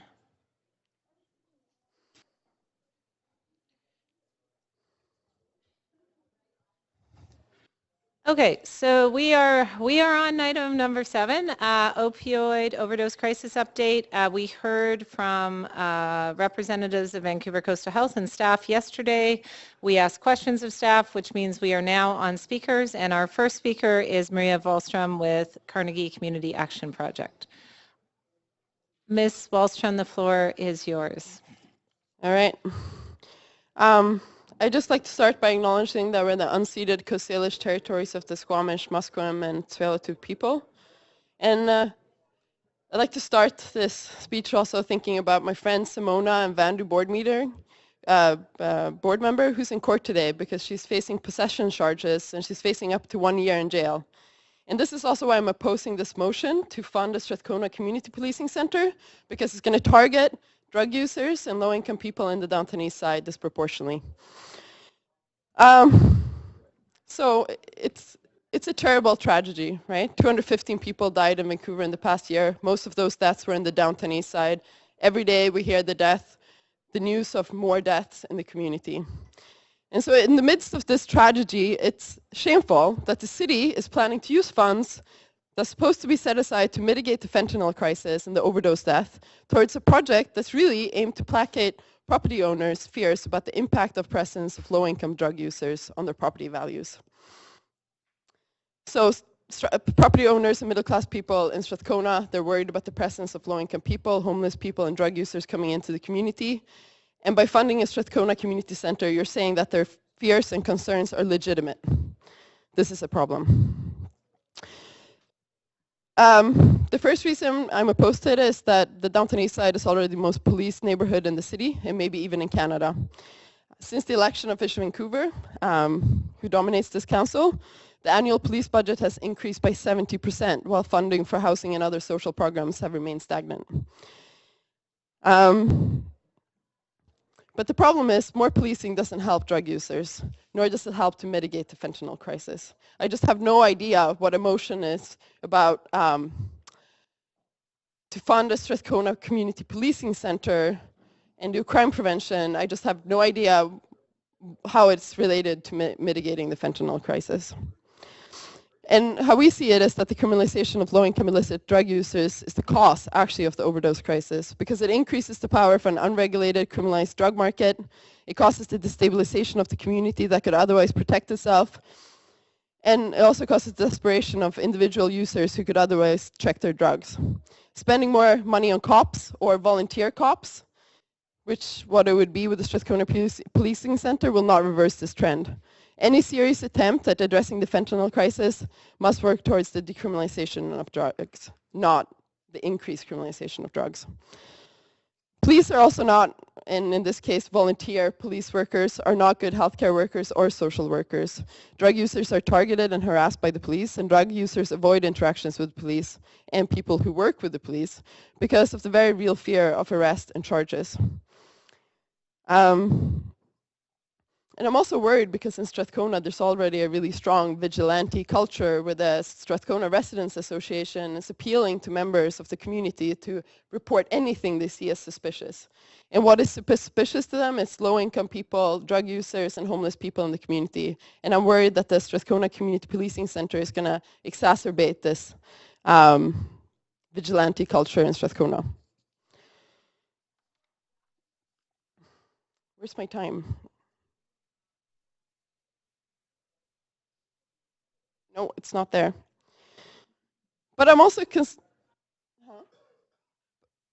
it's not there.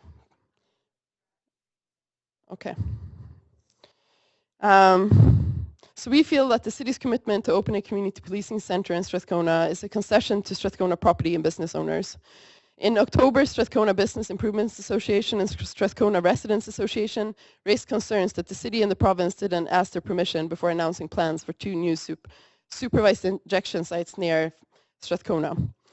The SPIA cited fears about the safety of Strathcona residents and customers, and business owners resulting from these health services. According to their open letter, the safety panic were primarily due to an increase in homelessness and open substance use. The city's proposal to support Strathcona residents and business demands for a community policing center legitimizes the business and property owner moral panic about the public visibility of low-income drug users. It endorses the idea that homeless people and drug users are dangerous, and disturbingly, it reinforces the stigmatizing myth that middle-class people's safety is actually compromised by low-income people having health facilities blocks away. We oppose the city's proposal for a community policing center because it entrenches anti-drug user stereotypes and distracts from the fact that in the midst of a worsening overdose crisis, it is drug users' safety and well-being that is really at stake. Property owners in Strathcona, they're not at risk of dying, nor are their family members, but low-income drug users in the downtown east side are. And so we think you should redirect this money towards supporting peer-led drug user groups and initiatives, not volunteer cops. Drug users and drug user groups have been on the front line of the fentanyl crisis, and they're often the first people to attend to overdoses. Drug users know best what's going on in the community, what drugs are going around, and what supports and services are needed. Yet peer-led groups and initiatives like VANDU are chronically underfunded, and the Drug Users Research Center just lost its funding, which is having a major impact on drug users in the downtown east side. As a primarily volunteer organization, drug user peer groups like VANDU and DIRC are also the lowest cost and most effective means of intervening directly in the overdose crisis. The $200,000 set aside for the Strathcona Community Policing Center should be redirected towards drug user-led community groups and initiatives where it can make a difference in stopping the overdose crisis, rather to more cop resources. Wallström, you're a minute over now. Okay, where it'll make the problem worse. Okay. Also, I hope you received you, over 22 letters of opposition that should also be an email to Mayor and Council. Okay, thank you for summarizing at a minute 20 over. Any questions from Council? Seeing none, I will thank you for your time, Ms. Wallström, and invite up Karen Ward, who is here today as the Secretary with the Vancouver Area Network of Drug Users, or VANDU. I do realize I failed to mention it at the front, but for the benefit of everybody who's here, Council is governed by a procedure bylaw that is intended to outline fair rules so that we're treating folks equally. It does have a 5-minute time limit for speakers. You're welcome to use as much or as little of that as you like. There might be questions from Council afterwards, so if you could stay at the podium just for a bit, that's great. Technically, the procedure bylaw does not allow for signs in council chambers, but I tend to be fairly fine with that as long as they're not disruptive to other people being able to see what's going on. Okay, sorry about that. Ms. Ward, the floor is yours. Thank you. We have, speaking on behalf today of the Vancouver Area Network of Drug Users, there's a couple of things that we need to address, and I don't want to lose sight of the bigger picture here, which is that it's an important initiative that you've taken to create this fund, specifically to address the overdose situation. We're very concerned, however, that this includes the creation of a community policing center in Strathcona. This is not, as Maria has outlined, an appropriate response to an unfolding tragedy in which 914 people in BC and 261 in Vancouver, the majority of which in the downtown east side, have lost their lives. This is an ongoing crisis that, frankly, we've told you about, and we've been pointing to for years, that we know very well from our work on the front lines. Policing isn't the answer, and you frankly cannot police your way out of this. It is not appropriate to simply manage this crisis as we've become accustomed to managing the ongoing crisis of homelessness. We can't manage this level of death and human misery. We should not be managing it. We need to address it, and that's what I hope to speak to today. What's become to some extent a very divisive distraction, this proposal for a community policing center. This is a response based on fear and stigma against the people who are suffering most acutely from this situation. An increased policing presence in our community will only drive these most vulnerable people into even more unsafe conditions and cut them off from the services that they need, the services that are themselves at risk. The downtown east side is already over-policed. We have the evidence. We know very well that policing has led to the criminalization and constant harassment of drug users, poor people, people living with mental illnesses, and people experiencing homelessness. We don't want to see police, nor should we see police in this society as social workers or healthcare workers or outreach workers. What we propose as an organization, what we have long done, is a peer-based approach that connects with people where they're at and respects them for who they are. We don't create conditions of power. We create conditions of respect and fundamentally recognizing and accepting each person for where they're at. And policing is not the support we need. Policing makes it worse. Policing has made it worse, and this discussion has led to a great deal of divisiveness in the greater community. And what I've in this discourse has been in service of an extremely dangerous notion that the so-called community, the business owners and the people empowered to take positions of power in the residents association, this idea that the community is unsafe and needs protection from the people who are already most vulnerable. This is, and I want to just say again, and it's been said before, but this crisis is far beyond the downtown east side. That's what I want to make clear, that this affects us all. And in fact, that's why this fund was created, why this public tax was created, in recognition that it affects us all, that we are all the community, and that we're all in this together, that we don't need to create another situation where people are being marginalized by the people that they need to support. So we approve of the initiative in creating this fund in the first place, and we acknowledge that the overdose crisis is a huge public problem and needs a public solution. While we experience this devastation daily, these are our friends, our families, this is our community too. And this has become the sirens that we hear and the reports that we constantly get about people dying and overdosing and losing their friends and losing the people that they depend upon. This has become a part of the very air that we're breathing, and it is literally choking us. And money will not solve this. Money, it's true, will pay, and yes, let's pay money to our first responders, but let's pay attention to the people who are doing the work, the frontline responders, the people at Vandu who are running an overdose prevention site with very little support, the people who are on the front lines every day being trained and able to administer life-saving naloxone remedy, being trained as peers to respond appropriately to overdoses.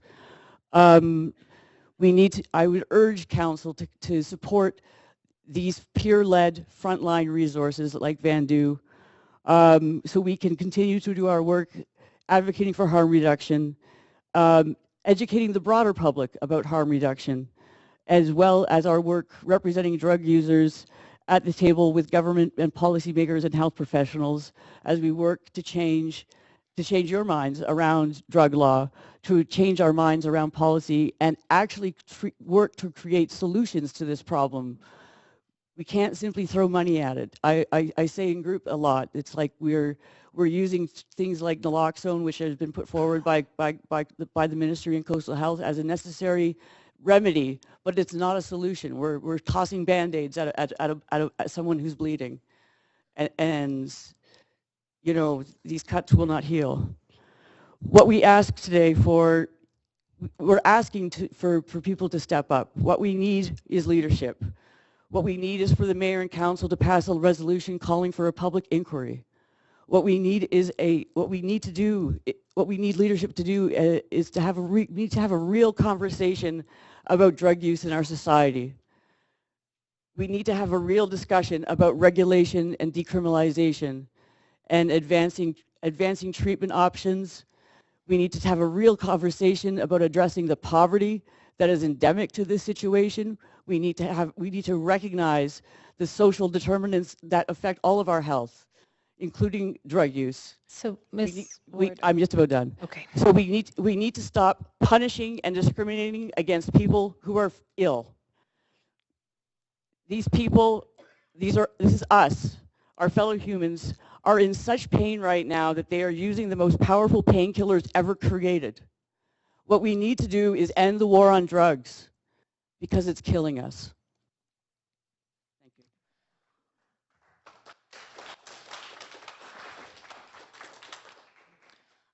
Thank you. As it happens, I was going to ask you what your needs would be, so I appreciated you putting those in at the end.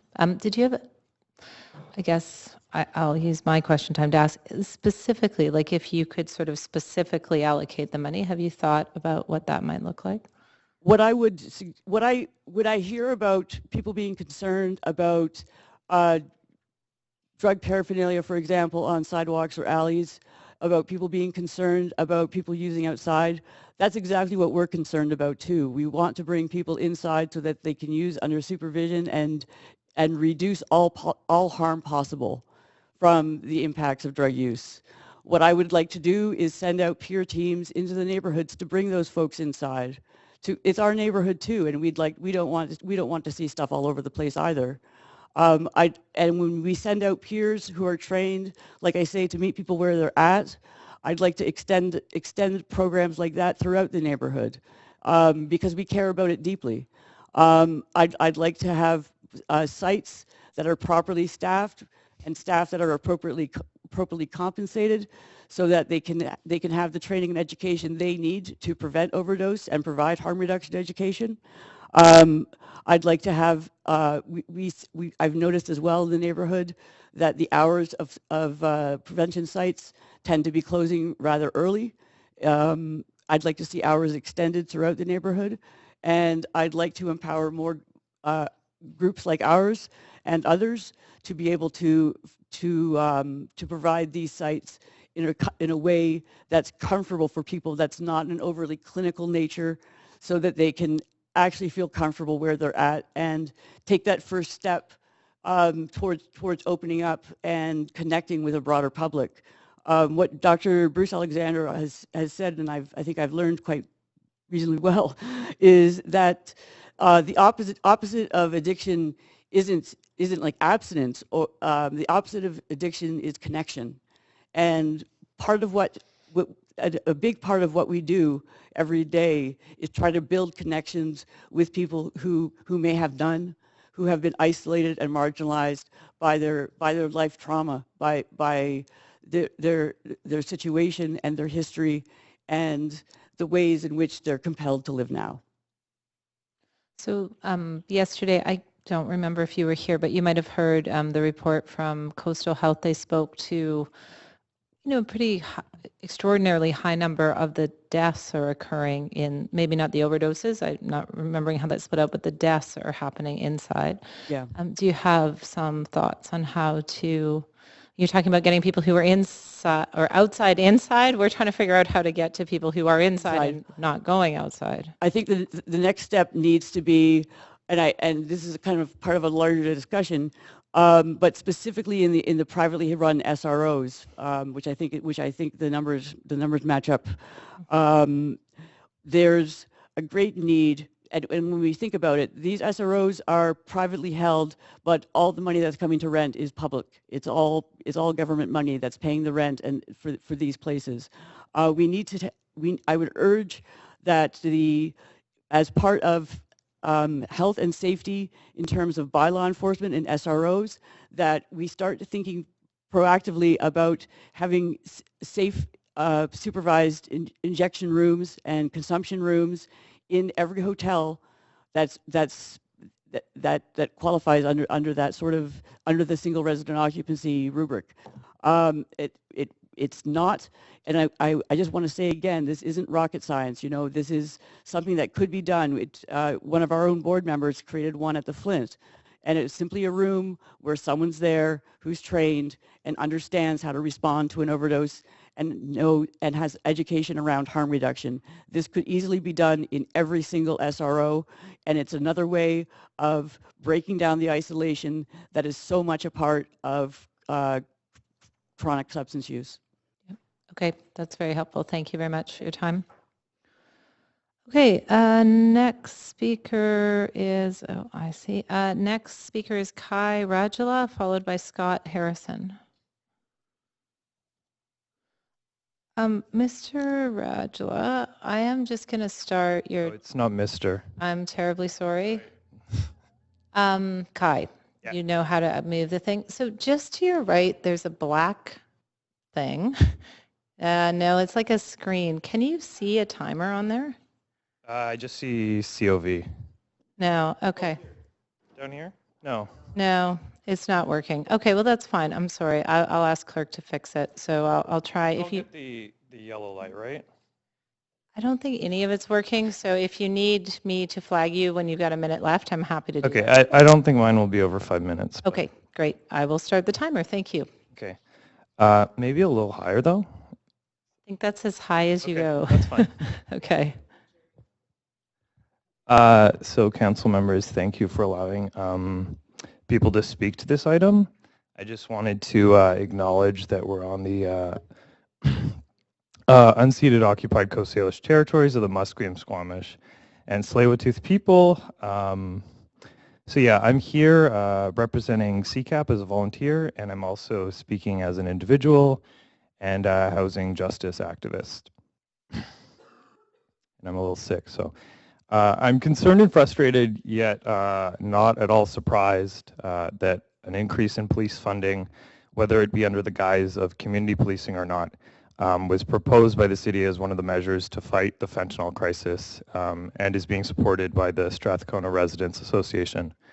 Many of the community members speaking out against the project today do not actually see a large gap between community policing and the Vancouver Police Department. So by this I mean that volunteers acting as sort of agents for the police by alerting actual police officers to drug users' whereabouts is effectively the same as having cops. So the police can actually do more harm if they have a larger fleet of people doing their footwork for them. The effects of the proposed CPC would bring heightened surveillance and more violence actually by way of displacement and the criminalization of people using drugs and engaging in survival economies in the downtown east side and in Strathcona. Increased surveillance on low-income people pushes them into more dangerous areas with less support. It pits them against each other, and as a result, it's really against the principles of harm reduction. Surveillance would force people engaged in these activities to act more quickly and take bigger risks, which is again against harm reduction. The addition of sort of progressive wording like community to the police, it's weird in the sense that it gets people excited about being involved with and building grassroots connections with the police. But what I think we need to be doing is divesting from this carceral logic that policing will bring community health and instead be putting our energy into social movements aimed at centering and supporting marginalized people. So I just want to posit that perhaps policing and drug user safety are mutually exclusive ideas. The language used in the recommended measure, which focuses on cleaning up the neighborhood, really only revs up middle class sort of anti-poor sentiment towards homeless people and drug users. So I wanted to draw particular attention to the last sentence of the fourth paragraph in the second measurement. It reads, having these extra eyes and ears on the street will assist in keeping the community and drug users safe. And I'm just curious about this sort of idea of community safety and like who is the community going to be safe for? Because for me, it kind of reads like it's prioritizing middle class people as the ones that need to be protected from poor people. And I mean, these ideas really harm people in our community, and it's people in our community that are being affected by the fentanyl crisis. It's not all residents of Strathcona, even though they have valid concerns about, you know, stuff that they're coming across. So I just want to close by saying that any serious attempt at addressing this epidemic needs to focus its attention on understanding and solving structural inequality by decriminalizing drugs and funding social services, including housing projects at welfare and pension rate, particularly housing projects that would be resident run, as sort of Karen was building off of ideas around, how to mitigate things that are happening indoors. I think resident-run social housing projects would be a really good way to mitigate this. And the city also needs to be funding peer-led drug user groups like Vandu and allow 10 cities to operate on city-owned land. 10 cities are sites of harm reduction and places that provide drug users with resources and community so that they can use in proximity to their peers. And the dismantling of tent cities, like what happened at 58 West Hastings several months ago, violently displaces residents and makes them more likely to overdose alone, whether that's happening on the street or indoors. So just want to close and say, without addressing the root causes of the epidemic, there's no end in sight, and I don't feel that policing is addressing the root causes. Thank you.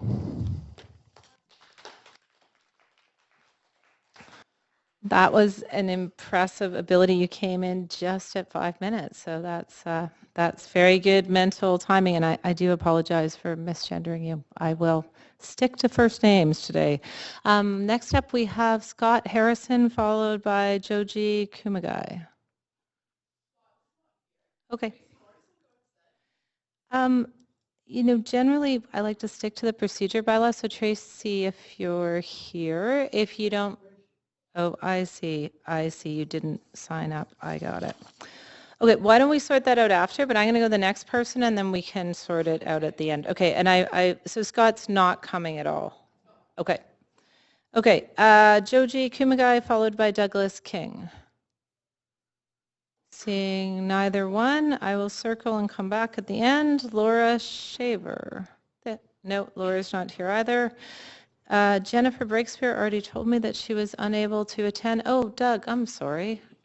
Welcome, Doug. You're going a little bit too fast. Sorry, I didn't see you there. I'm having a hard time picking out faces in the crowd today. I'm sorry for that. Okay, so Douglas King, who is the litigation director with Pivot Legal. And after Doug, Laura is not here. So the next person up would be Dan Jackson. Good afternoon, Mayor and Council.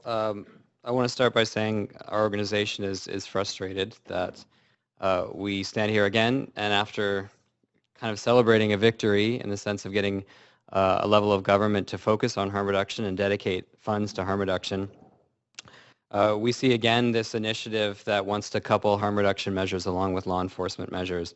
And in our opinion, this is not an appropriate use of funds. Our position here today is that we obviously support the other two measures that have been recommended by city staff in relation to the fire department and the purchase of naloxone. We do not support the use of funds earmarked for harm reduction overdose prevention measures for a community policing center. In our opinion, as you heard from the presentation from Vancouver Coastal Health yesterday, their recommendations should be the one that should be funded. Those recommendations focused on the expansion of treatment options that we know work, specifically clinical injectable diacetylmorphine or hydromorphone care. One of the things that was mentioned in the VCH's presentation is how the city government has funded things like the mobile medical unit, which has had a strategic and important impact. They also mentioned the possibility of the city being able to fund some of the physical aspects of that clinical model which needs support. So we know that the functioning clinic, Crosstown Clinic, needed help with regards to their security measures and how they store their clinical drugs. We would suggest that that is a far better use of city funds than investing in law enforcement. The other focus of the Vancouver Coastal Health recommendations were to focus, as Councillor Reimer suggested, on the indoor overdose prevention measures. We know that both Portland Hotel Society and the Atir Society are starting to run safe injection rooms inside SRO hotels. We absolutely believe that should be a top priority for city funds to be dedicated to, and that would have a much, much greater impact at preventing overdose deaths. I want to dispel a little bit of a myth I think that's been going around regarding community policing centers in terms of their relationship to the overdose crisis. In our opinion, community policing has virtually no connection to overdose prevention. It has virtually no connection to harm reduction. And if you look at community policing centers and the history of community policing centers, they are virtually arms of law enforcement. In our opinion, the city government specifically taxed residents of the city of Vancouver for the purpose of dealing with the opioid overdose crisis. To then divert funds onto community policing measures is surreptitious, it's not transparent, it's against the principles of good governance, and it helps to feed some of the cynicism that people have in democracy when they see their tax dollars diverted to things that they were not promised to go to. Community policing centers are virtually instructed to work with the Vancouver Police Board. They're most notable for programs like Block Watch, joint patrols with police, and liaising with business owners. They have a history of working to displace drug users and people living on the street, not help them and keep them safe.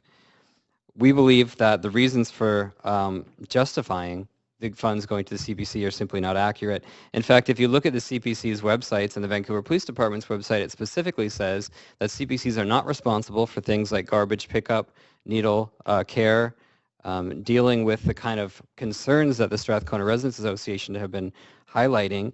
They specifically say for those kind of problems, you should be contacting 311 and getting in touch with the city government. So while the city government would be dedicating funds to community policing, in this instance is simply not logical to us.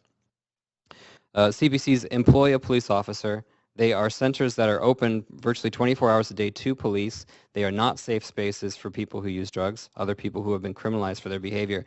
It's difficult for us to reconcile the presentation with Vancouver Coastal Health, the talk about decriminalization, highlighting the need to change our strategies to deal with this crisis, and then to watch funds being placed into the exact mechanisms and institutions that have helped facilitate this crisis. It's intensely disappointing to us. If council is intent on putting money towards some of the community's concerns, we think there's much better ways to do it. Obviously, our first priority should be to prevent overdose deaths, which is why the tax was created. But if community concerns need to be addressed, in our opinion, it should not be through a community policing center. It should be a community resource that is accessible, that is, in part run by and consulted with drug users and peer users in the community that are affected by its measures. It should be something more like a community response center, not a community policing center. Just the term policing basically says everything you need to know about this initiative. And if the VPD wants to open up a CPC, we believe it should be coming from the Vancouver Police Department's budgets. Vancouver Police Department's budget has incrementally increased. Why the city government feels the need to fund a Vancouver Police Department initiative at this time and in this measure is unacceptable to us. So we would like to see the CPC referred back to the Vancouver Police Department. If Vancouver Police Department wants a Strathcona Policing Center just mere blocks away from the existing Chinatown Policing Center, they should be paying for it in their own budget. Thank you.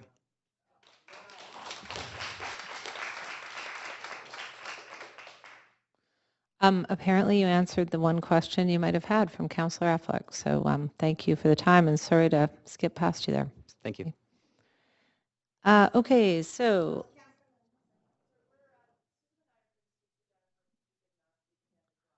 I see. Okay. Okay. Okay.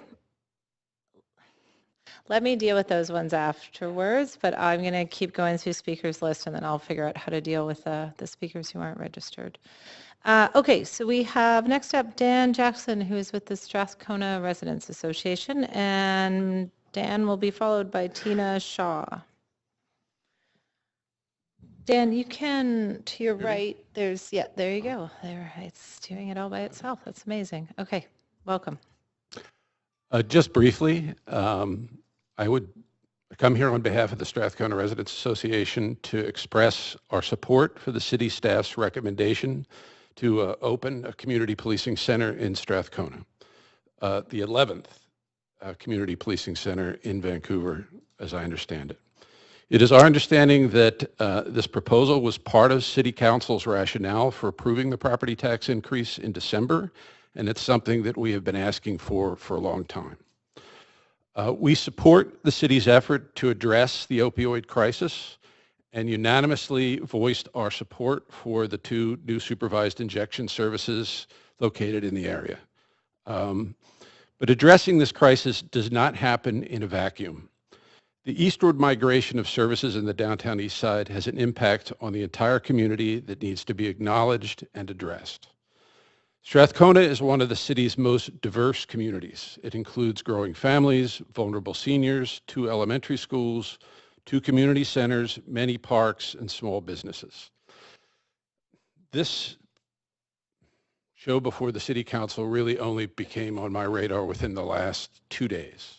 This is not something I do typically, and I'm a bit of a novice at. But the other night, I was having dinner with a father of 4 kids, all under the age of 6, who he takes to McLean Park every day to play at McLean Park, as many children in Strathcona do. And he tells me he spends most of his time trying to make sure that his kids, trying to find needles that have been left in the park, and is finding an increasing number of them in the park. This was news to me, but when I hear that, I think we are a part of this crisis too. It's irresponsible of someone from the neighborhood to say this problem needs to be addressed. Whether the proper way to address it is through a community policing center or one of these other proposals, I defer to people who know more about it than I do.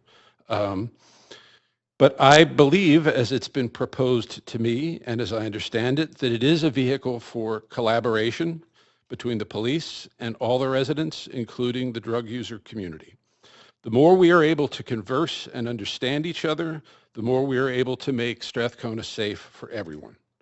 We look forward to being part of this collaboration and urge the council to recognize that this is a crisis that affects everyone in the community. We want to build connections as much as people here have expressed their desire to do that. We ask you for a mechanism to do that. And so this was on the table and we support it. Thank you. Thank you, Mr. Jackson. Dan, you do have questions from Councillor Carr. Yes. Thanks, Madam Chair. Mr. Jackson, thanks for coming. I appreciate that. Did you have I'm assuming you had some discussion in the Strathcona Residents Association about a new Strathcona Community Policing Center. Can you describe for me the kinds of things that your association is expecting that policing center to undertake in terms of community safety, and in particular related to the subject at hand, which is the opioid crisis? We have not had an opportunity to have a full discussion about this because it really just came on our radar in the last week. Okay. I know that the finding of spent needles in the park, in the gardens, all over the place is a concern to many people that we have expressed. We're concerned about people breaking into cars. We're concerned about all those kind of things that are defined as crime. Mm-hmm. We get what you guys are saying, that having more police in there banging heads is not going to solve this problem. We feel that this is a problem we'd love to be able to solve as a community, but we need to recognize that we're all community, that we're all part of this. And we need to be able to open up a conversation to try to find solutions that actually work to these problems, and to have people recognize that these are problems for us, for our kids, for our seniors, and not to be dismissed as vigilantes. Okay, thank you. That is it for questions. Thank you for coming today. Thank you very much. Okay. Next step, we have Tina Shaw, followed by Chandra Helson.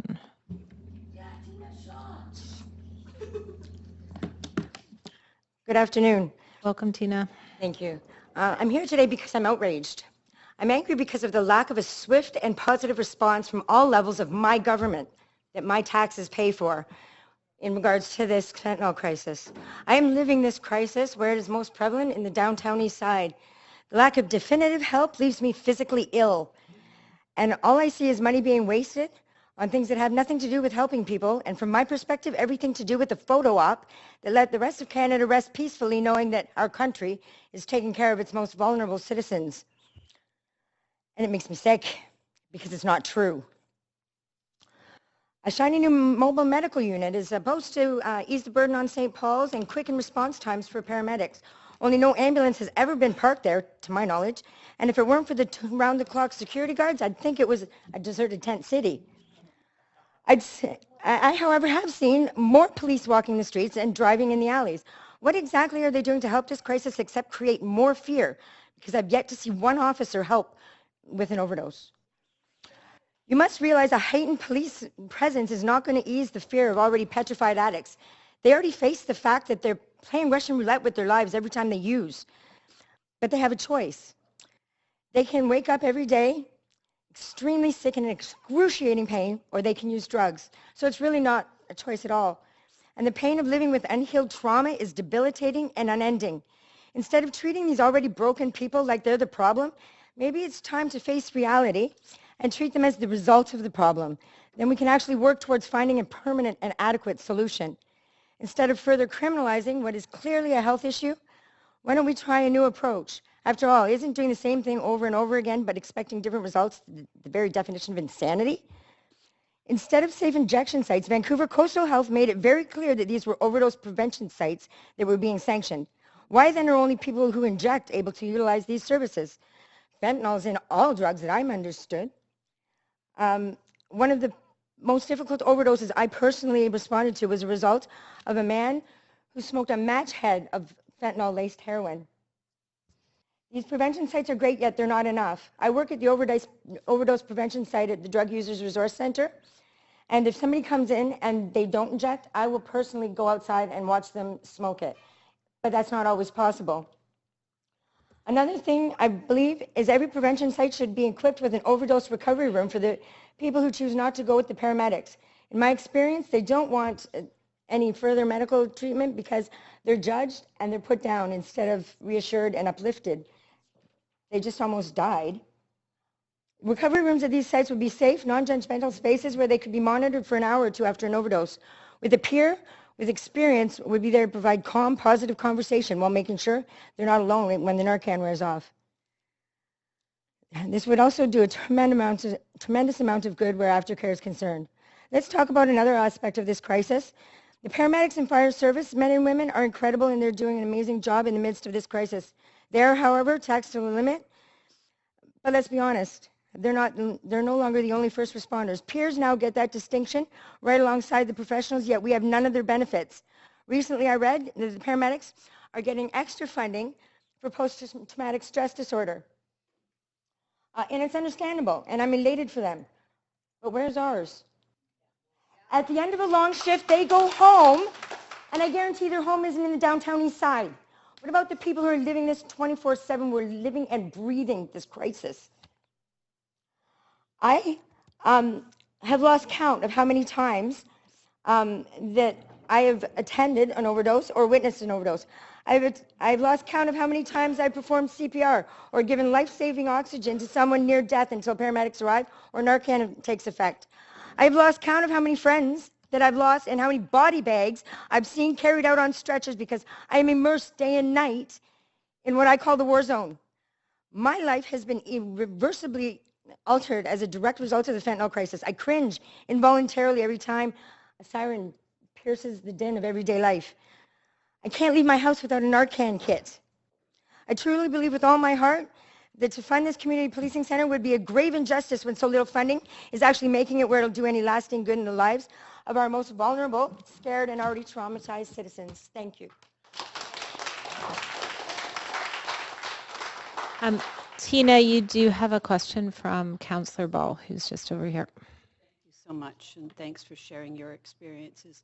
I had one question, which is, you don't see that it's possible that the community policing service could help stop the inflow of the drug that you're worrying about? If I may? Yeah, I'm interested. The gentleman that just spoke and said it would be a great idea, does he have Narcan training? Has he come down to the downtown east side to stop a death? Could I get an answer to that, and then I'll answer the police question? Because I don't think that they have any intention of stopping this crisis. I think, just like everyone else, they're here for the business owners and the residents who are like fear-mongering. All users aren't criminals. No, I'm talking about the drug that is killing people, It was about just how fentanyl, it gets in. Where the money is supposed to be going, and I don't believe this volunteer center will do any good. I think they're going to further push people into the shadows, and that's where we'll find them more bodies. So do you have any suggestions as to how to stop the drug becoming available to people, which kills them? You know what? I'm at a loss there because I can't get across the border with a joint, so I don't know how all of this fentanyl is getting here without people turning a blind eye to it. That's what I'm wondering about. I have no clue. Yeah. I have no clue because seriously, it's insanity. And it's only like this here. Nowhere else in Canada is it to this volume. And it's literally killing me inside. I work 2 shifts a week volunteer, but I'm working 18 to 20 hours a day on my own, just walking the streets and the alleys to make sure not one more of my friends is going to die needlessly. Thank you for doing that. We do, all of us want to help, but I think that we're trying to figure out a number of different answers here. And the one that I keep coming back to is, okay, how do we stop people being put in the position where they're going to die because something has come there? Yeah. Love. It's lack of human connection, and they're missing love. But it doesn't fit into the template of the mental health workers because it doesn't just happen in the 9-to-5 job period. It happens at 4 o'clock in the morning when somebody's high and suicidal, and you say, come to my home and I'll open my home and my arms to you. That's what's going to fix this. Okay. Thank you very much. Thanks for coming. Thank you, Tina. Okay, it seems like there might, my sense is that there's quite a few speakers who've come at an earlier era where we weren't trying to be so mindful about the procedure bylaw and may believe that they can come and speak off the floor. So what I'd like to do is get a sense of how many people are here who are not on the published speakers list and believe that they would like to speak today. Can I get just a show of hands? So you're not on the published list and you think you are going to be able to speak. Okay, 1, 2, 3, 4. Also Dave. 5. Okay. Send in their names before the meeting. You actually have to send them in before 9:30 and they were not received before 9:30. And I appreciate this is a procedure, part of the procedure bylaw we just started strictly enforcing last September. So I will try and sort out what to do about that. So there's 1, 2 plus Dave, 3, 4, 5, 6. Councillor DeGenova, it took you until 3:40 or 2:40 on my first meeting. You don't have to stand ever in committee. So it's actually a... Councillor DeGenova, could you please sit and I will turn on your microphone per the rules of order for a committee meeting. All right. Thank you very much. Madam Chair, I'd like to remind you when Councillor Ball had a motion coming forward and there were several speakers who were signed up who were seniors, who many of them took transit here and pleaded that. You wouldn't let them speak, and there was also a motion that I had where Councillor Stevenson was very insistent that speakers could not speak if they did not sign up the day before on the Tuesday by 9:15 in the morning. You also said the same to Commissioner Shum when she came to speak. So I would just hope that you would not be entertaining a double standard here. Thank you very much. Councillor DeGenova, that sounded more like a point of serious misinformation than any sort of point of order. So I'm not really sure what your intention was there, other than to spread misinformation. So for the benefit of council and those watching, our procedure bylaw would allow for council to move a motion to suspend the procedure bylaw and allow for speakers who had not signed up in time. However, it does create, as Councillor DeGenova points out, some challenges around precedents that then, the reason for the bylaw, so that you know, is so that we can tell staff and other speakers for future items how long an item is likely to take, give or take some time. So I will leave that with council because we don't have to solve that problem for a few more speakers, but to consider next steps. So our next speaker is Chandra Helson. Chandra Helson. Nope, okay. Next speaker is Amy Widmer. Amy Widmer. Nope, okay. Next speaker is Matthew Kagis. I feel like I just butchered your last name. I'm sorry about that. Actually, Councillor, you spoke it perfectly, which is very rare. Okay, well, I'm feeling like I might be off to a good start for this then. So yeah, the floor is yours, Matthew. Thank you. Since November, I have been a volunteer at one of the unsanctioned safe injection sites in the downtown east side. When I first started going down there, I noticed that conversations ended when I walked by. People avoided meeting my eye. People even turned around and walked away rather than come into the injection site, and it took me a while to figure out what was going on. People thought I was a cop. They thought I was an undercover police officer. I even got called constable a couple of times. And as I continued to volunteer, what that made me realize is that police do not create community in the downtown east side. Police are not trusted by the community in the downtown east side, and they do not enhance the safety of drug users in the downtown east side. Police do not prevent overdoses in the downtown east side. People trained in the use of things like this prevent overdoses in the downtown east side. People trained as medical first responders, people who have medical skills in overdose medicine and in addiction medicine, mental health workers, frontline organizations like VANDU and the Overdose Prevention Society. These are the people that prevent overdoses in the downtown east side. Frontline police workers are not trained in these skill sets, and especially frontline volunteer workers from a community police station. Since 2008, and this is also to speak to the councillor's question on how do we stop these drugs from coming in. Since 2008, the VPD's budget has been increased by a rather staggering 70%, yet there is no evidence that the amount of drugs coming into that neighborhood has slowed. There is no evidence that the amount of overdoses has dropped. So, Councillor Ball, whatever the solution to stopping these drugs from coming into that neighborhood is, it's obviously purely by historical evidence, not more police. I really have to wonder when I read this proposal by council, what the author of this policy was actually thinking. I mean, did they look at the actual historical data? Did they look at what other jurisdictions were doing, places like Portugal? Did they look at any analysis at how effective all of these various policies are? Because what they seem to have done is gone, hey, look, I know this has never actually worked before, but I really, really, really think that it will work this time. It won't. It won't. Finally, I'm going to keep this brief. I'm going to echo what you've already heard, which is to say that if the Vancouver Police Department feels that it needs an increased budget, let it go through the front door of the budget requisition process and not through the back door of scooping a whole bunch of money away from people who are hurting and people who are in need in the downtown east side. That's all I have. Thank you. Thank you. You do not have questions from council. Thank you. Okay, next up we have Jen Allen, who is here with Spikes on Bikes and Copwatch. You have a fan in the lobby. I hear that. I'm an overdose prevention worker with Spikes on Bikes. I'm in the streets of the downtown east side day and night, providing harm reduction supplies, picking up dirty needles, and reversing drug overdoses. During this time, I have never seen a Vancouver police officer pick up a dirty needle or perform CPR on an overdose victim. The Vancouver Police's job is to criminalize drug users, and that's why I'm insulted the VPD are trying to take advantage of this fentanyl crisis by asking for funds for another community policing center. The VPD should feel ashamed of themselves. Cops basically hate drug users and keep the stigma against them alive. This money needs to go to all the overdose prevention agencies in the downtown east side who are on the front line fighting the fentanyl crisis.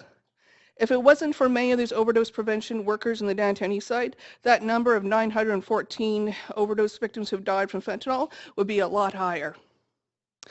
I am asking for this money to go towards trauma counseling for the workers in the downtown east side who are fighting on the front lines fighting the fentanyl crisis. I can tell you 2 days ago, I was working on an overdose victim. And by the fourth time I gave him a shot of Narcan, I thought I was working on a dead person. Can you imagine how that feels? Day in, day out, 24/7. I'm also asking that we find a way to keep these overdose prevention sites operating 24/7 because it saves lives. And I'm also asking if there's a way that we can put some of this money towards detox beds, because not everybody wants to be an addict. Some people want to get out of this lifestyle. And right now we have no place to send them, except to an early grave. Thank you.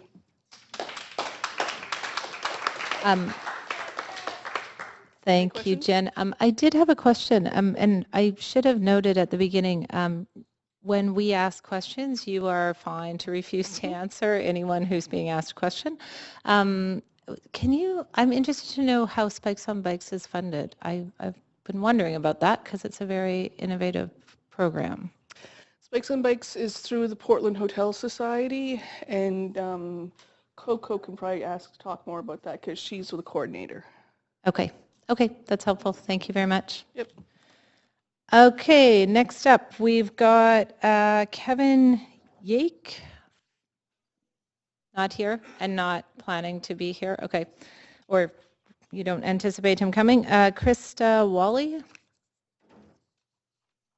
Any takers on Krista Wally? Okay. And so I'm going to go back to, so Scott, we're not expecting. Joji Kumagai, I believe, is here. So Joji, you're up next. And Joji is here on behalf of the Strathcona Business Improvement Association.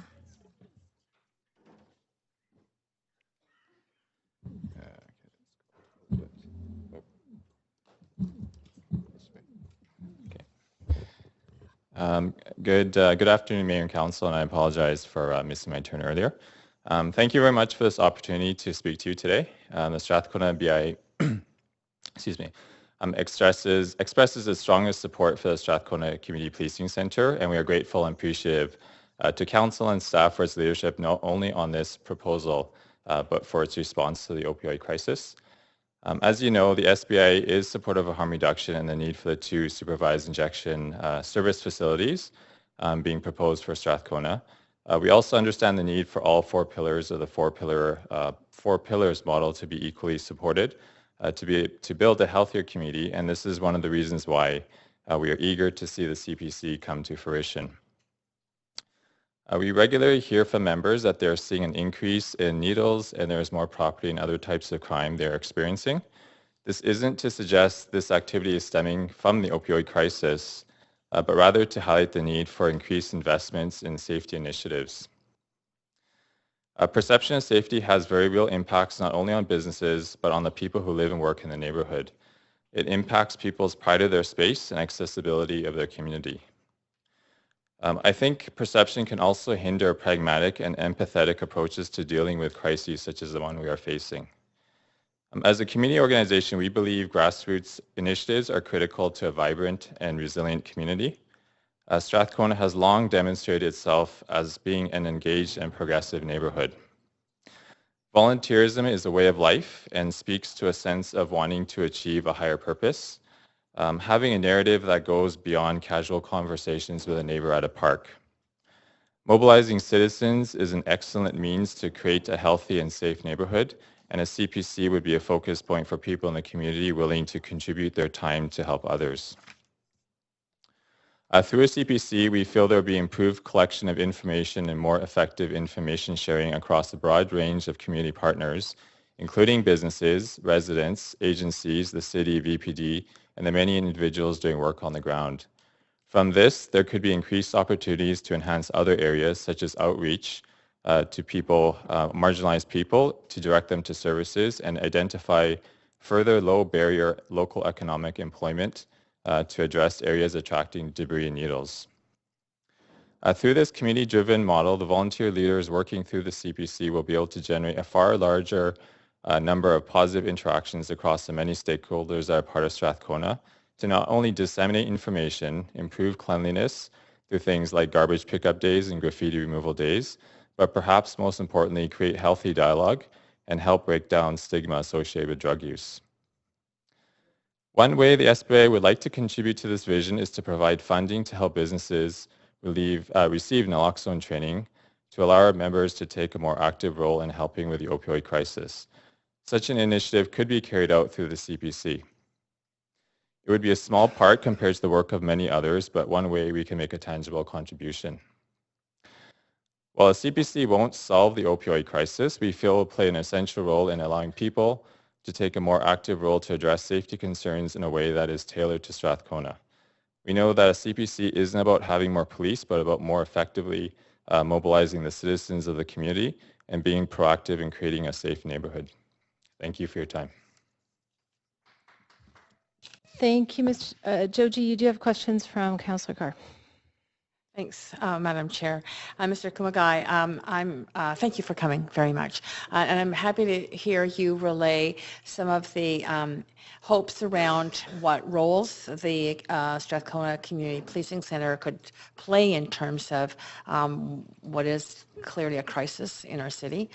One sort of point of controversy that has come up is around whether or not things like safety related to the discarding of used needles would be part of what the Community Policing Centre would do. I did get some information from the Vancouver Police Department on statistics that community policing centres around the city are actually doing that, although some speakers today have said that they don't. I wonder if you in your conversations around the establishment of this centre have any clear indication whether or not needle cleanup would be maybe not a part of regular duties, but a part of what might happen.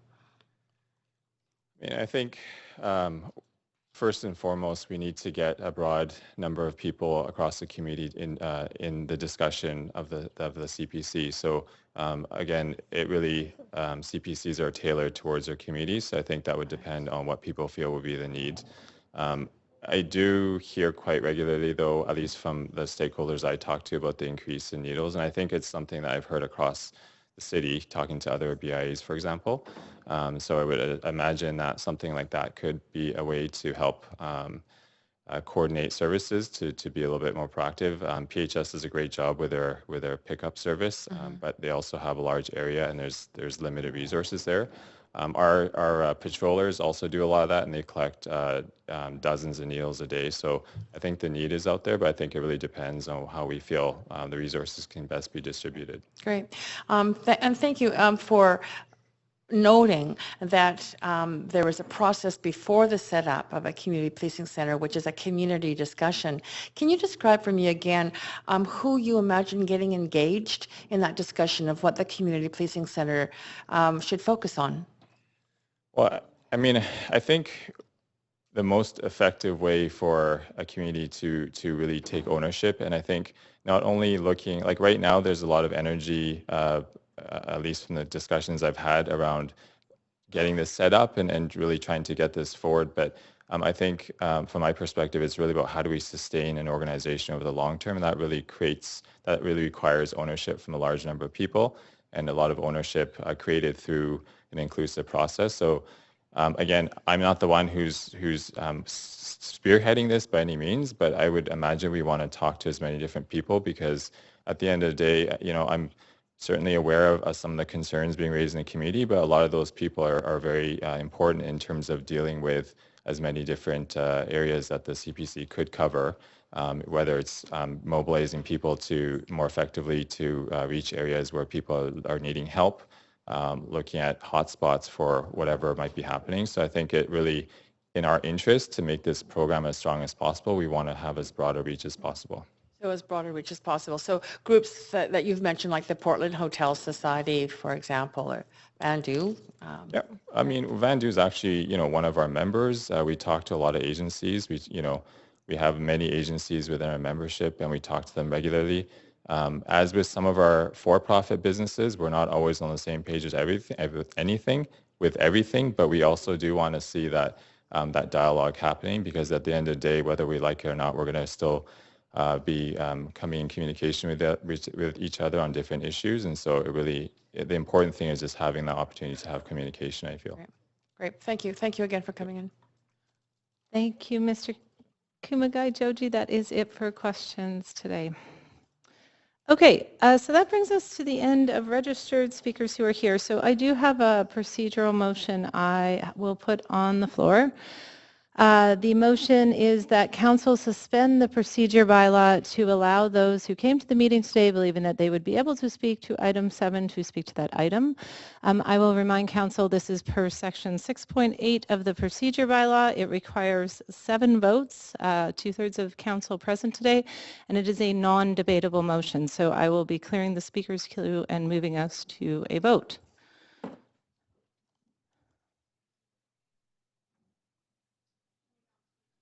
Non-debatable means not able to speak to. So I will read the procedure bylaw. Council by a 2/3 vote of council members present without debate may suspend a rule of order for the remainder of the meeting or for a stipulated portion of this meeting. Okay, so anyone in favor of that would vote in favor. Those in opposition would vote in opposition. You should have a queue up to be able to vote. Councillor Ball, did you have a...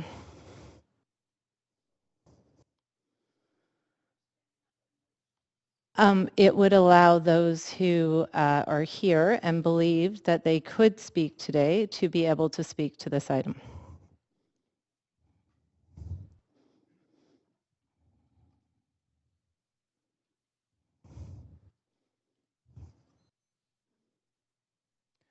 Councillor Ball, did you want to vote assist with it? I'm sorry, I'm not trying to draw attention, but of course. If you'd like the clerk to vote for you, they could come over and take your vote on.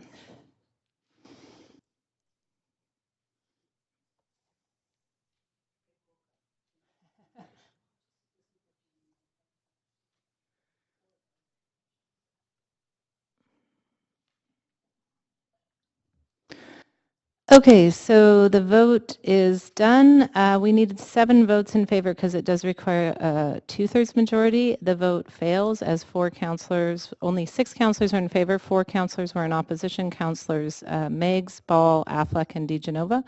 So that means we are done with speakers unless there was someone who was registered who is here. No. If there is anyone who was registered and on the printed list and who is here but who has not yet spoken, no, I'm not seeing anyone. Okay. I appreciate the points you're making, Ms. Wallstrom, but I don't really have another avenue available to assist. So I'm going to move us to questions to staff. That's where we would be at this point. If councillors have questions to staff that they'd like to bring forward regarding the recommendations in the staff report, Councillor Carr. Yes, thanks, Madam Chair. Yeah, I just want to clear up the controversy in terms of different people speaking differently around, for example, the role of what a community policing center can do. Thank you very much yesterday for answering the questions, but I'm wondering if I can have perhaps a bit more detail in response to that.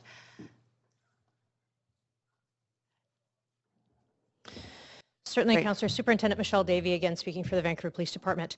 I'll preface my comments by saying this is a community-led initiative. The community has asked for a community policing center in Strathcona, has done so for many years. And so the information provided in the council report is based in large part upon feedback received by the community on what they feel their role would be with respect to this community policing center. The community has asked for a place to gather and centralize in order to assist with the opioid crisis in whatever way possible. They're very much in support, as has been mentioned today, of the harm reduction and other mechanisms that the city, Coastal Health, and other providers have put into place to deal with the opioid crisis, including the 2 supervised injection sites proposed for the Strathcona neighborhood.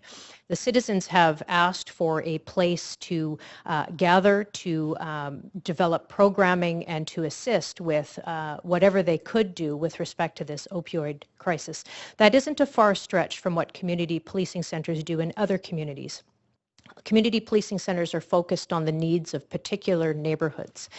So, for example, in the West End Cole Harbour Community Policing Center, they serve the residents of the West End, and whatever needs are brought forward by the residents and business community of the West End. So those needs could differ, for example, from those of the Hastings Sunrise Community Policing Center. So it is quite focused on the neighborhood. This neighborhood has asked for a central gathering place for voicing their concerns, voicing their support, voicing their interest in being able to collaborate together. They've also voiced their interest in reaching every aspect of the community, so reaching out to Vandu and other organizations who actually do have business space and operate and live in the Strathcona neighborhood, so that collaborative programming could be developed and people could be working together towards various programs that would have an impact on this opioid crisis. So for example, Mr. Komagai mentioned that one of the interests of the business community, because he's the head of the Strathcona Business Improvement Association, would be to perhaps have the Community Policing Center provide the mechanism to enable training in the administering of naloxone, so that business owners or business people could receive that training and and obviously be available to administer the naloxone and avoid an overdose death that they might come across. That certainly is something that the community has expressed an interest in, and also recognizing that they would be out. For example, one of the programs run at a community policing center is called Pooch Patrol, and it's just somebody out walking their dog with another resident or business owner, and in their travels coming across somebody who was suffering from an overdose, they could then administer naloxone. That is something they have expressed an interest in, and that would be a place where that sort of training could be facilitated. Okay, thank you. I appreciate that. You're welcome. We have some more, well, actually, I don't know if they're for you. We have more questions for staff, including from Councillor Ball. Yes. Sorry about that. Thank you very much. To the police, please, thank you. When I worked on Granville Island, there was a community policing office there, and quite frequently people who self-identified as being addicted to drugs were actually in difficult situations on Granville Island. And over again, the people working in the community policing office would say, would you like a ride to St. Paul's? Did you want to get into treatment? Can we help you in any way? And they would take them to St. Paul's if they wanted to go for treatment. Is this still available in terms of community? There was no, we're going to arrest you because you're an addict or anything. It was, oh, are you using drugs? Do you need help? Do you want to stop now? We'll take you to where you can get treatment. Is that available still? Is that kind of service still happening? I don't have specific examples to that, but I know that our volunteer corps are certainly compassionate and caring individuals about their community. And I'll just perhaps dispel a myth, perhaps, that is, I've heard a couple of times today, is that this will be about enforcement. This will be about increasing policing in this neighborhood. That is not, in fact, the case. We have had one single police officer assigned to the neighborhood of Strathcona for quite some time in order to be able to try and coordinate as best as he can without a central focus point, such as a community policing center, and grow a volunteer corps who would do things, Councillor Ball, such as what you're suggesting. That isn't at all outside the realm of possibilities of what these volunteers will do. They're there for the community, they care for the community, and those are the types of things. This is supposed to be low barrier, and I talked yesterday as well about reducing the stigma. This is a perfect opportunity to take all of the businesses, the residents, everybody represented in Strathcona, and look at providing information, whether it's somebody with lived experience, if that is or another expert, or whatever the case may be, to then help reduce that stigma that may exist in the neighborhood with some of the businesses and residents, and then go out into the community to continue that work, to reduce the stigma when they go and visit businesses, for example, for target hardening advice or whatever the case may be. It personalizes stories. It creates an opportunity to have that conversation. So it's not outside the realm of possibility at all. Thank you. It's good to know that that is still, a possibility, that kind of understanding of where a person is at that moment and what help they actually want or need. Yeah, so thank you. Thanks, Councillor Ball. Sorry, Thank you very much. Thank you. You're done. Okay. Yeah. Councillor Deal. Thank you. It's for you, Superintendent. Councilor Ball started to get on the road. I'm going to go down. I have full faith in what you're telling us and what the CPCs do and your intent, but I also take very seriously what I've heard from the people in the neighborhood saying that they don't believe that, they don't trust that the very presence of a community policing center will deter people from feeling safe in the area. I know that you've made great strides to try to bridge that gap, and I'm wondering if there are further things that we can do in this situation, given the crisis at hand, given the desire on your part and your team's part to help, given the fear and the distrust in the community.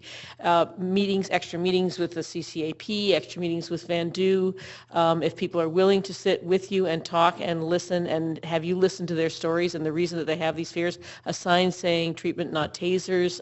I mean, tasers, I don't, sort of trying to break down some of these conceptions and come to a place of common understanding of why you're there so that people aren't, in fact, unnecessarily frightened by the presence. Is there more that you can imagine doing? I mean, or have you already been doing this? We always look for opportunity to meet with community groups, and we do so on a regular basis. Quite frankly, this is an opportunity to have someone representing CCAP or Vandu, someone with lived experience to be on the board for the Community Policing Center, to create that relationship, to create that opportunity to have those conversations, to create that greater understanding, to bridge the gap that obviously seems to exist. So we're open to it for sure, and look for that opportunity. So I wouldn't want to, thank you, I wouldn't want to have there be the unintended consequence of people avoiding the area when it's exactly the opposite of what you're hoping to be able to help with. Correct. Okay, thank you. Thanks. Councillor Deal. Mayor Robertson, you had questions? Maybe just a couple questions.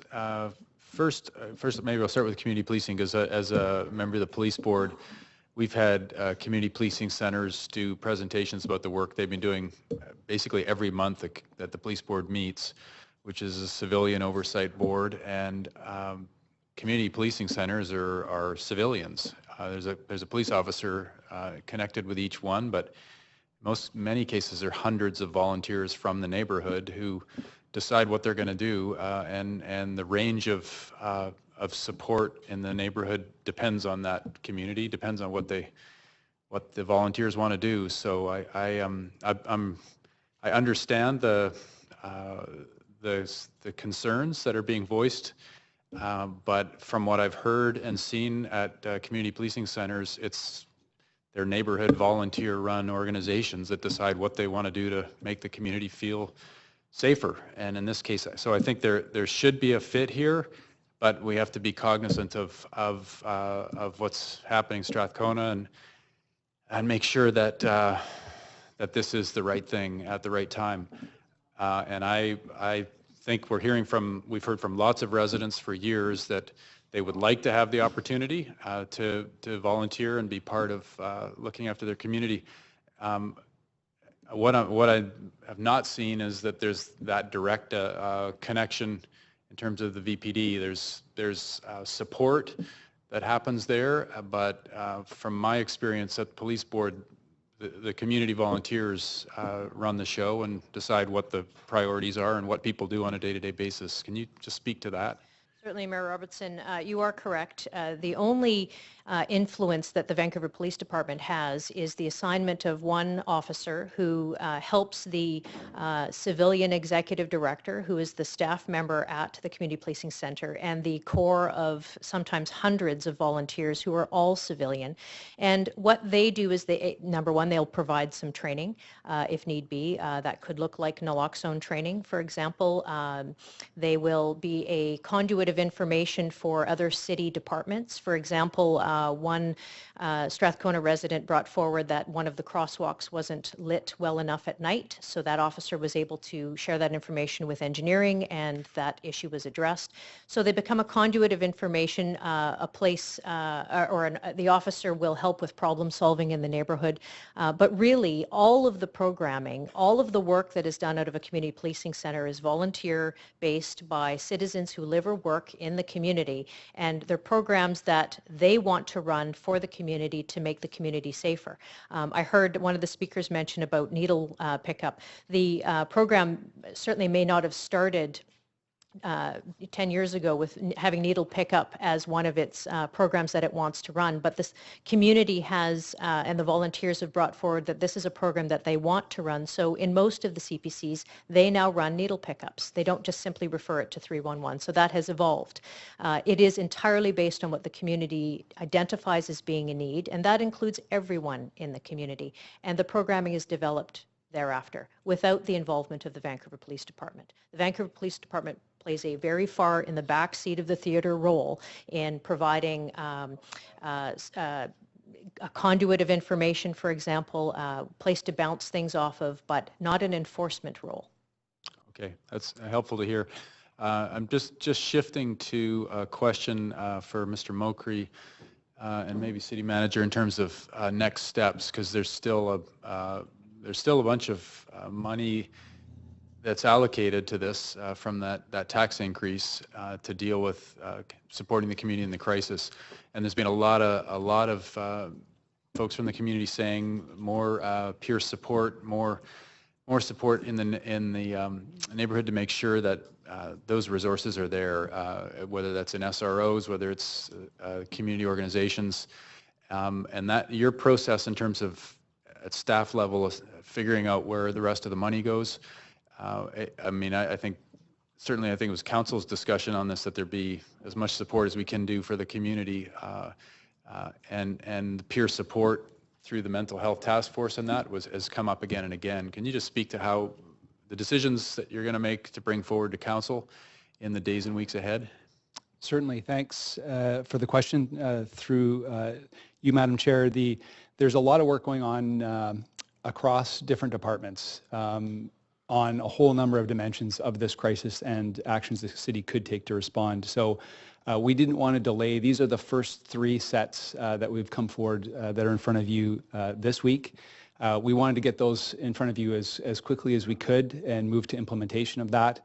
But certainly our team, we've got Mary Claire Zach here, our team in community services, fire and rescue still has work to do, and continuing to work with Vancouver Police as well, looking at a range of other measures that we could adopt. There was some allusion to that in the presentation yesterday, but continued support for overdose prevention in SROs, publicly private funded, awareness campaigns, prevention, Aboriginal wellness and healing, needles more broadly than the discussion that we've had today. So there is low barrier employment. There's a whole number of different things that are actively under consideration now that we would anticipate bringing back to you as quickly as those are framed up.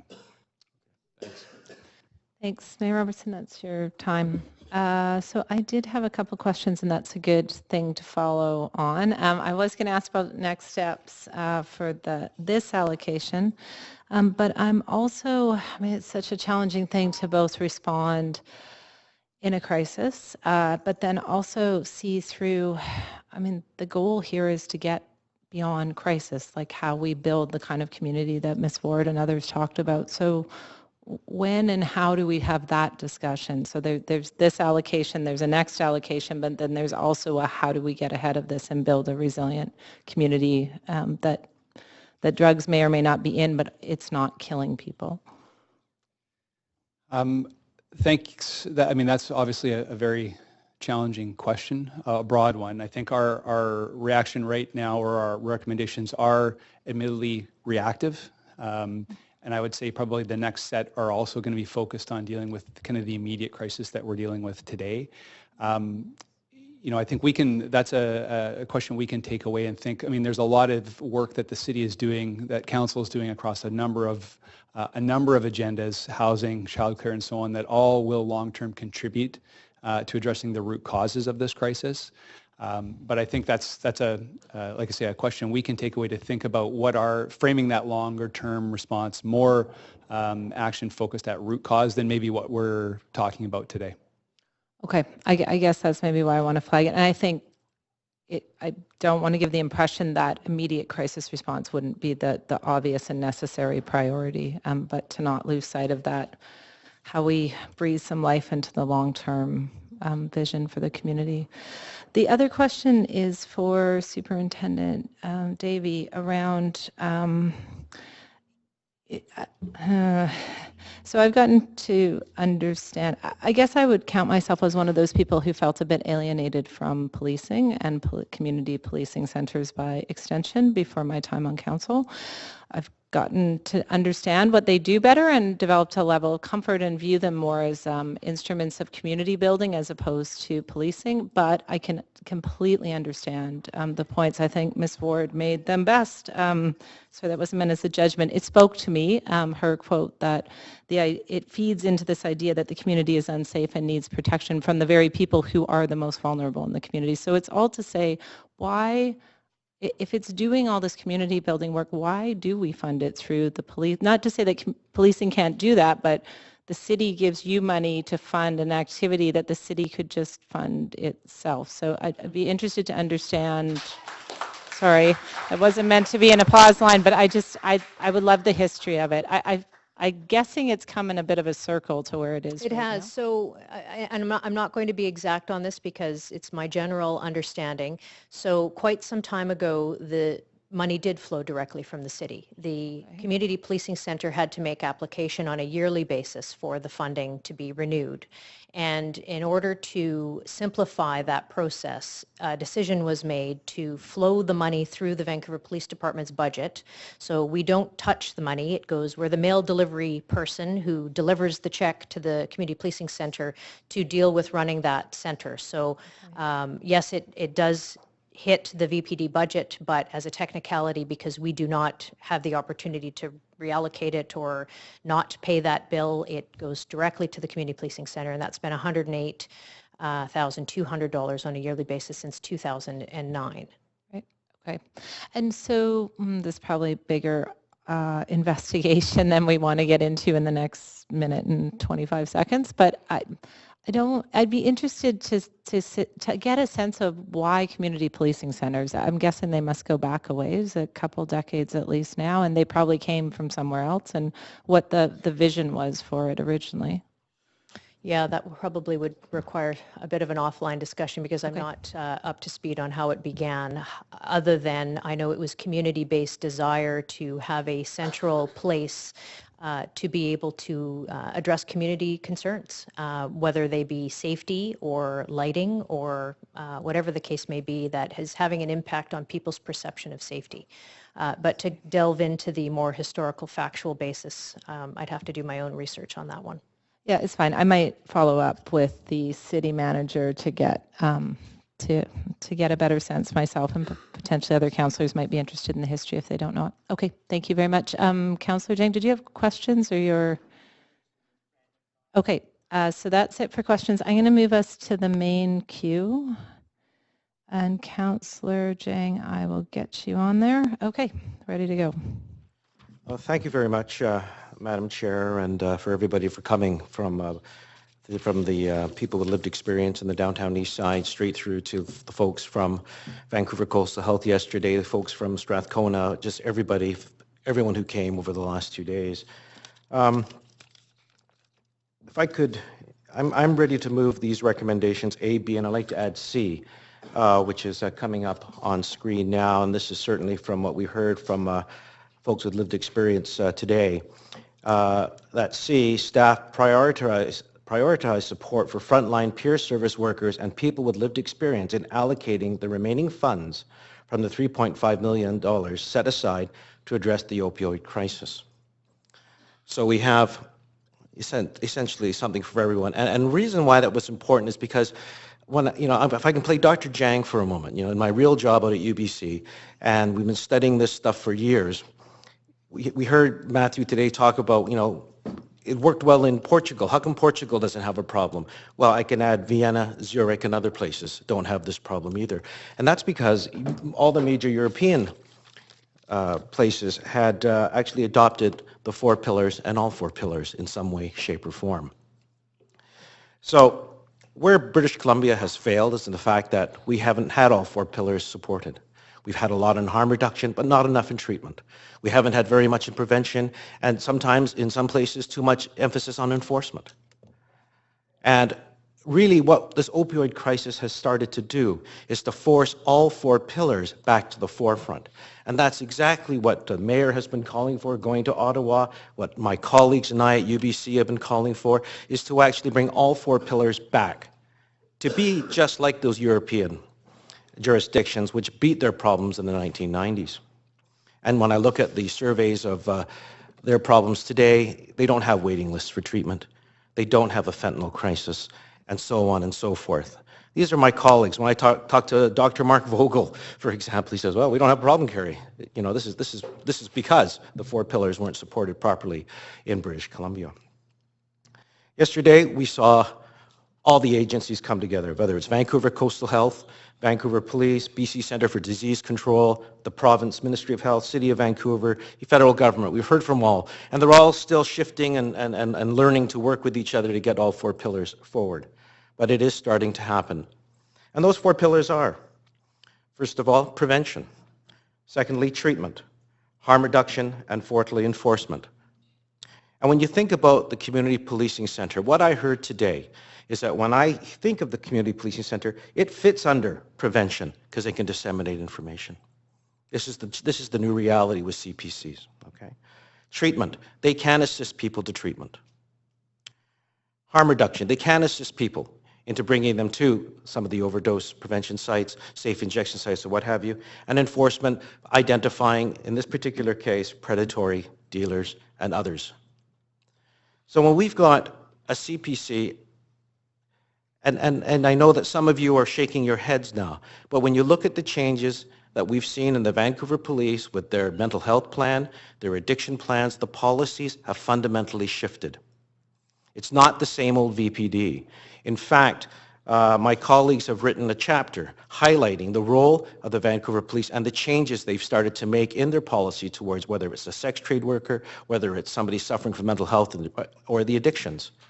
It's much different. In fact, what was interesting, my colleagues in Britain asked for that chapter because the police in London are struggling with the very same things that we struggled with 10 years ago, and they're trying to learn from us. So those things are happening. So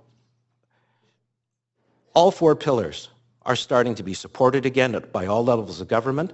What the city has put forward in this money today is supporting all 4 pillars, but also doing what we can in our jurisdictions. So we're not taking downloadings from other levels of government and forcing them to come to the table in order to actually deal with this opioid crisis in a very serious way. So with that, I'm happy to move A and B and the Amendment C. Thank you very much. Thank you, Councillor Jing. Councillor Carr. Yes, thank you, Madam Chair. Can you give me 1 sec? I have to reset all the timers. I forgot to do it when I moved the cues. Okay, you are good to go. Great, thank you. Appreciating very much the addition of C by Councillor Jang. I actually would like to move an amendment to it. And my amendment is based on the discussion that we had at yesterday's meeting and the fact that in these particular prioritized budget items, they neglected to include something that I felt and many people felt was very important, and many speakers, well, some speakers today spoke to too, and that's enhanced mental health support, trauma counseling, if you like. And there was a commitment. In fact, the city manager said 100% commitment to do that piece that was not in today's budget, and I want to make sure it's not neglected in the future budget. So my wording change is after the words lived experience, to add in the words and enhanced mental health support for firefighters and frontline city parks staff, which is the exact wording from the December motion. No, because it's in there. I'm just gonna, this is why we don't do back and forth. So that staff prioritized support, so I'm sorry, Madam Chair, you're speaking. So we have a few issues here. I think there definitely needs to be a comma before the next and, because it's a separate item from. Okay, so why don't we figure out, I don't want the 3.5 million is in that. yeah, fair enough. Like the very fact that it needs a comma does actually indicate that it would be better put as a D. So rather than amending an existing item with a clause to make it its own separate item. Madam Chair, just with your leave, my problem then would be that the remaining funds, 3.5 million, are attached to C, and I don't. I understand. Okay, no, that's fair. Okay, so we'll put it in there. The comma is important though. So then an enhanced mental health support for firefighters and frontline City/parks staff. It's just the way it's written in our December report. Okay, so the next thing I have to figure out is whether this is a friendly amendment or not. If you'd like to move to an amendment queue, Councillor Jang. Oops, where are we? Oops. Are we in amendment queue? No, we're not, but do you want to be in one? Yes? Okay. Yes, please. Okay, Councillor Jang and Councillor Carr, you need to go back on if you want to speak further to it. Okay. Certainly, I think yesterday it was made very clear from my questions that police and city staff would be supported by mental health services. And I don't really want to embed it in here is because it was a very clear commitment and our staff are saying that is the case. I don't think it will be forgotten. After all, I am a psychologist and a professor of psychiatry. I won't let it fall down. And I think that why I don't really like it in this particular piece, and we heard from a lot of the folks who came that they also need mental health supports. And I think we should prioritize for the folks in community as well because we do deliver those types of programs. We do have, as I noted yesterday, with the Vancouver Fire and Rescue Service that we have to assess what their needs actually are. They are having programs currently. You and I were both there at the launch with the Canadian Mental Health Association and whatnot. So I understand, certainly the city manager or our staff can confirm that they will be looking at support for firefighters and other frontline staff, but I wouldn't want to put that one in this particular piece. Thank you. Thank you, Councillor Jang. Councillor DiGenova.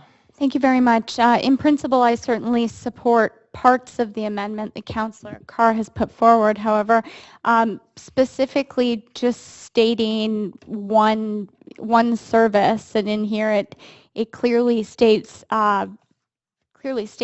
firefighters.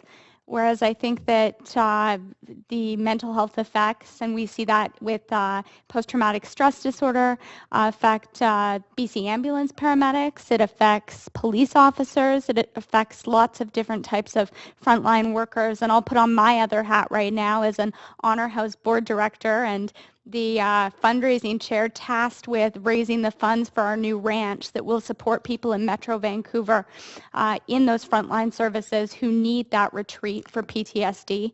So for those reasons, I just simply can't support it just stating firefighters. It says and other services, but I don't know why one would be put before others. That being said, I'm also very concerned that there hasn't been any consultation on how we're spending this money, and it just says that $3.5 million may be given out. We've heard here from people today that they're not happy with the way that the funds have been allocated. They want them allocated to the opioid crisis, but they're not happy with how it's being allocated. And that's what happens when something comes to council in 48 hours. We've known about this for a long time, and I was just told yesterday by our deputy city manager there has been no consultation. There are no plans for any consultation on this. So I feel very uncomfortable just writing a blank check for $3.5 million because I'm afraid that the way it's going to be spent may not be indeed in line with the wishes of the downtown east side, with the neighborhood, and that's the reason I won't be supporting that amendment.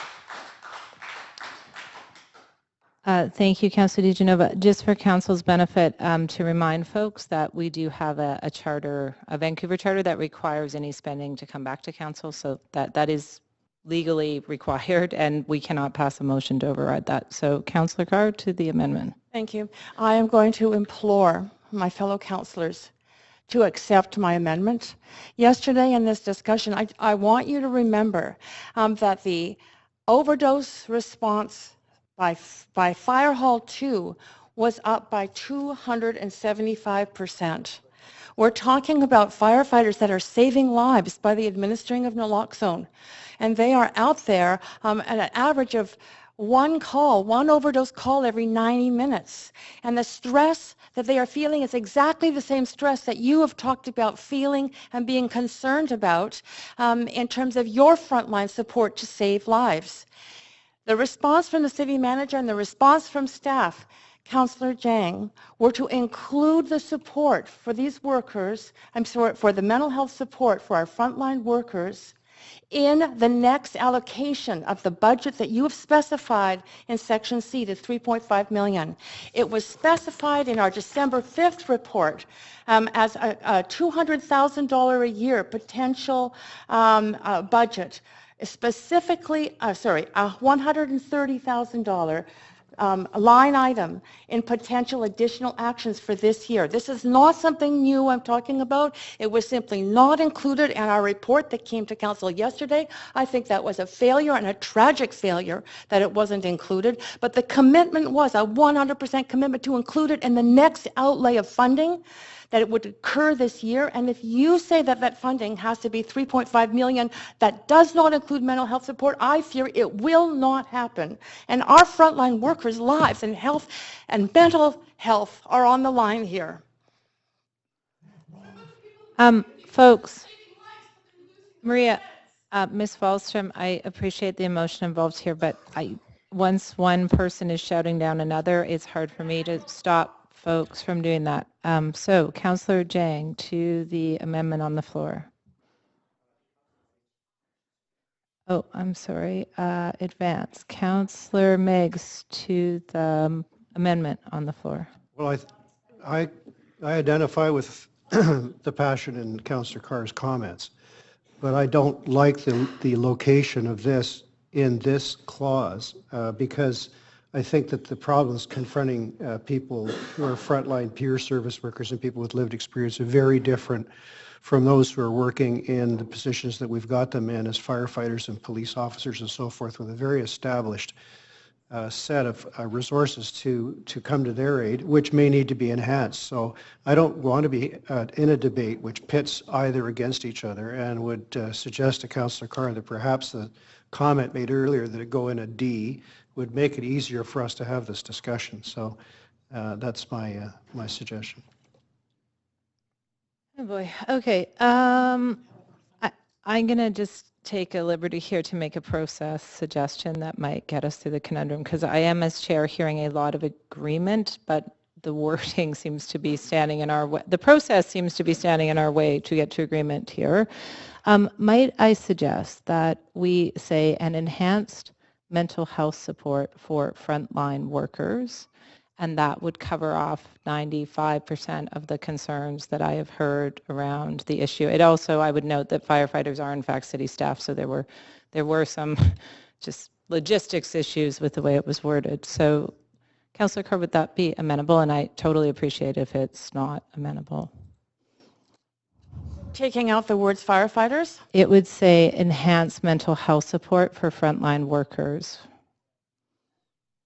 And that would cover off the community workers that others have referenced. It, of course, covers off firefighters who've borne the brunt. It seems to meet the needs of the most number of, well, everyone who's spoken so far, but I appreciate if you want to debate it as an amendment, we could do that as well. What I would like is a question to staff, please. Absolutely. I'm guessing it's Mr. Mokri who will be up on this one.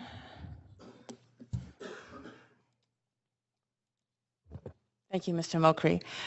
If the wording does not include the word firefighters and simply says mental health support for frontline workers, does it in your mind include firefighters? And would the commitment that was made at yesterday's meeting and the December 5th memo be fulfilled?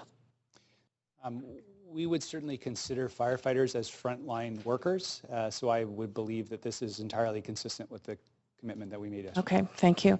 In that case, Madam Chair, I will support this. Okay, I appreciate that, and I appreciate folks' tolerance with the attempt to get us through this process, which I think was frustrating getting to a resolution. Councillor Jang, did you want to speak to the now amended. No, it's a C, but yeah. Councillor Jang. Oh, sorry, let me give you a microphone. There you go.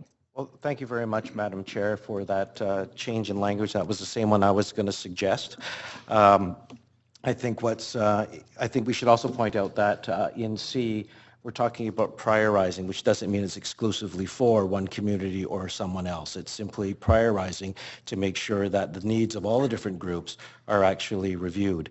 Whether you're a frontline worker, be it a firefighter, police officer, or somebody who's in the library and who's having to deal with someone, it's the word prioritize, not exclusive, Councillor Carr, through the chair. So, and that was why I wrote it that way. Thank you. Thank you, Councillor Jang. Mayor Robertson, to the amendment as friendly amended. Yeah, I'm good with that. I was on the same page. Okay. Make it inclusive. Okay, thank you. Councillor Carr, to the green text, you're good? I'm fine. Okay, so just so everybody's following along here, we are in amendment queue, so we're just voting on the green text. Councillor, no, you're okay. Okay, great. Okay, so we are just voting on the green text on the screen at this point. We will go to the voting queue for that.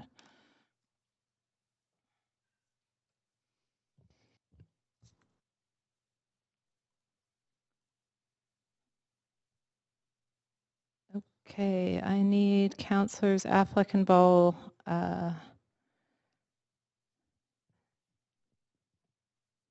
Councillor Ball, did you? Great.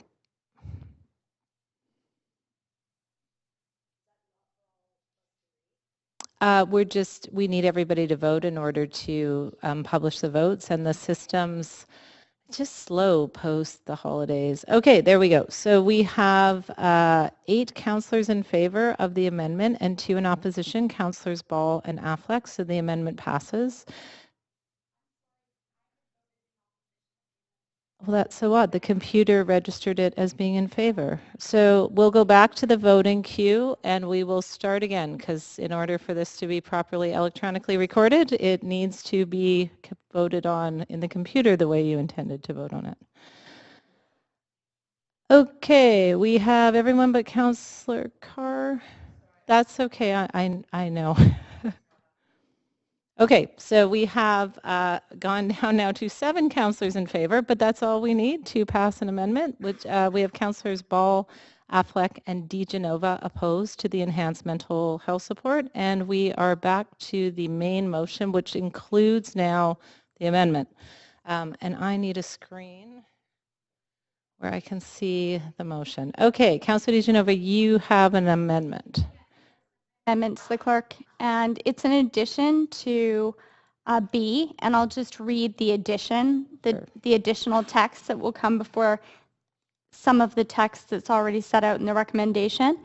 The council directs staff to conduct robust consultation with the public and key stakeholders, including the BC Ambulance Paramedics, Vancouver Fire and Rescue Services, the Vancouver Police Department, Vancouver Coastal Health, and other key stakeholders, and report back to council with results of consultation before any recommendations for the initial set of, and I won't repeat the recommendations that are already there, but essentially I'm quite concerned, and I will speak to that amendment. Councillor DeGenova, you may not want this to be friendly, but I at least, just to honor the previous procedure, to check with Councillor Jang. Okay, then we will continue on. Councillor DeGenova, I'm just going to reset the timers because we were in the same amendment queue and you got the same time. Okay, you are good to go. Thank you. So I am hearing from people today, just as I had said before, that there is a lot of support for extra funding for the opioid crisis. But as to how the city perhaps is allocating that money, there's huge concerns. I've heard concerns from organizations such as Pivot Legal, from advocates in the downtown east side. I've heard concerns from citizens who weren't consulted about this tax increase. So I think for those reasons, including the public in there, includes everyone in consultation, in robust public consultation. When we move forward with our annual budget, we have robust public consultation that takes place months before the budget, where you have a chance to come and give your input on this. But when something like this is thrown on the floor 48 hours in advance of the budget, and this was not included in that original budget consultation, I think it's very hard to communicate with the public and get that message out there. So for those reasons, for the reasons we're hearing today as to different ideas as to how the money should be spent, I mean, the decision's been made. The money's there, but now we're deciding how to spend the money. And I think that it's very important that we consider that we don't take that consideration lightly. I also understood when I asked the question as to when consultation would take place on this item, considering it came 48 hours in advance of the budget, and I didn't even have a chance to process all of my questions, considering the rest of the budget that I'd been going through for weeks. That being said, I'm concerned that this may be a missed opportunity. So for those reasons, I'm putting forward this amendment that we have robust public consultation with the people who came out to speak today, including the people who didn't get the opportunity to speak, with the organizations, with the nonprofits, with the Downtown East Side, with the police department, with the fire department, and who do I see absent here is the BC ambulance paramedics, and they're the ones who actually take people to the hospital. I mean, at the end of the day, the firefighters, and I think that they do amazing work, but if they can't take someone to the hospital and the paramedics need to be there, and I'm not sure, I didn't see them here yesterday, I haven't seen them consulted in this process, so I'm very concerned. In fact, we received a letter from QP873 in December saying that they were very, very concerned that they hadn't been consulted on this and that there were certainly issues that they would like to discuss with us. So for those reasons, in the interest of saving lives and not playing politics, I'd like to hear from the public before I make a decision on how this money should be spent. So that's why I'm putting forward this amendment, and I hope that it will be supported.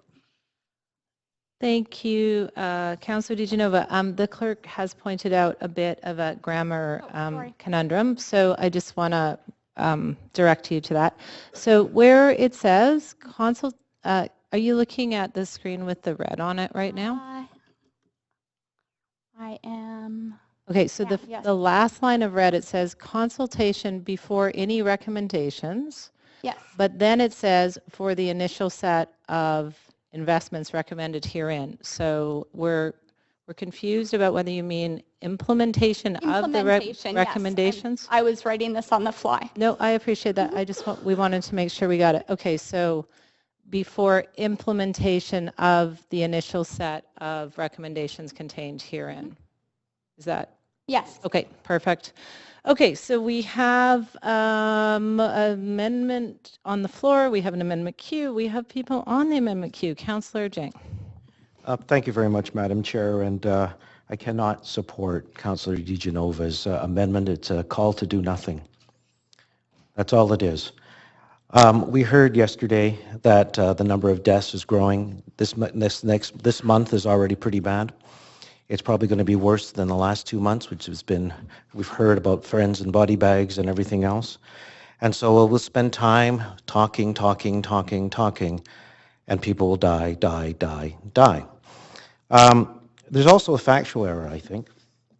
And certainly we heard Vancouver Coastal Health came yesterday and was in favor of what we were doing. It is outlined in the staff report.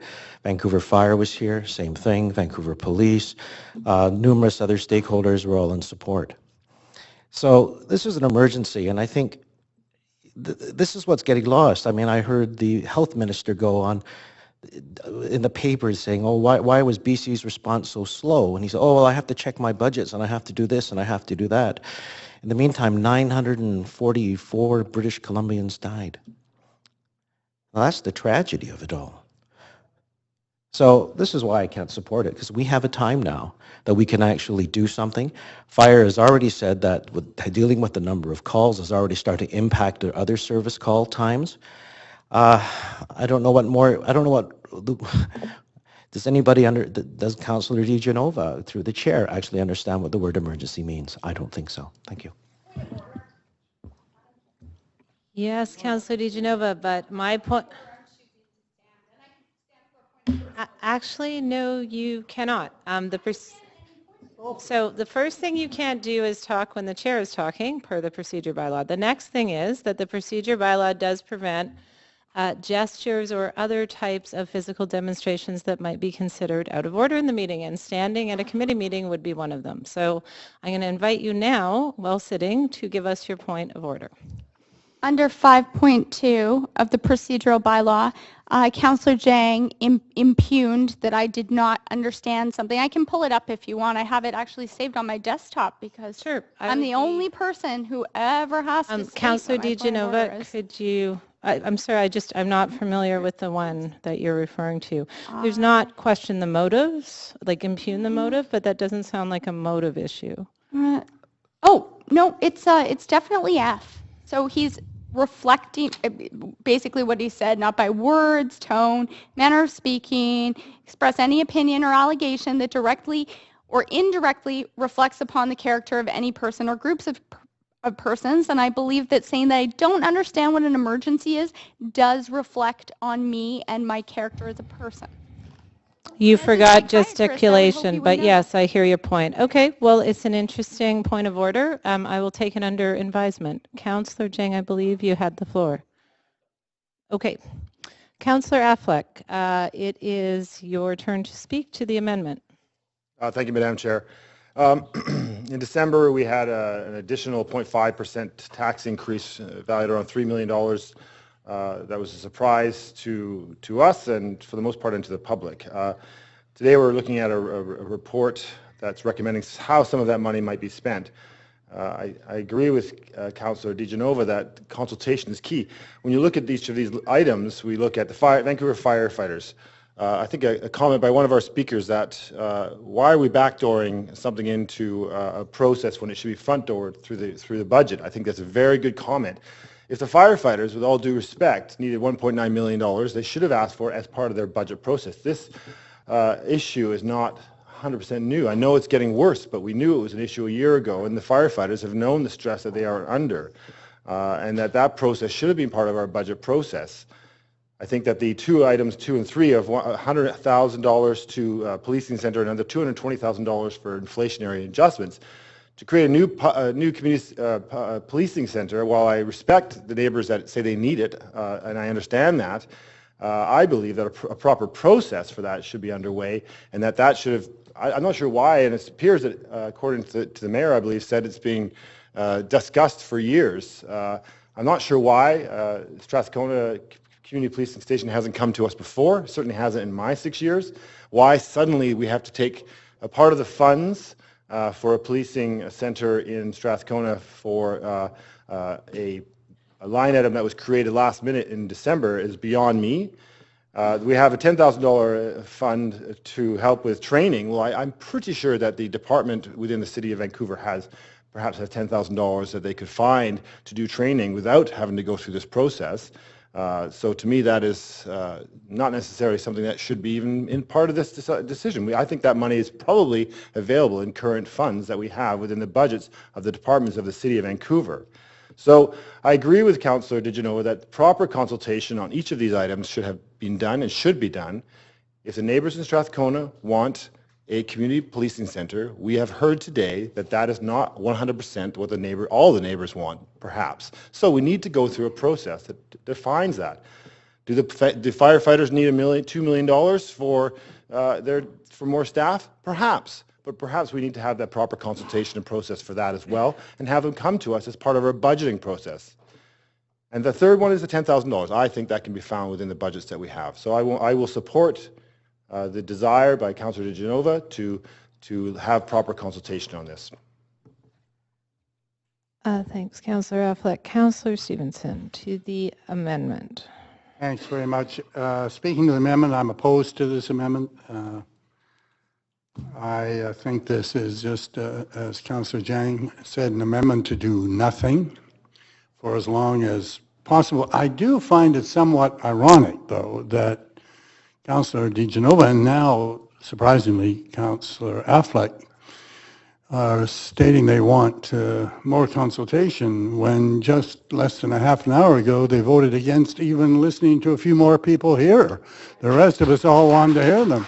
Now, all of a sudden, they want this great consultation, it's rather ironic. Thank you, Chair. Thanks, Councillor Stevenson. Councillor Carr to the amendment on the floor. Thanks, Madam Chair. I will not be supporting this amendment. I will not be supporting it, number one, because I believe that we are undergoing robust consultation.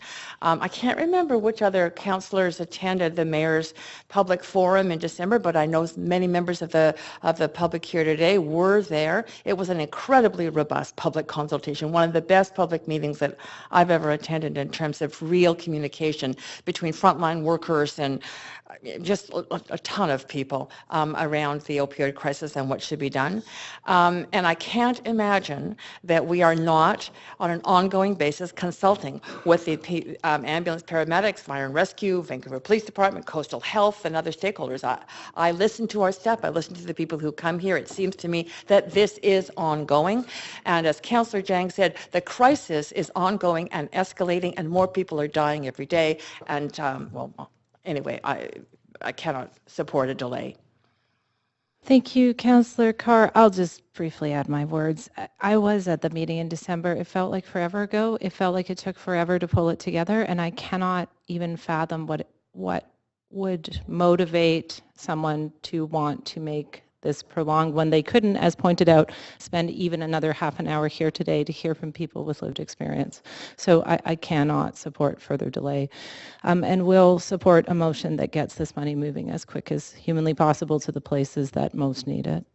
Okay, with that, we are moving to the vote. The voting screen is up, and we are voting on the amendment.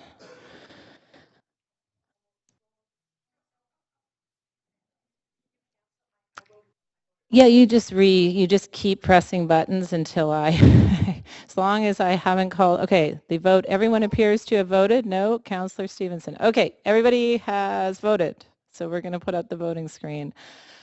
We have 7 councillors in opposition. The motion or the amendment fails, apologies. So councillors in opposition are Councillors Reimer, Mayor Robertson, Councillors Stevenson, Deal, Jang, Meggs, and Carr, so the amendment fails, which brings us back to the main motion. Councillor Carr, you were some time ago when we went down the amendment rabbit holes, you were on the queue. Would you like to speak to the motion as amendment? I would like to speak to the motion.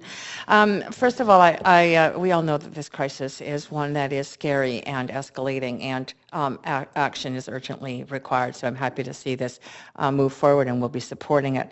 I think that amongst the many people who spoke to the need to tackle the root causes, you would find, well, you certainly find agreement with me, and they are big things to tackle. Everything from on-demand addiction treatment to, I wouldn't say decriminalization, I say legalization of drugs, and take away the stigma.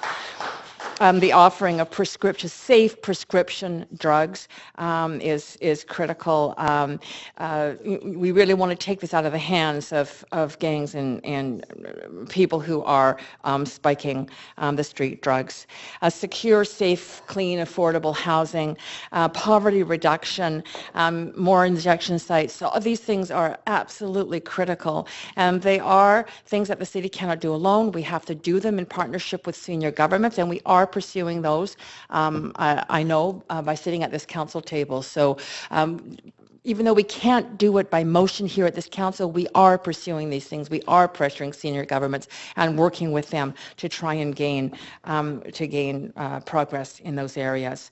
What we can do is support our first responders, our frontline social services, the frontline community groups, the community policing center. And I think it's really important to have heard what the vision is for that community policing center, and I really hope that there is an engagement of groups like PHS and Vandu and other frontline organizations in the definition of what that policing center will do at the community level and the services that it could provide, the training it could provide, for example, in naloxone treatment.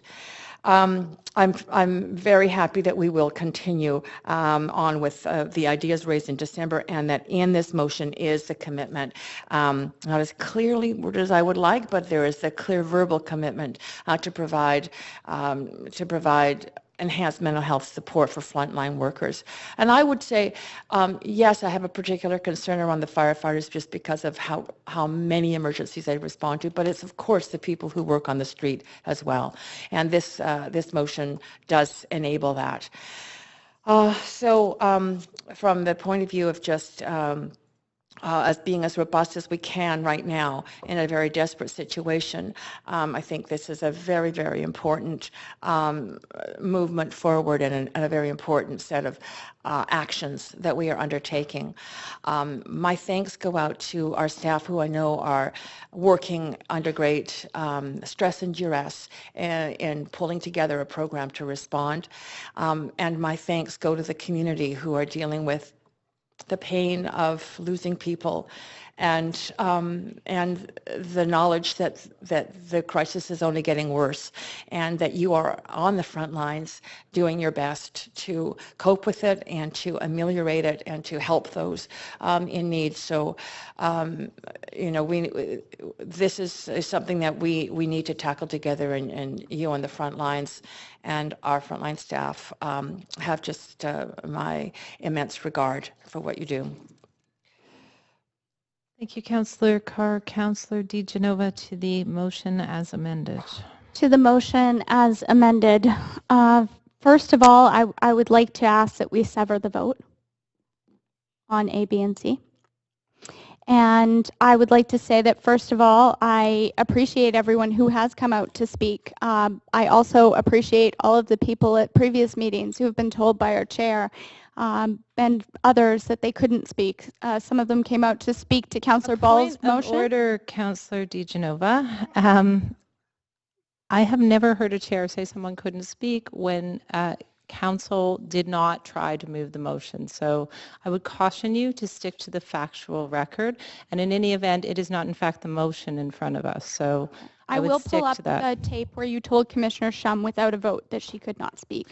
However, Councillor DiGenova, I have called a point of order. If you'd like to challenge the point of order, your avenue is to say, I challenge the chair, and then we move to a vote. If you're not prepared to do that, the option available to you now is to speak to the motion on the floor. I realize that. If okay, so I will look forward makes to you that. feel better, go ahead. So going back to the main motion here, I very much support, and in fact, I think that this motion, in a sense, goes full circle. It doesn't consult with the many important groups that actually provide service and advocacy to Vancouver's most vulnerable on the downtown east side. I mean, this number C, or letter C of the new recommendation piece that Councillor Jang's proposing is a blank check. I don't see any line items as to how that money is going to be spent, what nonprofits in the downtown east side that money is going towards, and that concerns me. If we had proper consultation over this, one evening I was there, Councillor Carr was there. I know some of the other councillors were there the evening that there was a discussion that council actually wasn't invited to until 2 hours before for the opioid crisis here at City Hall. Perhaps that discussion could have been even more robust. Perhaps we should have had months worth of discussions and outlined how we could secure the money. I certainly agree with Councillor Carr that Vision Vancouver put lots of pressure on the federal and provincial governments, but they don't work with them, which unfortunately sees us getting a lot less money than we should be getting. So for those reasons, I certainly will support A. And I thank staff for the great work that they do. I'd like to thank all of our frontline workers, our Vancouver Police Department, our Vancouver Fire and Rescue Services, as well as our BC Ambulance paramedics who Vision Vancouver seems to forget to invite to any consultation at any meeting because I understand from the letters we've received in December, they weren't at all consulted. And they ultimately, at the end of the day, are taking the people to the hospital. They're getting them there, and that's the life or death situation. So a Noxalon kit, that's great, but for some it doesn't save them. So I think that we need everybody at the table. We need to roll up our sleeves. And I'm just very concerned right now that B doesn't respect the people who actually came to speak today. I mean, we're talking about approving these recommendations and giving firefighters more kits. That's great.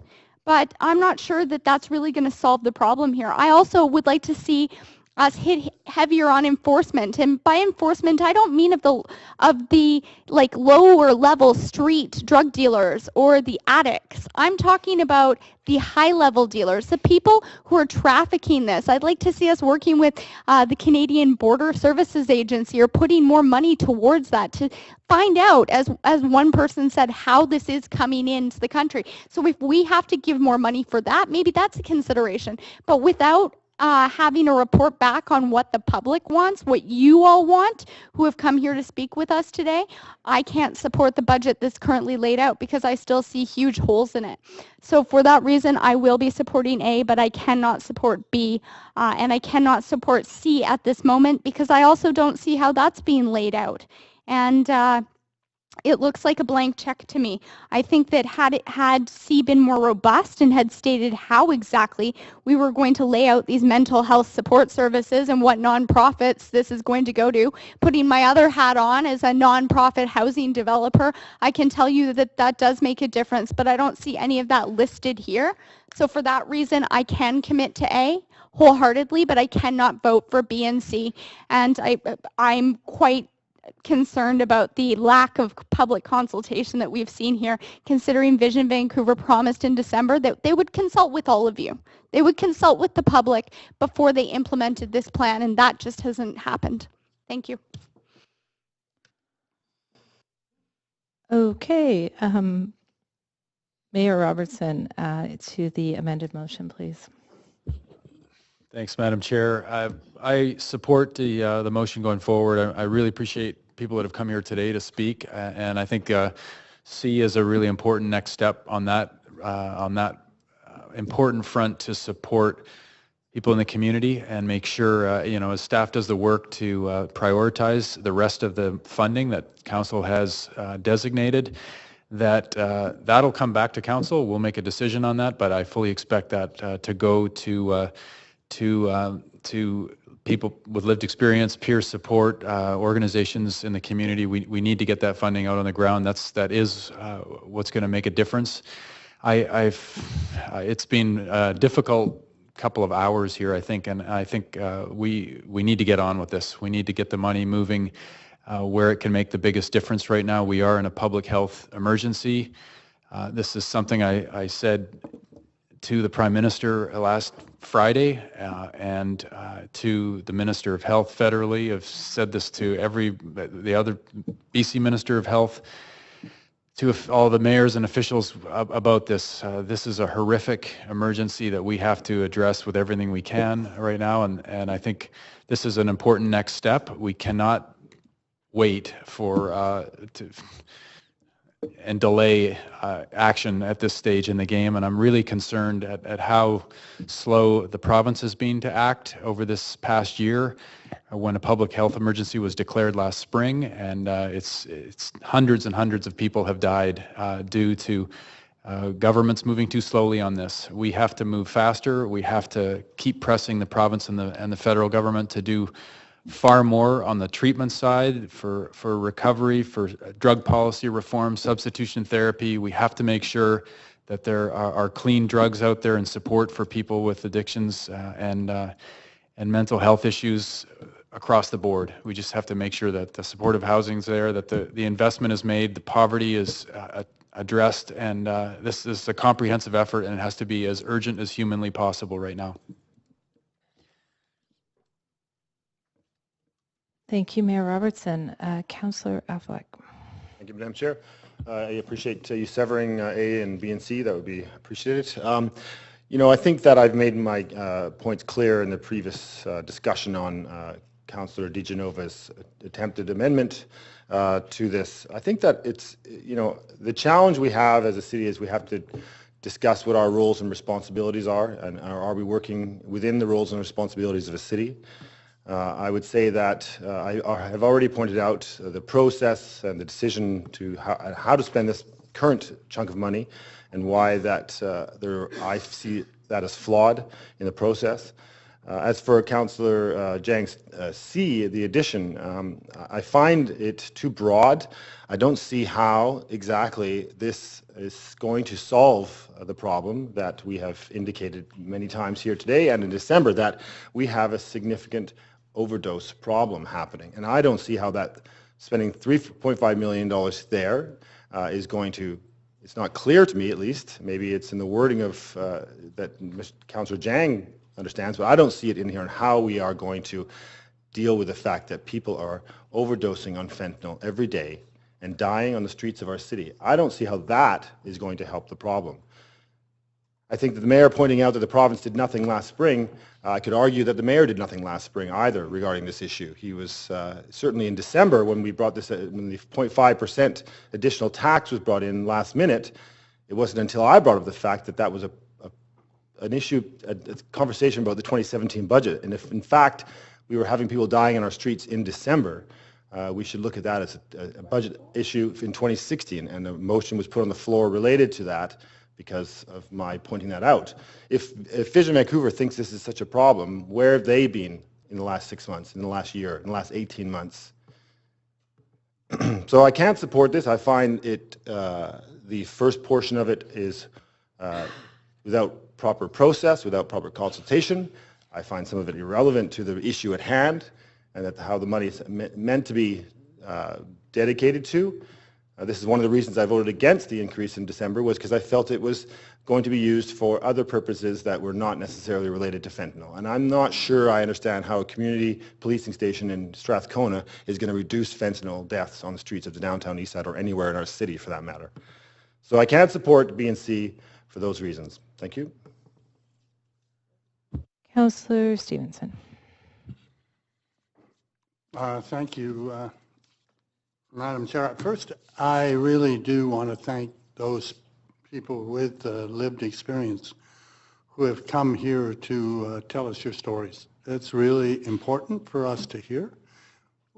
Many of us don't hear these stories enough, and it really does affect us, and we take what you have to say into our decision making when we're looking at these kind of motions. And I know that many of you have had lots of friends who have died in this crisis, and so you're coming with a lot of pain as well, and you're looking to us to do whatever it is we can. And I think that we're trying to respond in the best way we can, or the way we feel is the best, given all of the advice we have from Vancouver Coastal Health and so on. So I really just want to stress how much I appreciate that, and I know other councillors do as well. I think this will in fact go a long way to, or some way to at least begin to deal with the problem. I'm very disappointed, and I said so yesterday, with the province's response. I was an MLA, so I know how a provincial MLA years ago, and I know how what's possible there. And at the moment, the provincial government is sitting on a $2 billion surplus. Try and get your head around that amount of money, $2 billion.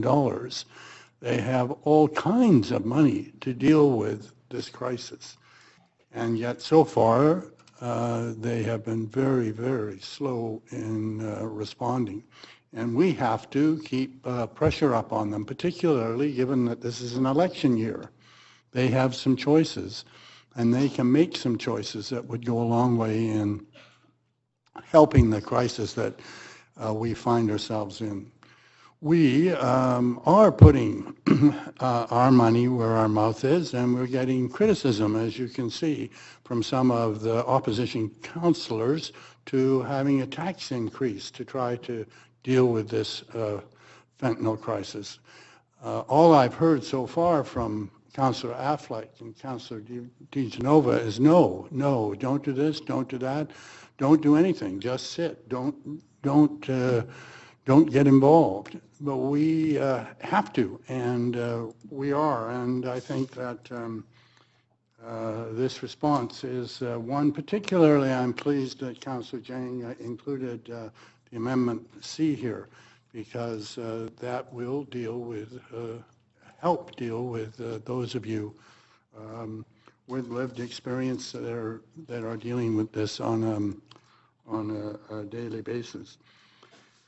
I think that this provincial election coming up is very important for all of us to get involved, and all of us to be asking the parties who are running, what are you going to do with this huge surplus? Where are you going? What are your priorities? And get out and if possible, organize and be part of that election, and demand increase in welfare rates, which would also go a ways to helping the situation. So I'm obviously in favor of this motion as amended, and look forward to hearing back shortly some of the initiatives that will take place as a result. Thanks, Councillor Stevenson. Councillor Ball. Yes, thank you very much. Thank you. This is a hugely complex issue, and I really appreciate the people who've come in to speak to us today. It's much more meaningful to be able to hear people who actually live in a neighborhood, both the residents and people who are living with the addictions, and that they're able to speak to us in a way that we understand that this suggestion doesn't work for them. And I think that that's really important, because our staff have done the best to try to come up with some kind of solution, because nobody knows what the solutions are. I keep asking the question, how do we stop getting something that kills people to people? What's the stop there? How can we do that? And that is a complex, again, a complex issue. We are asked questions about legalization, but that is not within our power here at the city. So staff have been working really hard to try to find a way that any of these suggestions can help something in some way. And in themselves, there's nothing terrible here, because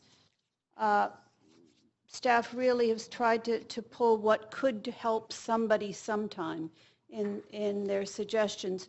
But we're hearing that it's not working for both sides of the neighborhood, and that there's still so much need in many other areas. One of the young women who spoke earlier said, we need love.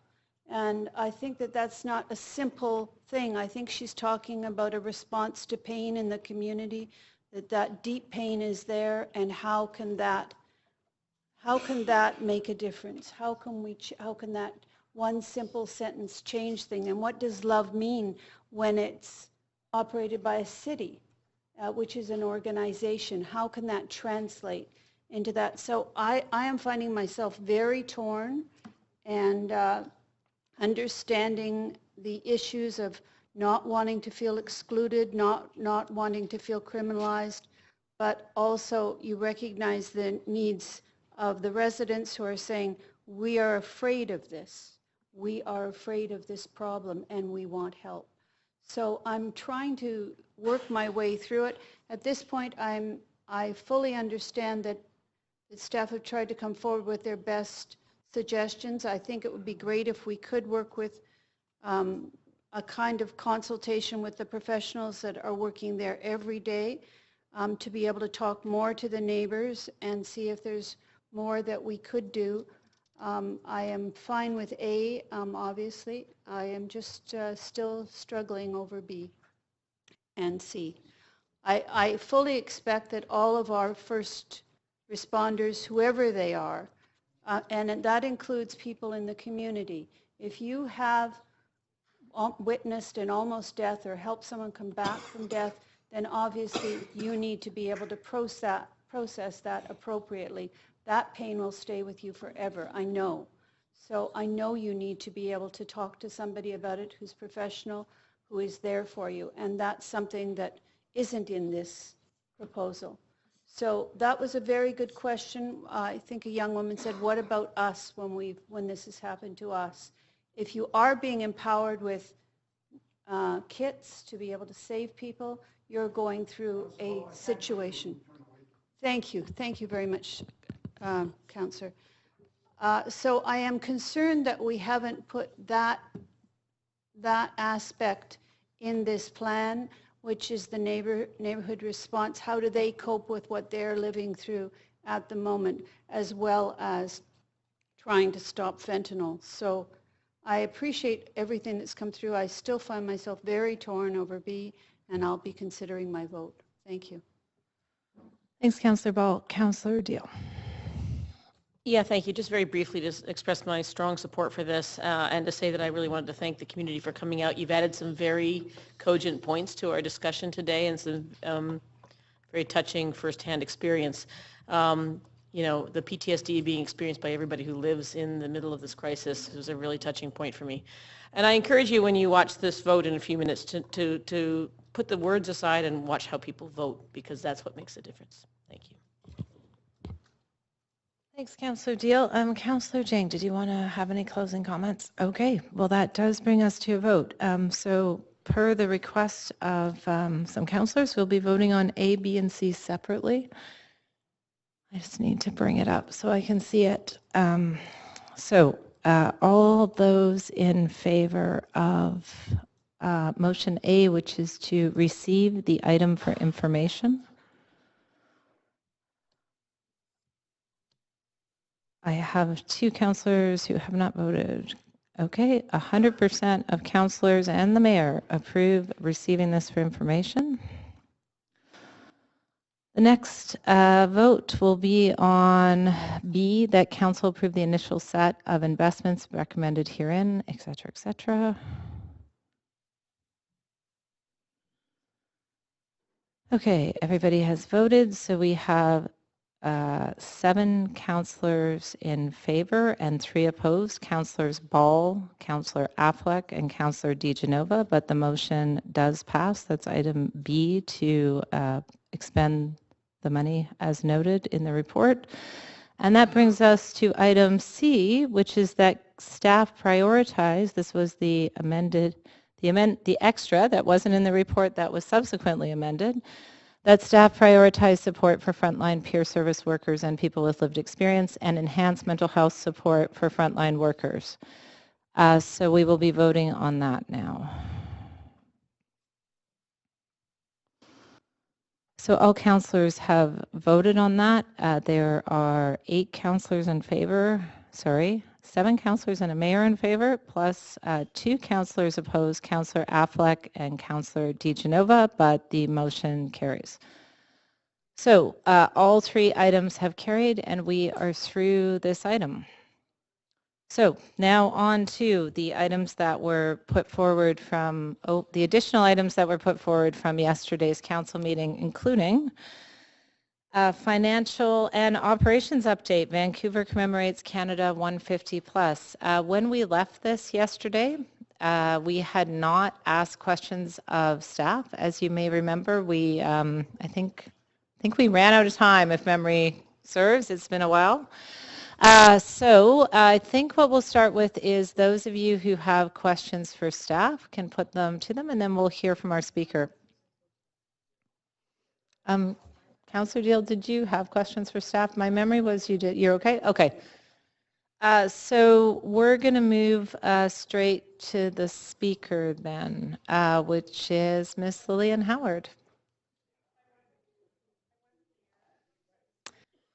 Yeah, so Ms. Howard, for those of you, I'm sure you may remember this, but Ms. Howard's here today in her capacity as co-chair of the Urban Aboriginal Peoples Advisory Committee to speak to 2 items, but the first of it will be this, and then we'll need to debate this item and then the second item. Thank you. Yes, I understand. Good afternoon, Honourable Mayor, Madam Chair, respected councillors. It's quite an honor to be here today, and I had the opportunity of listening for 2 days. I've been waiting this long. But it was very informative. I learned a lot in the last 2 days about taxes, about housing, about opioid crisis, about community. And normally I come from a Aboriginal perspective, but since I've been, and thank you to Vision Vancouver for welcoming me into the working with the organization, introducing me to civic politics. And so if it hadn't happened, I wouldn't be standing here today. So thank you. And also, I'm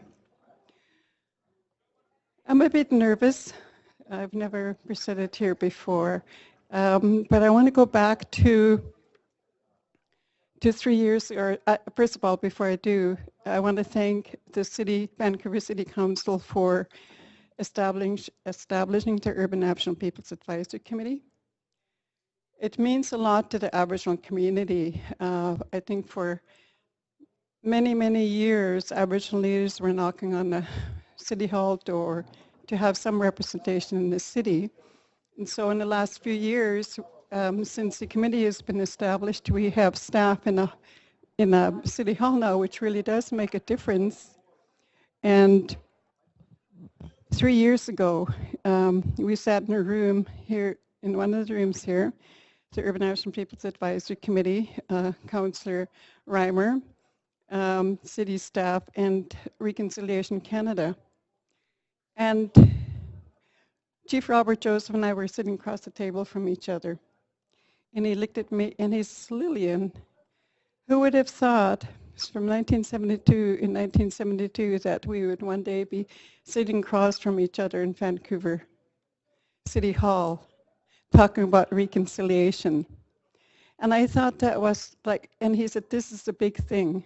And it is a big thing, because that was the afternoon or the evening that we had put forward and asked Councillor Reimer to assist us in putting forward a motion to changing 1 week to 1 year of reconciliation for Vancouver City to adopt the UN Declaration of Indigenous Peoples' Rights and to make Vancouver a city of reconciliation. And we thought, wow, this is a big thing. And we didn't realize how far it would go. We had no idea what we were getting ourselves into. And we realized that meant commitment to working with a larger society, to working on the issues of truth and reconciliation, to be able to be brave enough to tell the truth, to share our stories. I had the opportunity of speaking to Vancouver Police Department for 3 months about my personal story. 4 of us, we did that for 3 months, twice a week, and that was incredibly draining.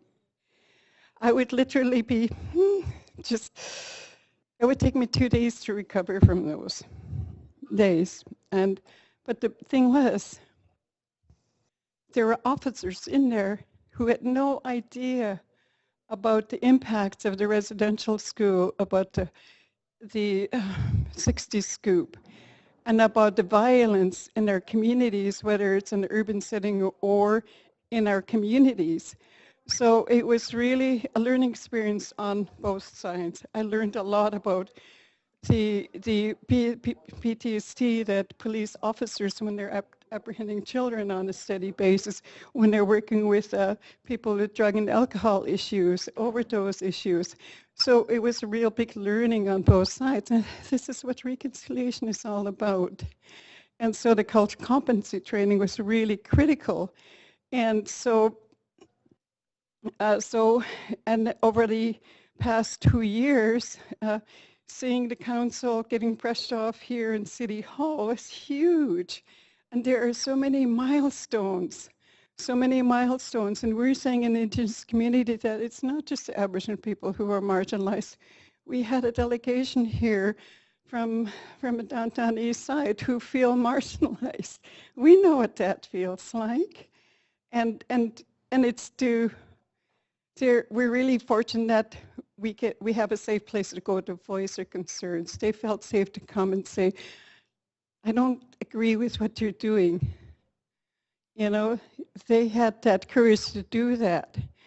And it's frightening, it's scary, because we've been doing it for 60, 70, 100 years, you know, so, and now, but we also had to get over that anger. And I've learned from experience that when we speak from anger, people don't listen.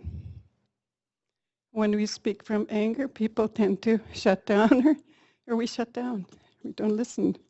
So in the reconciliation process and the dialogue sessions that are happening around the city with Reconciliation Canada, the dialogue committees and councils with the BC Women's Hospital, with the Vancouver School Board, with the Parks Board, with many, many different levels of institutions, Van City, this is really in motion.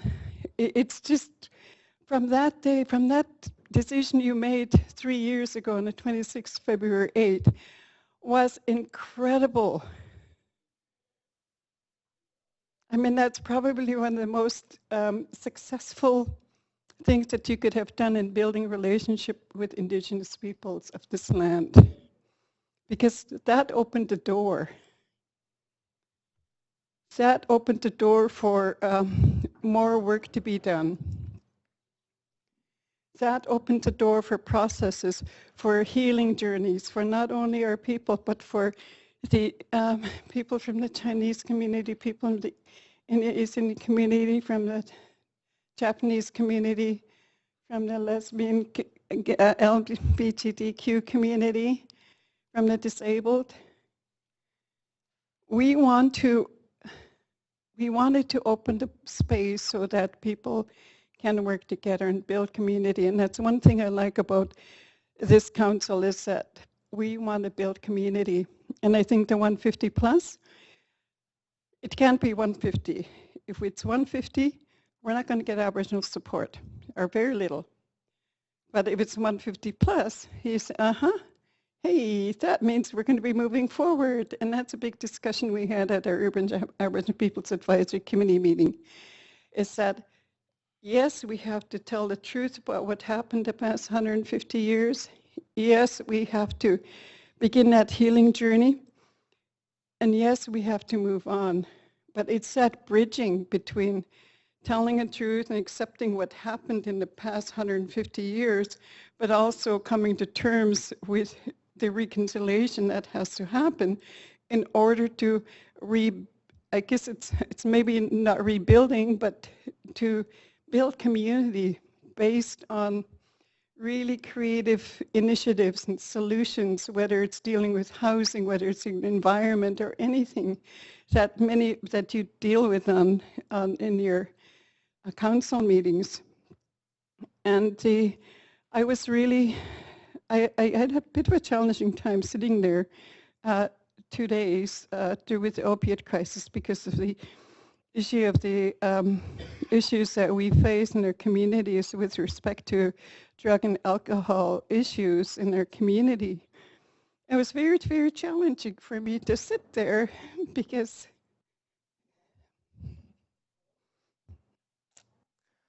I understand, Ms. Howard. Take your time.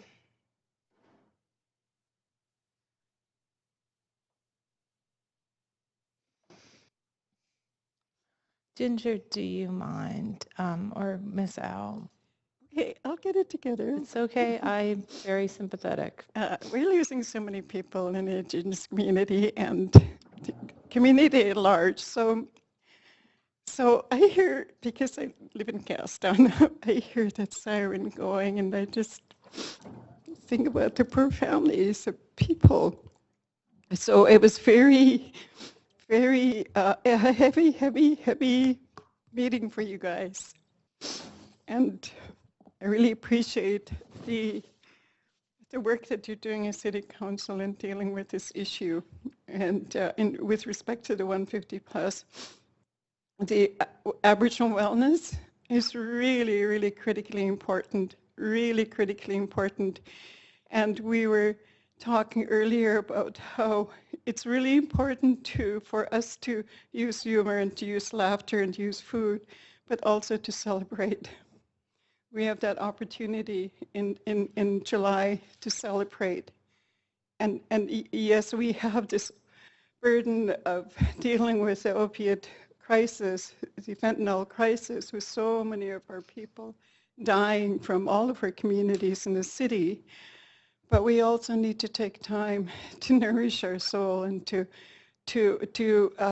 replenish ourselves through song, through art, through culture, and through the diversity of our different ethnic groups in the city. And we really need to, I know it's always challenging, we have differences, but we really need to take that moment to appreciate each other's diversity. So that's really, really important. So that was the thing that I wanted to note in the 150 plus is that while we're going to be focusing on that 9 days, where my interest is the highlighting the Our Drums Are Calling Festival, and we're really excited about that.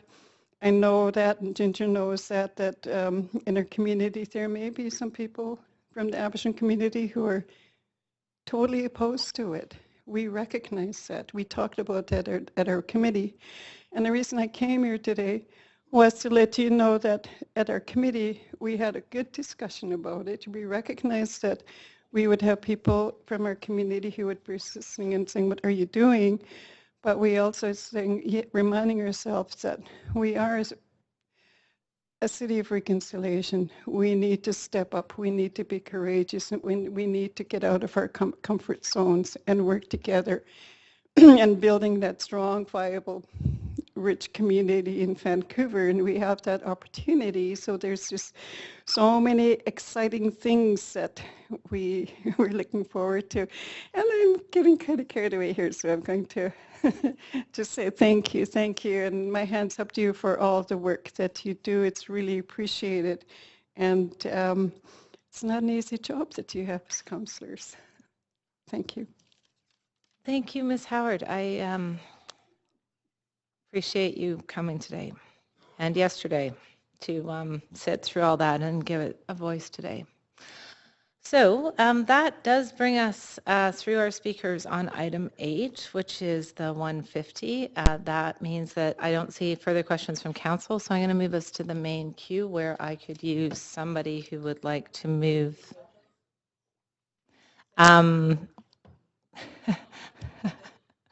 I hate making choices. Councillor Carr, sure, let's go with Councillor Carr. It is actually harder to hear people from that side of the room than it is from that, and it's funny because oftentimes those of us on that side were like, nobody even heard us, but now I'm understanding why. Okay, so Councillor Carr moves the motion, so it is on the floor. Would anyone like to speak to the motion? Councillor Carr.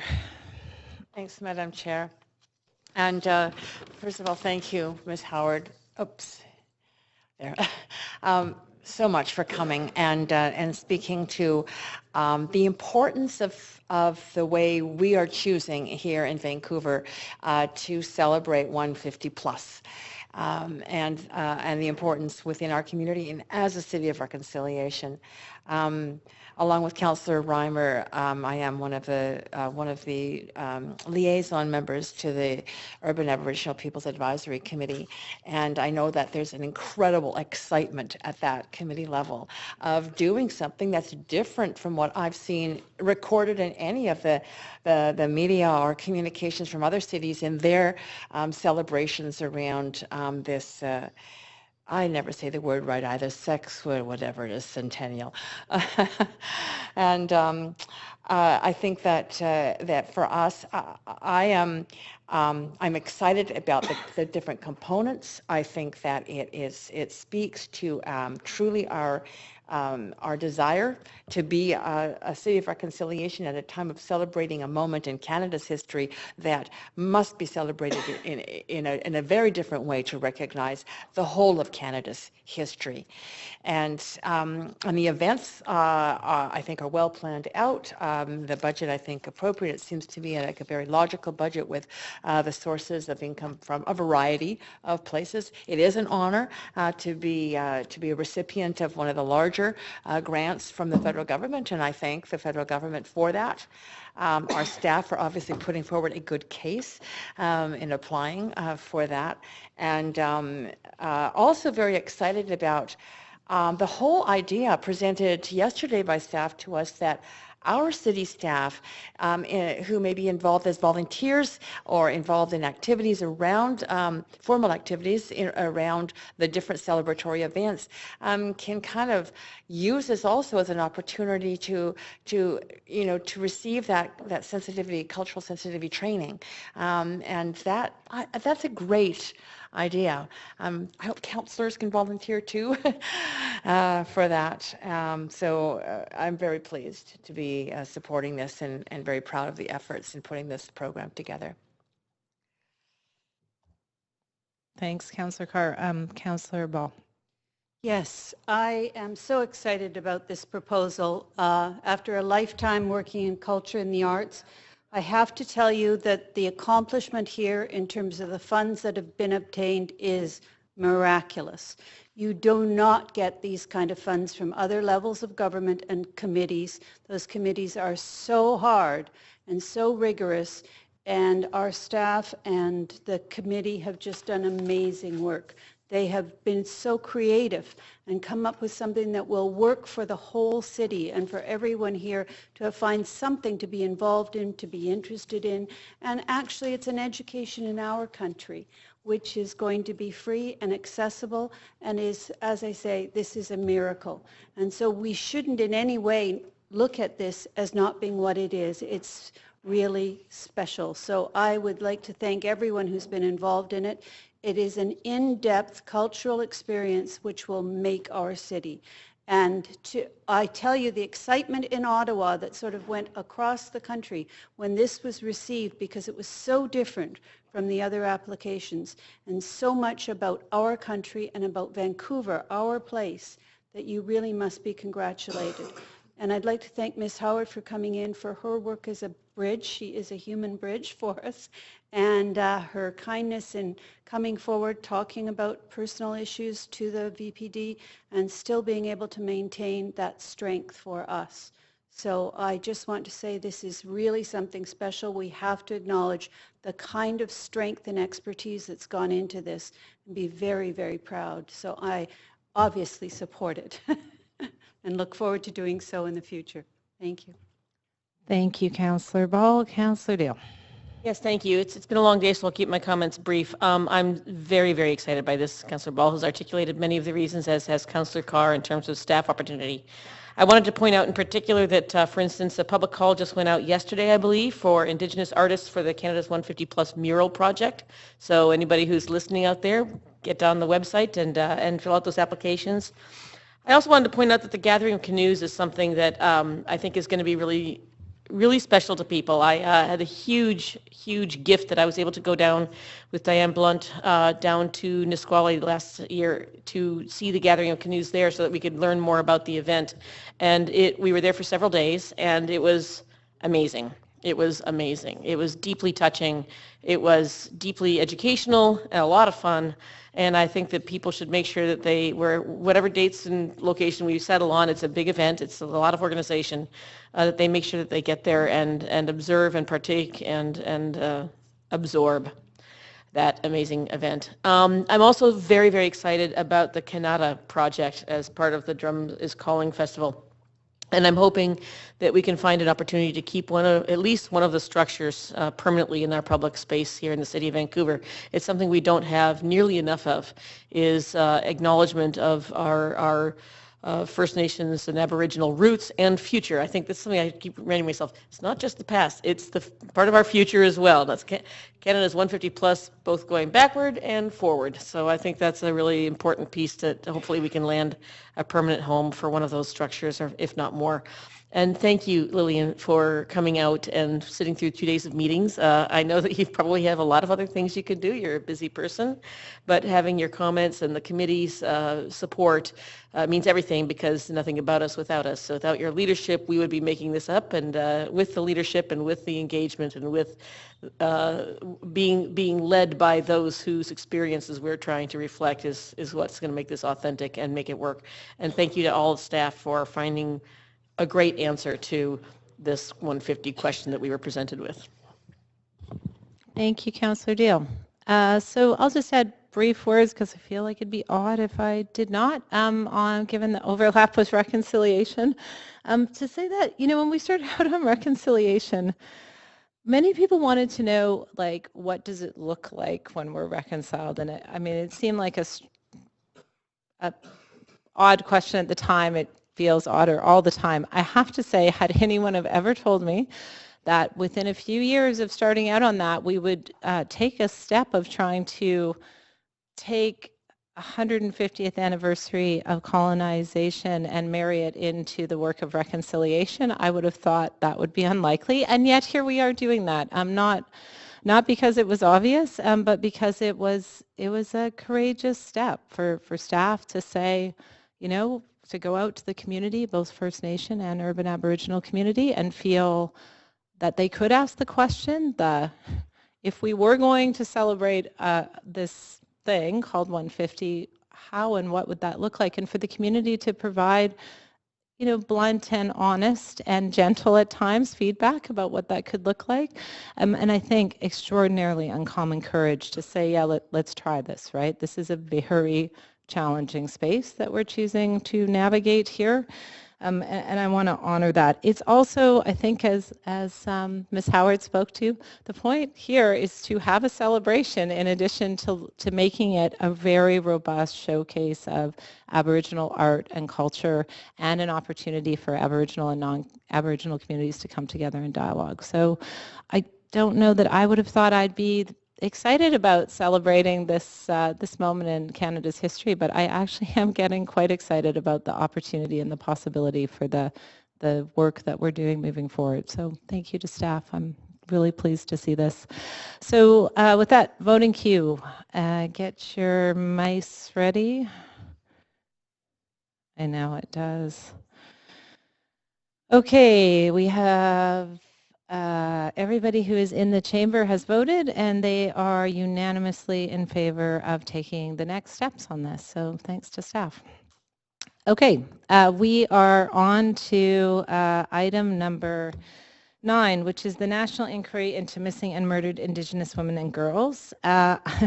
Speaking of courageous moments, I know Ms. Howard's here to speak to it. It's been a challenging day all around, so I might just briefly introduce it. I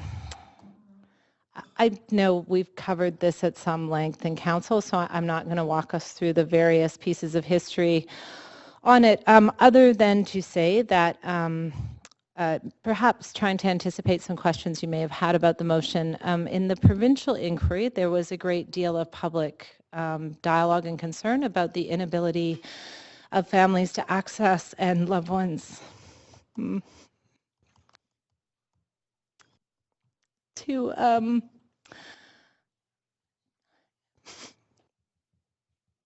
it's quite a traumatic experience to ask them to go through. But justice will never be done unless there's a way for their voices to be heard at the inquiry.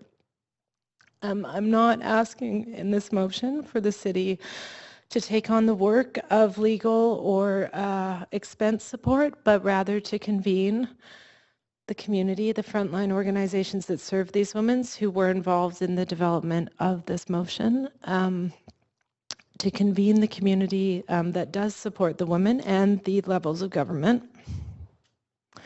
to look at how we can take the resources each of us brings to bear and use them in ways that allow the voices of the family members and those who need to, whose voices need to be heard at the inquiry to be heard.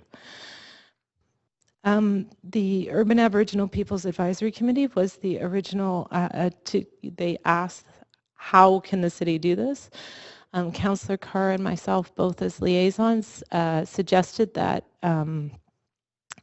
we would like to hear from the frontline, or we'd like to have a better sense of what they're looking for before it was brought to council. So it's been about 8 months now that work's been done back and forth, and I honor Kelly White, who's here as part of those frontline organizations, who's been so instrumental in supporting the families. So the idea here would be that there would be a one-day workshop where we could bring all of these different pieces together and look at what is possible rather than try and debate in council about what is possible. It's a bit of a chicken and an egg problem. And what would I say? Oh, so the last thing I would say, in the meetings that we have had with the organizations and with the family members, things that might come out of that, and I don't want to presuppose, but to give you, as you're considering this, some parameters on what the city might look at, being able to provide trauma counseling, or at least spaces for trauma counseling. There's organizations with counselors, but they don't have the space. Being able to support, we have quite a lot of different service organizations that we fund or actually run as the city, but they may or may not be in the right place at the right time to support. People say, oh, I wish I would have known about that. And then the last thing I would say is it really does need to prioritize family members. I was, frankly, I've seen a lot in my lifetime, which is part of the reason I find these these moments very emotional. I was shocked to hear how little support they were given, have been given at any time through all of this. They're essentially communities very traumatized, low-income communities coming together to self-fund and self-heal and self-support. And I think the city, given the commitments that we've made on a number of fronts, this is a moment that we could really step forward and convene in a very critical way to ensure that this inquiry gets the justice for families that was not found in the last one. So that's my opening, and I'll ask Ms. Howard if you wanted to speak to it.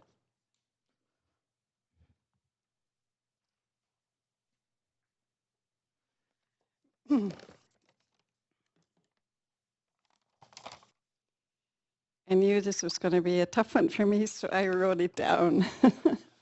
But before I do, I neglected to thank Ginger Gosnell and Wendy Wu and Councillor Carr, Councillor Emmer, of course, and city staff for the wonderful work that's happening, laying the foundation for the making Vancouver a city of reconciliation. And I'm always impressed with the reports and the readings, so I'm a happy camper there. Okay.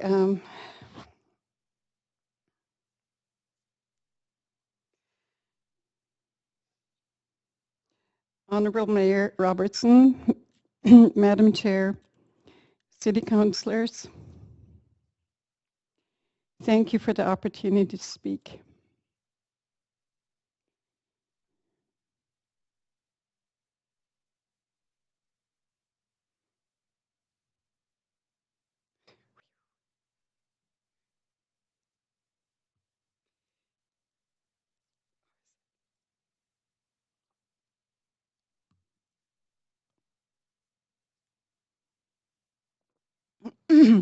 I'm here to request your support for the national inquiry motion that calls for the Urban Aboriginal Peoples Advisory Committee to convene a one-day workshop for frontline organizations that support families of missing and murdered Indigenous women and girls. The purpose of the workshop is to identify the needs of families testifying at the inquiry and how the city, other levels of government and organizations can help best provide that support for families. Unfortunately, the overall delays in the national inquiry are already having a deep impact on families and organizations. Families are already frustrated with the process that they feel, and they feel left in the dark, which is creating stress and tension not only on the families, but also on the organizations supporting the families of missing and murdered loved ones. On a personal level, as a family member of the missing and murdered Indigenous women and girls, I'm aware of the gut-wrenching effects of reliving the trauma of a missing or murdered loved one. Over the past year, I've attended family gatherings and witnessed how impacts of reliving of trauma and emotional trauma that runs deep in these sharing circles. For many family members, the gatherings was or is a beginning of a healing journey. The families appreciated the safe environments that were provided to share their stories, to grieve. They appreciated the smudging, the cedar brushing ceremonies, which was an essential part of the support for family members. Family members appreciated the counselors, the elders, and the healers at these gatherings and the cultural activities that were a part of it. And these cultural activities are really a connection to the essence of our being and to our families and to our communities and to our identity as First Nations or Indigenous peoples. So it is really essential for families to have a safe environment to provide space for the families, for councils, for cultural support during the national inquiry. There's really no funding available for families right now. As the co-chair of the Urban Aboriginal Peoples Advisory Committee, I work closely with other committees. I work closely with the committee, the city staff, the Coalition on Missing and Murdered Indigenous Women and Girls, and other community organizations on this issue. It is sad and tragic that today numerous Indigenous women and girls are still going missing or are murdered. And there is a great need for organizations to identify the needs of families on an ongoing basis. I'm requesting full support from City Council to support the motion on national inquiry. And one of the things that's happening is that some of the organizations are really feeling the impacts where family members are starting to resort to numbing their pain through alcohol or drugs. And given the fentanyl opioid crisis, it's really, really frightening. So we already are having really some burnout and really high stress with our service organizations that are providing support. And even as support workers, it's very, very, very draining. So any little bit of support is really going to help. And I think that with the staff, we've already, I can't express enough how much of a wonderful staff that you have. And they're very honest with us and letting us know what's doable and what's not doable. So they give us options and we say, okay, how can we work around it? You know, the idea is to look for solutions. It's to work together. It's to get past the hurt and pain and saying, okay, now I'm well enough. You know my story here. I've shared it with you. It's for us, Kelly, the Kellys and I, to be able to speak to the issues so we can show leadership in our communities to say, okay, you can do this, you can do this, you can get past it. We're not going to be here forever. We're getting up there in age and we're going to need you here to carry the torch. And I don't want my daughters or my granddaughters to be having to stand before in meetings addressing the issues of the missing and murdered women. I had 2 aunts who were murdered. And I saw a cousin who was black and blue and she died. So it touches home. And I had a transgender cousin who was last seen on a Picton farm. I had a niece who died in downtown East Side in a region. Everybody knows what happened to her. So it really touches home. And the organizations, I know that there's a lot of support, but what's really needed is identifying the needs of families through these organizations, but we also need to find out from the organizations what kind of services that they provide so that there's no duplication of service, so we can work together and make recommendations. So that's all up in the air right now, but this is the beginning. Thanks, Echo. Thank you very much, Ms. Howard, for coming to speak today. Okay, motion is introduced and on the floor. Speakers are done. So that I'm not seeing any other speakers And I can appreciate why that might be in this moment. So I'm just going to move us to a vote.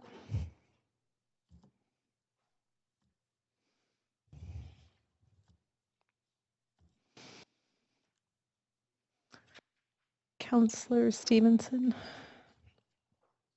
Okay, everyone has voted. We have 100% in favor. Unanimous support. Thank you, everyone, for your support on that. Okay, we are on the home stretch of council. The clerk has reminded me that all these motions were moved yesterday, so we do not need to move them today, including the last two. So they will have the name of the mover that moved them yesterday on them. The mover of these two motions was Councillor Di Genova, I think. Yes? Okay, both of them. Okay, perfect. So Councillor Di Genova, did you want to introduce City of Vancouver-led Intergovernmental Task Force to Combat Homelessness and Increase Supply of Non-Market Housing in Vancouver? Oh, I need you to... You're good? There you go. I'll just very briefly speak to it because I know that there's been speakers here who have been here all day for this item and the item afterwards. So the reason that I put forward this motion is I feel that we're failing. We're failing to not only combat, but barely to keep up with housing and the homelessness crisis. And what I'm asking for, considering, that there was a mayor's task force on affordable housing, it brought back a number of recommendations. I went through those recommendations. A number of those recommendations have not yet been met. I also don't feel that we're doing enough to work with the federal and provincial governments. And I noted that on the mayor's task force, we didn't have any representatives specifically from the provincial or federal government, especially at their staff levels. That being said, in June of 2016, the Government of Canada and the Province of BC announced the 2016 Social Infrastructure Fund Agreement. And under the agreement, the Government of Canada will contribute $150 million and the Province of BC will contribute $63 million over a 2-year period, April 2016 to March 2018. I can tell you, as someone who passionately chose to leave the world of private development to work in the nonprofit housing sector, I see how difficult it is for people who have $375 a month to live on. I know how difficult it is to secure rent supplements for those people. I also understand that council has less and less money to offer to those nonprofits, and even if we can give them grants, it certainly doesn't cover their operating costs. So for those reasons, and considering a number of nonprofits operate these the units, the housing units, even the city-owned housing units, I think that it's upon the city to take leadership and put together this task force. As I just said, that money is allocated in BC. It's not in Vancouver. And I think that it's very important that we do all that we can to advocate for as much of it as possible to be spent here in the city of Vancouver. Those decisions haven't all been made yet. And perhaps with a task force to combat homelessness and increase the supply of non-market housing in Vancouver, we would be able to make a positive start. I also will just note that I have created a terms of reference and composition of the committee, and that's attached in Appendix A. I won't go through that in great detail. However, I understand that it certainly is reflective of other task forces and committees here at the City of Vancouver, and I feel that we really need to take this next step. We certainly need to work with the provincial government, especially BC Housing. BC Housing does a lot. They contribute a lot to our downtown east side. Recently, the Tamura Hotel was just renovated by BC Housing, and I understand that they've made huge investments into a number of the SROs and into starting new programs in the downtown east side. I perhaps am left wondering if we could be doing more, if we could be working with them to come up with new solutions and ideas together. It's not about right and wrong ideas, it's about new ideas. So that's the reason that I put forward this motion, and I'm looking forward to hearing from the speakers. Thank you very much. Thanks, Councillor Di Genova. Okay, so where we're at, we have a motion introduced on the floor. We would normally at this point go to questions from council to staff. Councillor Bell, did you have questions or are you fine to? Okay. I didn't have a question. Okay, I'll advance then so we can hear from speakers. Sorry, and I should say, oh, there are 2 speakers in this, and excellent. Okay, so I will call the first speaker, who is Nicholas Chernin. I just found out that the clerks can control your the podium from here, so they can assist. I know, I was trying to figure out earlier why the guy's hands were, yeah, it was really scary. Yeah. Okay, well, council, it's great to be here. Thank you very much for giving me the opportunity to speak today. You may have seen my face here for the last 2 days, watching and listening very closely. And something that has come, there's a theme that has come to me over the last 2 days, and it's been this theme of collaboration. And so I'm here today to speak in support of this motion. And as the 2 days have unfolded, the reason I like the motion is because it's about collaboration. These last 2 days have demonstrated more collaboration that I've seen in City Hall for the last many months. With the opioid discussion, having a VPD here and having coastal health and so many speakers and city staff coming together with some very, very good ideas was very heartening. The city deciding to do 150 plus, but from only through a city reconciliation concept. Again, very collaborative. The False Creek South plan with the residents here and an amazing conversation going back and forth between staff and residents. Again, collaboration. And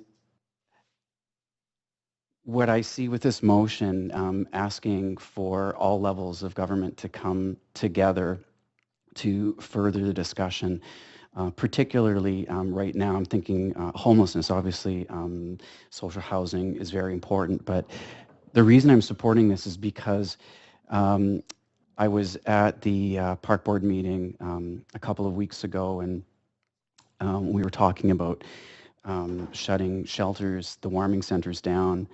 And I think the city responded quickly. There was an emergency, and I was proud of that.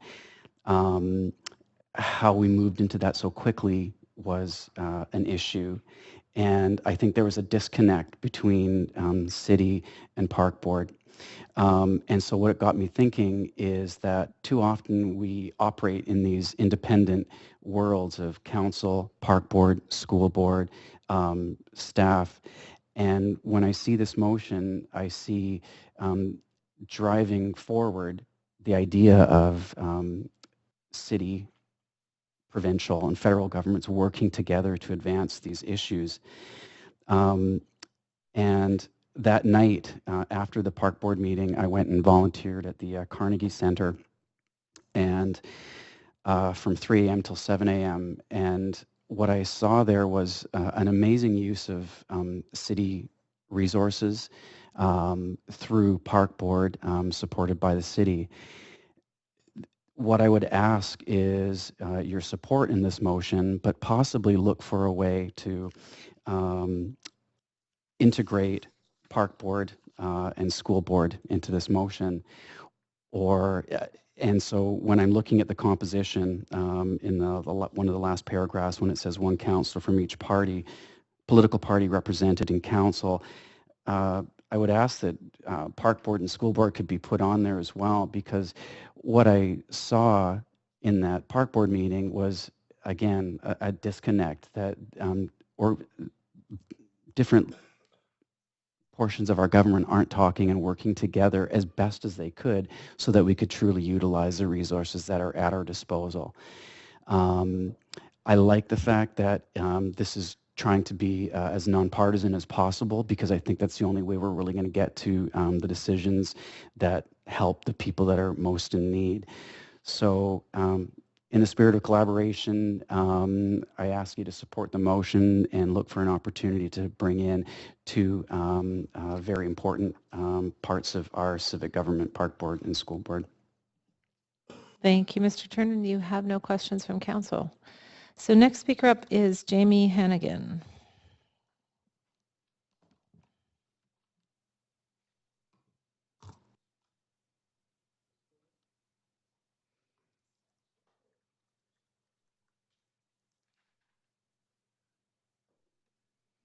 Thank you, Madam Chair.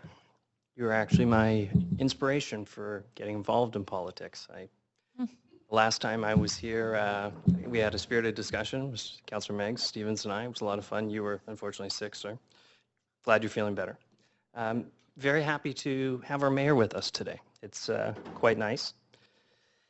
It's basically, today I'm here to speak about Councillor DiGenova's motion, but also some statutory responses to extreme weather patterns, the need for more supply of non-market housing, and the broken promises made about the elimination of homelessness. On the 13th of January 2017, our mayor tweeted out, and I quote, "Warming centers equal crucial winter Band-Aid.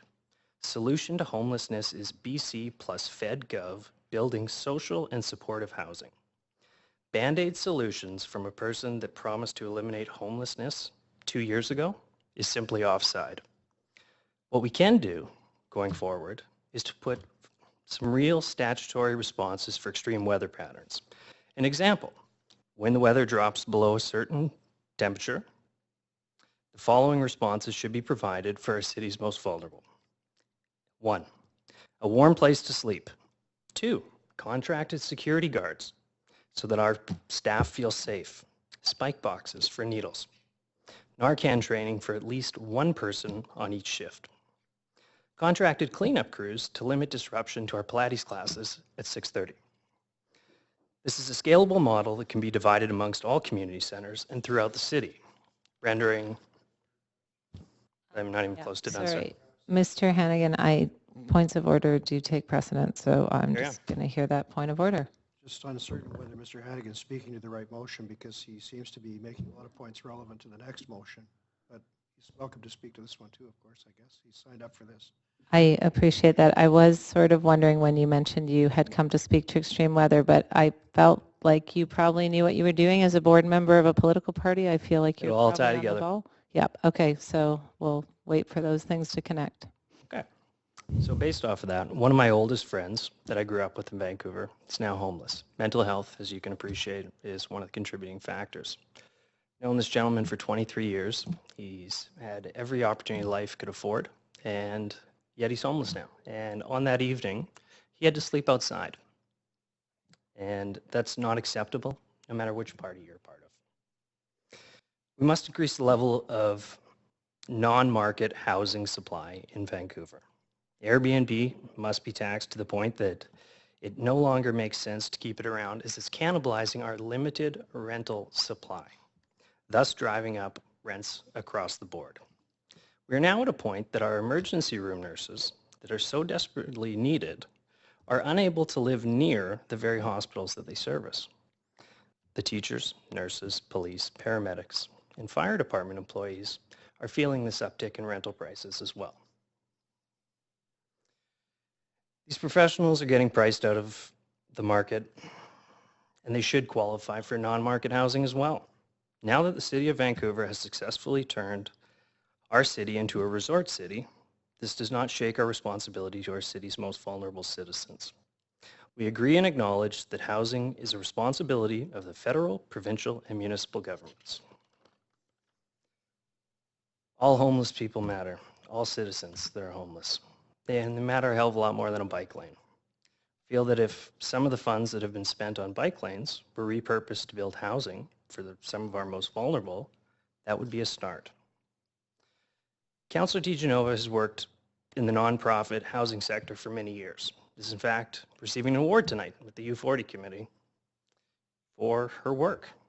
Perhaps it may be of value to our city if council came around to supporting some of her ideas and to put politics aside for the good of endeavoring to tackle homelessness, increasing non-market housing and affordable housing in Vancouver.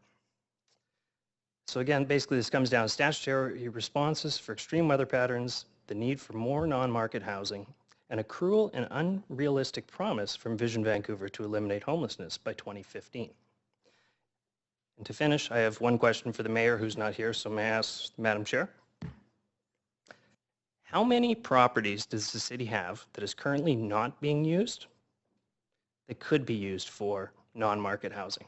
And if so, how many? The procedure bylaw does not allow me to engage in a back and forth debate with the speaker, so I'll take. Who would you advise me to speak to? If you take an email, you can, well, anyway, you know how to get in touch with us. So if you email me, because I'm now engaging in back and forth outside of advising of the rules, so I'd be happy to talk to you after the meeting. Okay, you are well over time. You have no questions, so that's it. Thank you for your time, and thank you, Mr. Robertson, for being here. That's great. Okay, Councillor Ball, the motion is on the floor, so do you have questions for staff? Okay, so I'll just do a quick call. Any questions for staff? Seeing none, we are on debate. Well, sorry, Councillor Ball, I got to move us to the main queue so we can be in the right queue for debate here. I will put you on the speakers list. Okay, we are on debate on the motion. Thank you very much. I appreciate it, Madam Chair. I actually supported this motion because I felt that it was, again, in the interests of both staff and councillors to have a collaborative relationship with the two levels of government that actually can afford to support us in this very, very important search for non-market housing in Vancouver. I think that having an official conduit where levels of government can sit down and talk together about the situation that actually is known all over the world, what is happening in Vancouver, that if that's possible for us to work collaboratively with the other levels of government, we may be able to get other funds to help us or work with us on how to obtain more property or funds. We do know that there is more money out there that could possibly come to Vancouver. And I think at this point we do not have a conduit that is easy and makes it possible for us to have these critical conversations on a regular basis. So I am very supportive of Councillor DiGenova's motion, and hopefully we will vote for it. Thank you. Thank you, Councillor Ball. Councillor Meigs to the motion. Well, Madam Chair, I'd like to move a motion, an amendment to the motion that would replace the resolve. It's basically a referral that staff report back to council on current efforts underway to work with other municipalities, the provincial and federal government and First Nations to address homelessness and increase the supply of non-market housing. Can I just intervene for a minute here? Does the clerk have the language? No. Okay, so perhaps we could you say it again at a speed at which the clerk can type it in? Sorry about that. That's okay.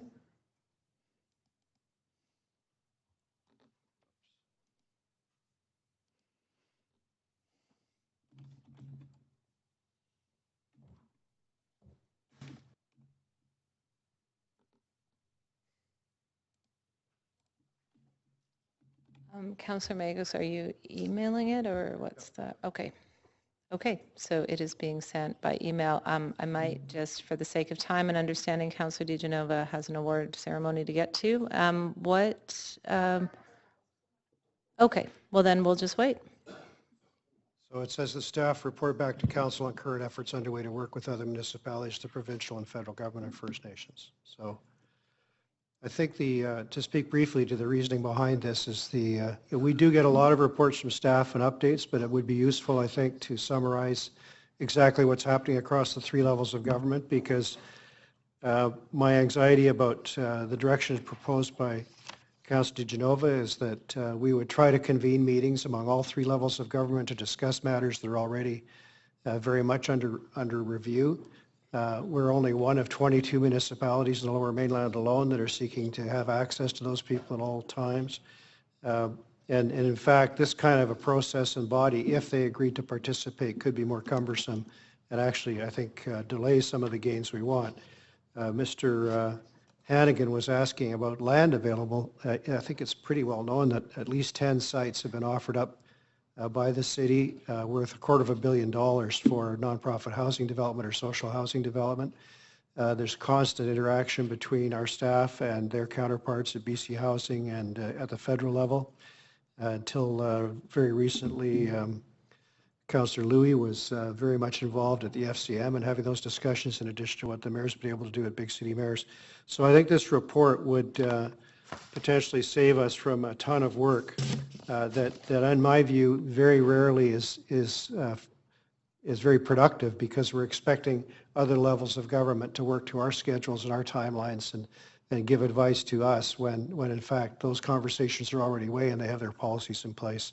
So I welcome Councillor DiGenova's interest in the questions of housing and homelessness, but I think that getting a report from staff would be a good place to begin by understanding exactly what is going on as opposed to creating an entire committee, subcommittees, working groups, experts, and so forth, much of which has been happening as especially with the housing reset last fall indicated. So that's my proposition. Thank you, Councillor Meigs. Madam Clerk, sorry, just give me 1 sec here. Councillor Meigs, you intended this to be a strike and replace? Yeah, effectively it is, yeah. Okay, so in that event, I have never met a strike and replace that was friendly, so I'm just going to move us to well, unless Councillor DiGenova, no, okay, so I'm just going to move us to the amendment queue. Councillor DiGenova, you have the floor. Well, I think that it's very ironic that councillors on this side of the room and with Vision Vancouver just recently said we can't wait with the opioid crisis any longer. We must act now. And now they want to refer this back to staff when you all promised to solve homelessness by 2015. Here we are today. We have more homeless people than we did last year. Last year we had more homeless people than we did the year before. And it's not getting any easier. It's not getting better. In fact, we're taxing people at higher rates, which is affecting rental. It's affecting renters. So it's domino effect across the board. And I'm not sure what Councillor Meigs' experience is in nonprofit housing himself, but I can tell you that many nonprofits have just chosen not to work in the city of Vancouver anymore, but they're having great success in other Metro Vancouver cities. And I would expect that you would know that being on the Metro Vancouver Housing Advisory Committee. That being said, there is VAHA, but VAHA is an exclusive group. It's exclusive to a certain group of developers and exclusive to a certain group of nonprofit housing providers, and it doesn't account for any of this $150 million that is currently up for grabs. That being said, referring this when this money is on the table right now, it's a missed opportunity. So for those reasons, I certainly won't be supporting the referral. I think the referral is let's continue to do nothing. Let's continue not to address homelessness and pat ourselves on the back for the poor work that we're doing. I just actually, someone sent me an email. They thought it was funny that Councillor Louis is holding an early council. Apparently, I don't know if Councillor Affleck and Carr and Ball and myself were invited, but it's on affordable home ownership, which is a motion I put forward. So I don't know, maybe I should show up. But I'm starting to really wonder how exactly we are really truly rolling up our sleeves and working with the provincial government. The last time I mentioned here in this council chamber that I was concerned, and I'd like to know the last time that any councillor in the governing party met with Minister Coleman. I was told by Councillor Louis that he met with Councillor Fassbender. I'm not sure if Councillor Louis knows that he's not in charge of housing. Perhaps he doesn't. But that being said, I think that we need to put our politics aside and have ongoing conversations with the people who hold this money. And right now, that is the federal and provincial governments. So for those reasons, I certainly will not be supporting this referral. I think that we need to be working together and moving forward. And I wish that I could see the goodwill that I did when I received unanimous support for the affordable home ownership motion that I put forward that has been stalled. I think it's ironic that Councillor Louis is essentially stalling it, but he wants to hold an early council meeting on it. So, Councillor DeGenova, I'm sure if Councillor Lear was here, there would be points of order flying from that side of the room. I'm not really sure what you're getting at with him, but given that he's not here to defend whatever words or actions you're putting in his mouth or hands, probably better to stick to your own actions at this point. okay, then another councillor who was here, who you know always talks about how we're doing all that we can to we should be doing all that we can. We should be going together to secure as much money as we can. Here is a way to do that.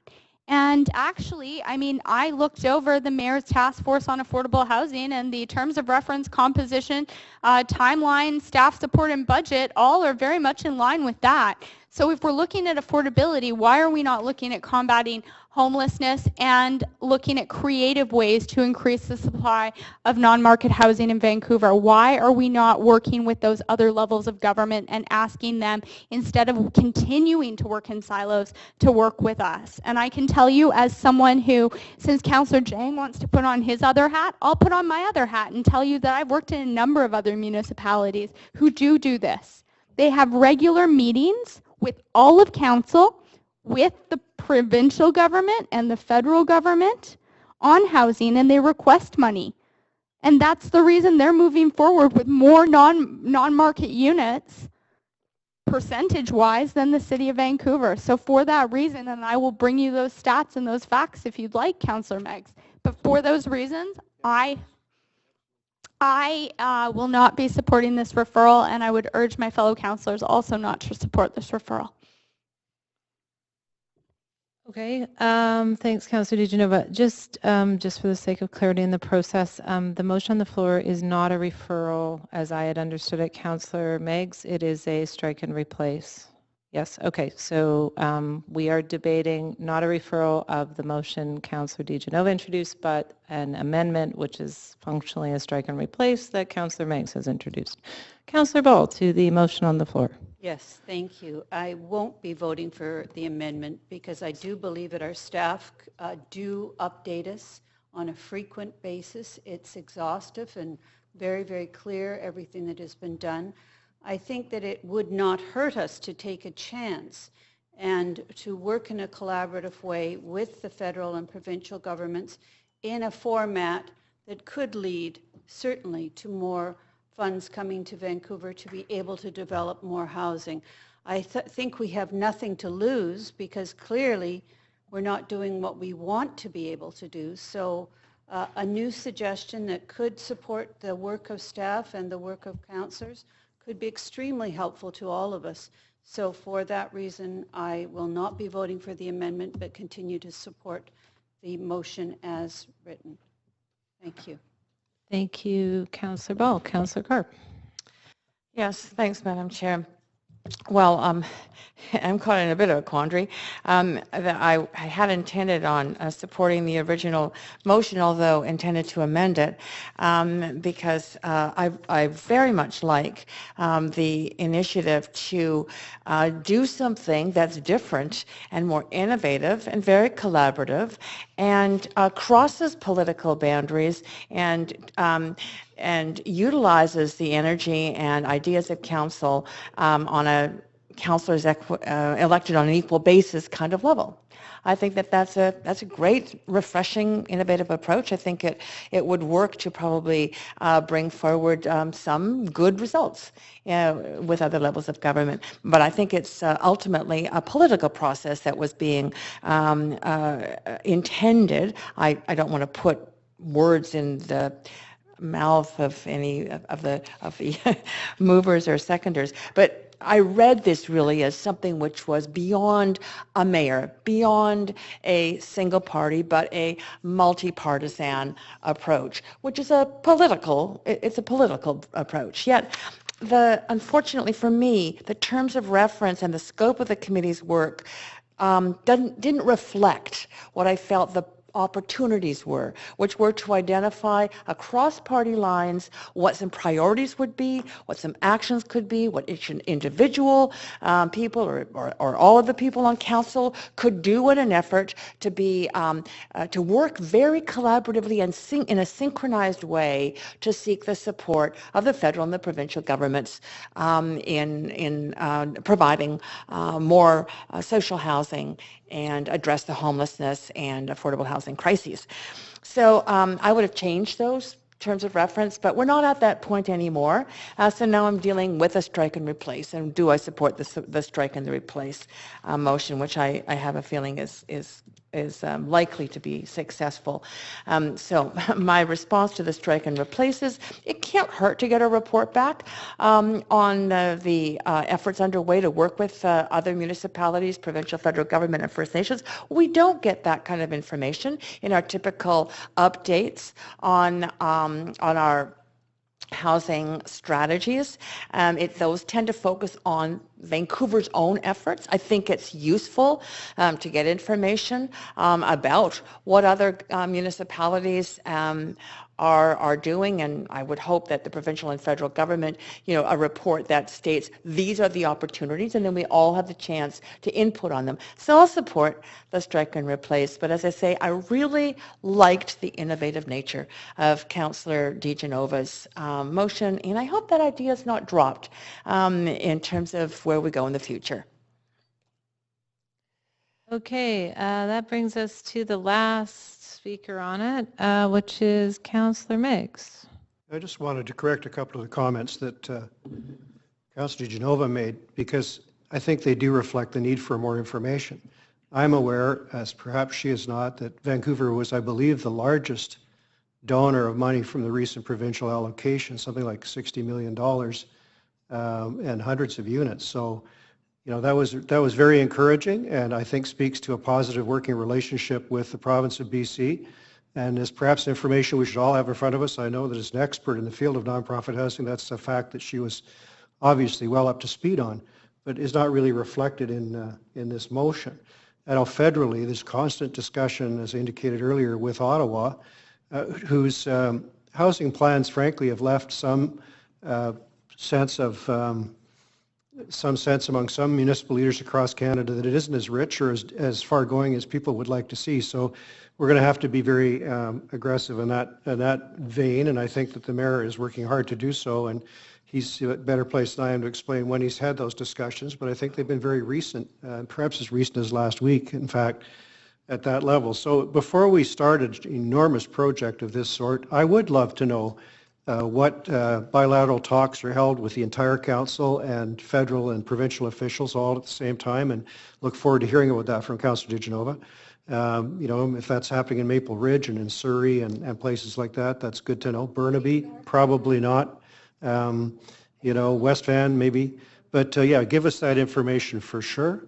And I think take on board the findings of the last provincial round, which gave a significant amount of investment to Vancouver. We'd always love more, but they have regional concerns to think about.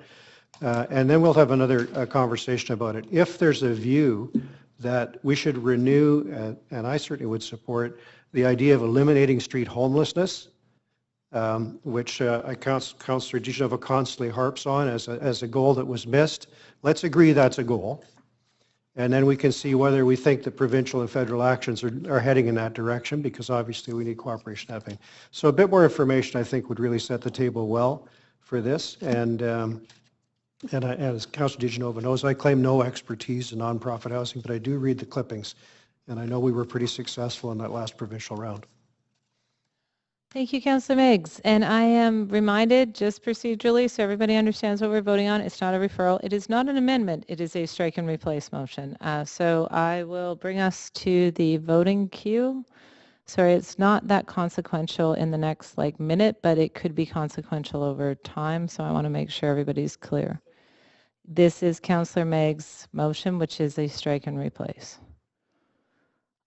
Okay, so the votes are in. We have 6 in favor of the strike and replace and 3 opposed. So Councillors Ball, Affleck, and DeGenova are opposed, but it has enough votes to pass. So it passes, and as it has replaced the original motion, that is the only vote that we need on that item.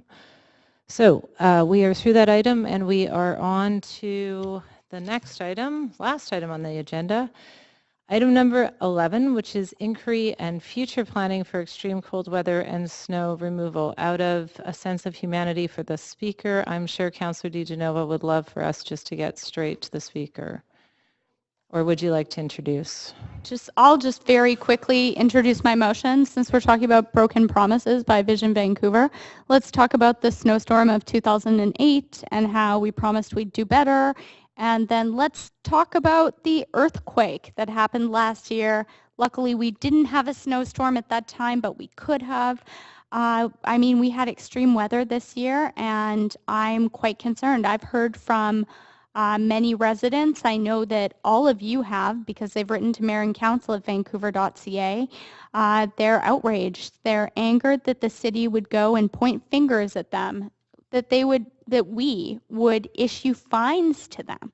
That a Vision Vancouver-led city would actually spend money to go out and fine people when our own roads weren't clear. And I can tell you that it took me 1 hour on the day that it was most clear, but it had rained and the streets weren't plowed and the slush had turned into ice to get from here at 12th and Cambie to Broadway and Arbutus. And there were people slipping around who didn't have proper tires. I am fortunate enough to have proper tires. But those are basic services that, as Mayor Robertson often says, you know, people don't mind, and please let me know if I'm misquoting you, people don't mind paying more in their taxes for increased service. But we're not paying more for increased service. We're paying more and we're getting less service, it seems. So there's certainly a concern. I'm also very concerned with the way that there was no action from our mayor, our acting mayor, our deputy mayor. You know, last year we reviewed salaries, we reviewed responsibilities, and I'm very concerned, especially myself and Councillor Carr. We went to Ecom 911. She came along. I think they rented a whole bus, and I said, no, it's okay. I'm the only new councillor, but thank you for coming. And the protocol was explained to me that when you were duty councillor before, you were deputy mayor, and you had to be in the city 100% of the time.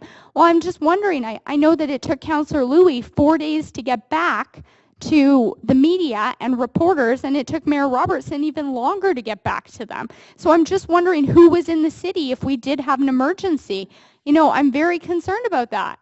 I'm concerned that there was no one here at the helm of the ship, and if they were, then why weren't they speaking out on this? For those reasons, and the fact that taxpayers are outraged. I mean, already 0.5% of the tax was put on top of the regular tax assessment that we had already pushed up past inflation. And where did we end up? We ended up with apparently we didn't run out of salt, but we asked 3 other municipalities if we could borrow salt from them. So if we weren't out of salt, I'm not quite sure why we needed to borrow salt. That being said, I was shocked to come back from the Killarney Senior Center groundbreaking to find a full-on press conference downstairs. I mean, our city staff was there, but I certainly don't want to use our city staff as shields. I mean, I think our city manager did an excellent job. I think our chief engineer did a fabulous job. Our fire chief, he was also there to talk about some of the risks, especially for the homeless who were using heaters improperly just to try and stay warm, especially if they had mental health issues and weren't comfortable going to a warming center. So for those reasons, I put forward this motion, and I'm also asking staff to consider a tax rebate. I know the mayor laughed that off yesterday when the media asked him and said that that would cost a lot of money. Well, I don't know about you, but when I go to the store and I pay for something, I usually get my groceries and they come home with me. If not, I'm not quite sure where they're going. So if that garbage wasn't picked up and the recycling wasn't picked up, why we would be paying people to do a job that they haven't done, and if that money is sitting there, why we wouldn't rebate it, even if it is only a few dollars, is beyond me. So for those reasons, I put forward this motion, I appreciate that Councillor Affleck has seconded this motion, and I know we have both heard from a number of people who are angry, they're upset. It comes down to leadership, poor management, and really I'm concerned if we do end up in the big one, and it happens to be in the month of December, and for the 4th time, Vision Vancouver says, it's okay, next time we'll be ready. So without further ado, I will leave it to, I believe, another speaker who's waited all day long to speak. That's true. You had 7 seconds more you could have used, Councillor DeGenova. So I will invite the speaker, Mr. Santos Vindel. That's right. Thank you very much. I had prepared originally a speech just particular to the subject at hand, but having the privilege to be here today and hearing all the different subjects of great importance, I think, in light of how important some of the things like the fentanyl epidemic that we're suffering are, in a way today, in any case, it dwarfs this issue, but in the long term, as has been mentioned, it's going to be a very serious thing. So I asked the council to, forgive me because I have amended my notes to incorporate all the thoughts, including other questions that were put in for council. So, yeah. So as I was said, I've been waiting here all day, but I would like to thank you all for taking the time to hear me out, just as much as I took time out of my day to be here today. Let's see here. Yeah, well, I want to start by saying this, that while in the past I have been more than happy to let my vote speak for itself, recent events, and I think not just here, but all over the world, is causing a lot of uneasiness and trust issues with people in government. And yeah, basically, I wanted to make sure I came down here today to voice my concerns in regard to the snow crisis this year. Like I said, I had prepared other things, but I'll just summarize. I grew up in Toronto, where obviously we have a lot of snow over there, and I remember coming here first when I was a little bit younger. I found it quite quaint and somewhat charming to see how people here in Vancouver reacted to the snow. Like back in Ontario, everybody knows how to shovel, everybody knows to get winter tires, everybody knows to carry cat litter and things like that in case you get stuck. But that charm quickly wore off this winter, especially when I saw so many issues happening. This year, this winter alone, I helped at least 12 different people push their cars out of the snow, among other things. Yeah, how people here basically just aren't used to it. You see them walking on ice. I know how to walk on ice properly, but they're so uneasy cleaning their cars. Like I said, tires are a very important thing, especially when it comes to safety. Moving on to the subject at hand, though, while I support the motion and appreciate the civilian perspective of it, I also believe it is important to remind this council and also the public that while roads and sidewalks are just a way to get from point A to point B for some, for others it is their home, and for others, also more importantly, it is their place of work. Where their livelihood, their safety, and well-being heavily depend upon the people of the city providing them with a safe work environment. I am, of course, referring to city workers, drivers in the transportation industry, the parking authority, postal services, and others. I believe this point is also especially important in regards to our city's first responders, whose performance and efficiency can potentially be impacted by extreme weather, for whom a slip or fall may cost them precious seconds that could make the difference between life and death. Another issue I would like to bring up is, which has been mentioned, it's a very hot topic right now, is the occupied homes. As mentioned, the city has been serving notices and fines for people who haven't been clearing their sidewalks, but I believe that these methods are ineffective if there's nobody there to receive them. I would like to see policies put forward where a notice is issued, especially during extreme winter conditions, to clear snow and ice within a reasonable amount of time, after which the city or a contractor will remove it at the homeowner's expense. Yeah, I would also quickly like to note the additional cleanup costs of having to use sand last minute is a big one also to consider here. Let's see what else here. Quickly, before I get to my closing argument, a question was asked here earlier about what love is. But I believe that a more productive question would be, what is not love? What is not love is a cost-benefit analysis, thinking about money first and not with a heart. What it is not is hiding behind rules and regulations. Love is not spending money to cover up mistakes. And love is not ignoring the people who need to be heard the most. Lastly, as policy and decision makers, you are often held accountable by a public that is unfortunately largely uninformed about topics of discussion held here. And for as long as it remains so, the city's resources will continue to be spread thin, barely adequately tackling the problems our city faces today. As the saying goes, jack of all trades, master of none. We cannot be said to be experiencing success in the true meaning of the word for as long as the public you all represent remains divided on the priorities of these issues. Once again, I would like to thank the council, Madam Chair, Mr. Mayor, for their time, for hearing me today. And while I am hesitant to take questions considering the dismissive and somewhat condescending tone some here have taken in the past towards public speakers, the very speakers who have elected them, I will hear them now if council has any.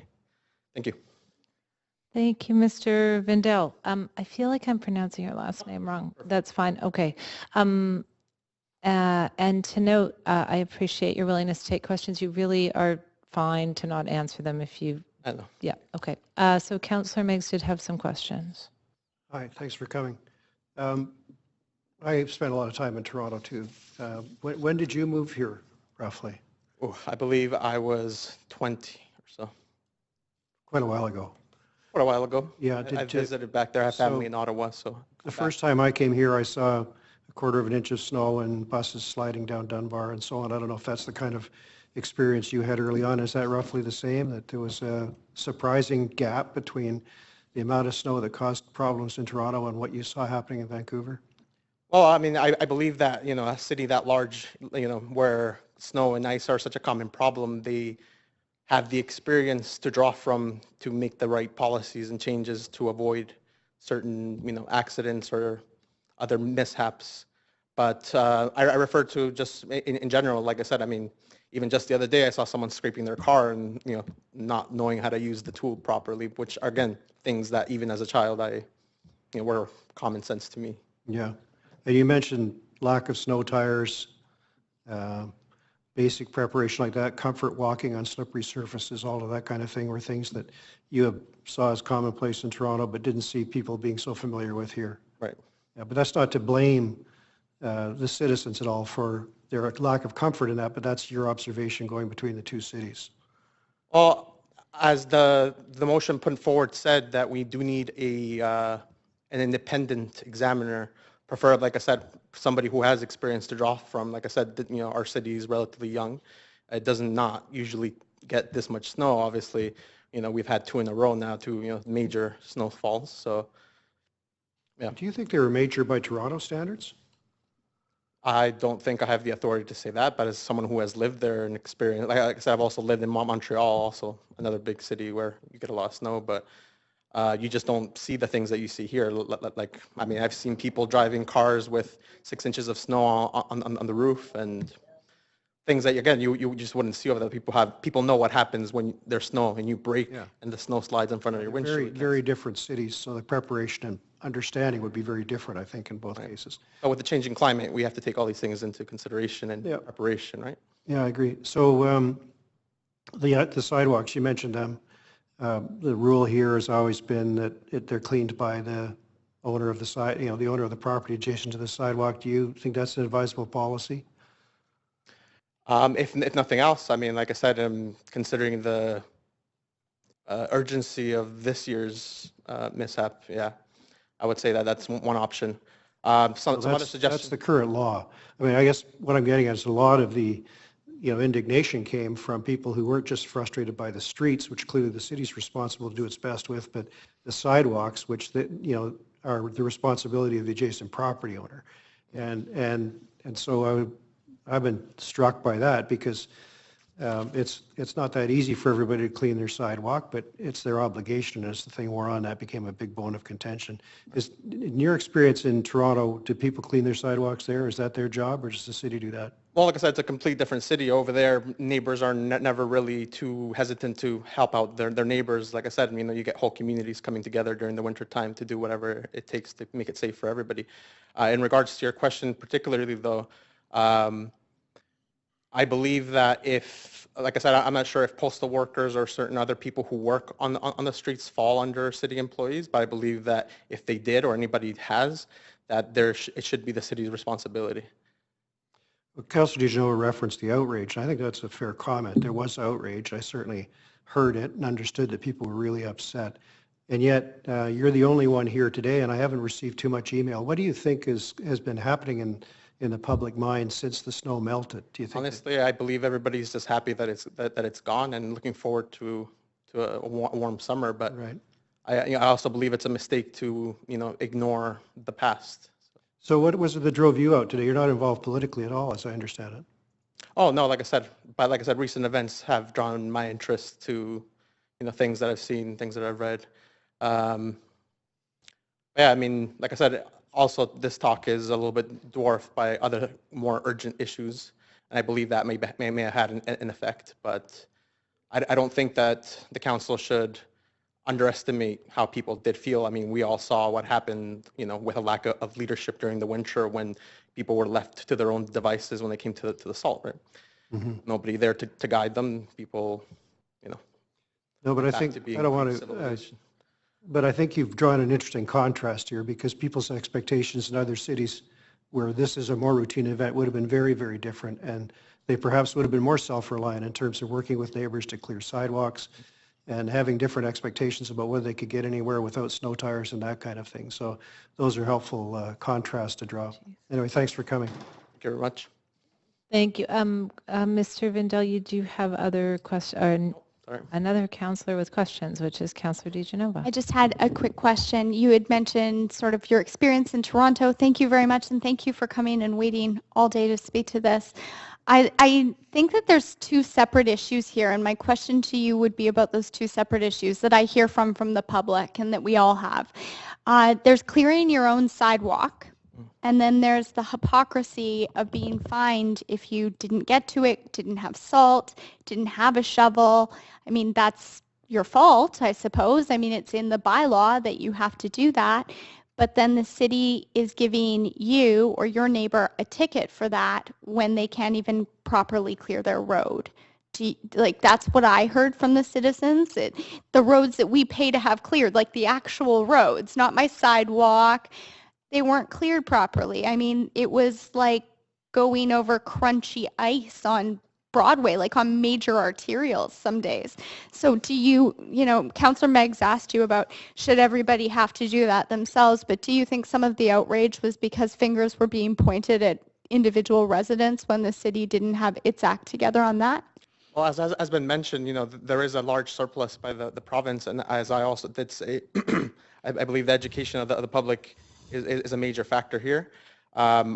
I also believe that something else that happened this winter is that stores themselves were running out of salt.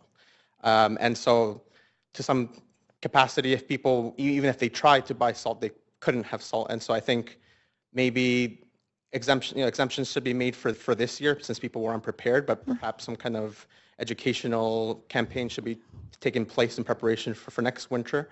And that going forward, everybody, the city should have an ample supply of salt, and people should be aware that they're going to get fined because, like I said, the people of the city are not really used to this weather. So. Thank you. And my motion does note that we train people with earthquake preparedness for hot weather conditions, but not cold weather conditions. Right. Thank you very much. Thank you very much. Thank you. That is it for questions from council. So we've had questions to council. We did not yet have, we have a motion on the floor. We've had speakers. We have not done questions to staff. Thank you. Okay, so questions to staff, I apologize. Councillor Carr had some questions. Mr. City Manager. Thank you very much. You know, my overall question is really this, Mr. City Manager.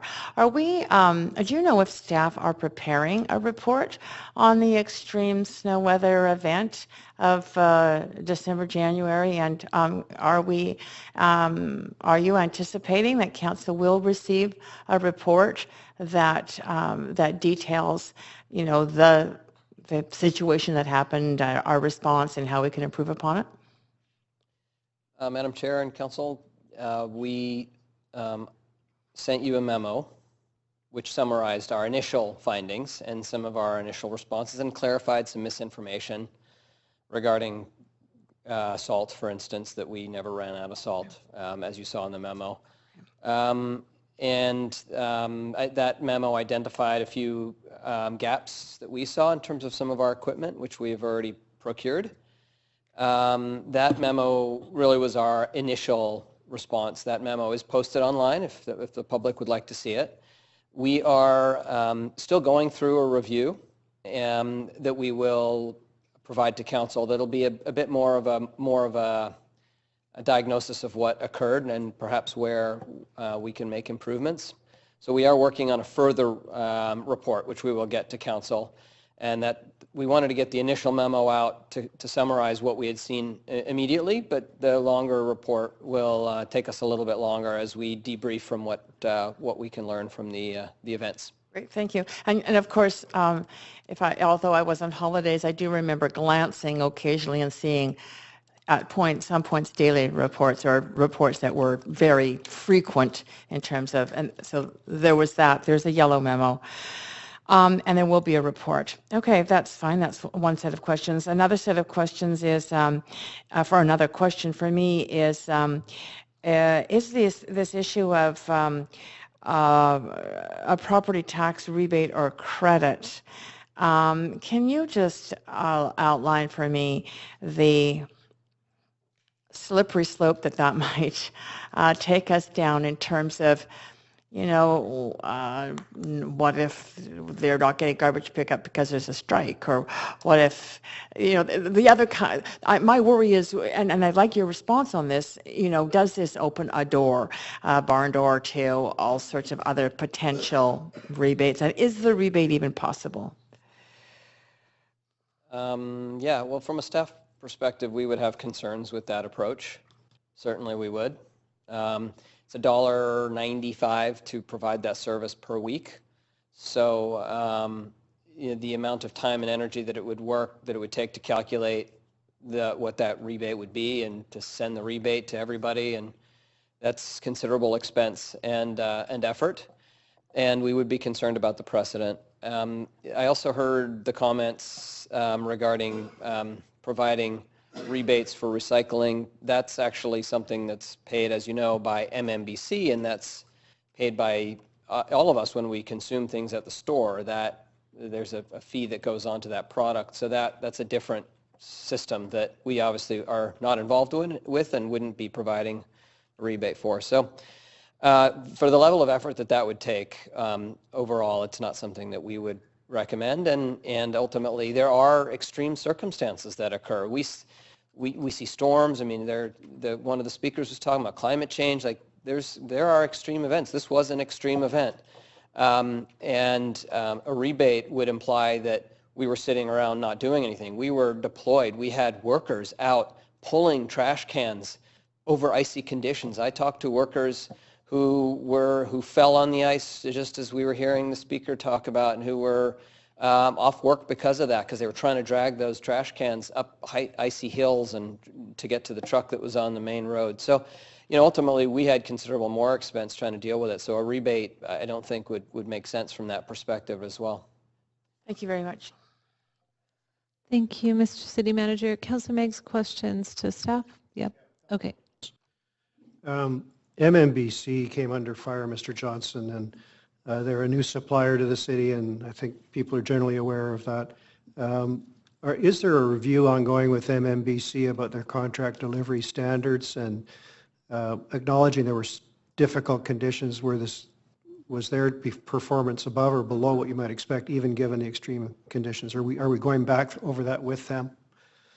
Madam Chair and Council, I think you all got an email actually from them today summarizing their response. I think there were many lessons learned from all of us on that as well. We assumed that if we could get our garbage truck down a lane, that they could get their recycling truck down a lane. Their trucks are lighter, and so in some instances we might have been able to get our garbage trucks down, but they actually couldn't get their recycling vehicles down. And for Smithright, their vendor, this was really their second month on the job.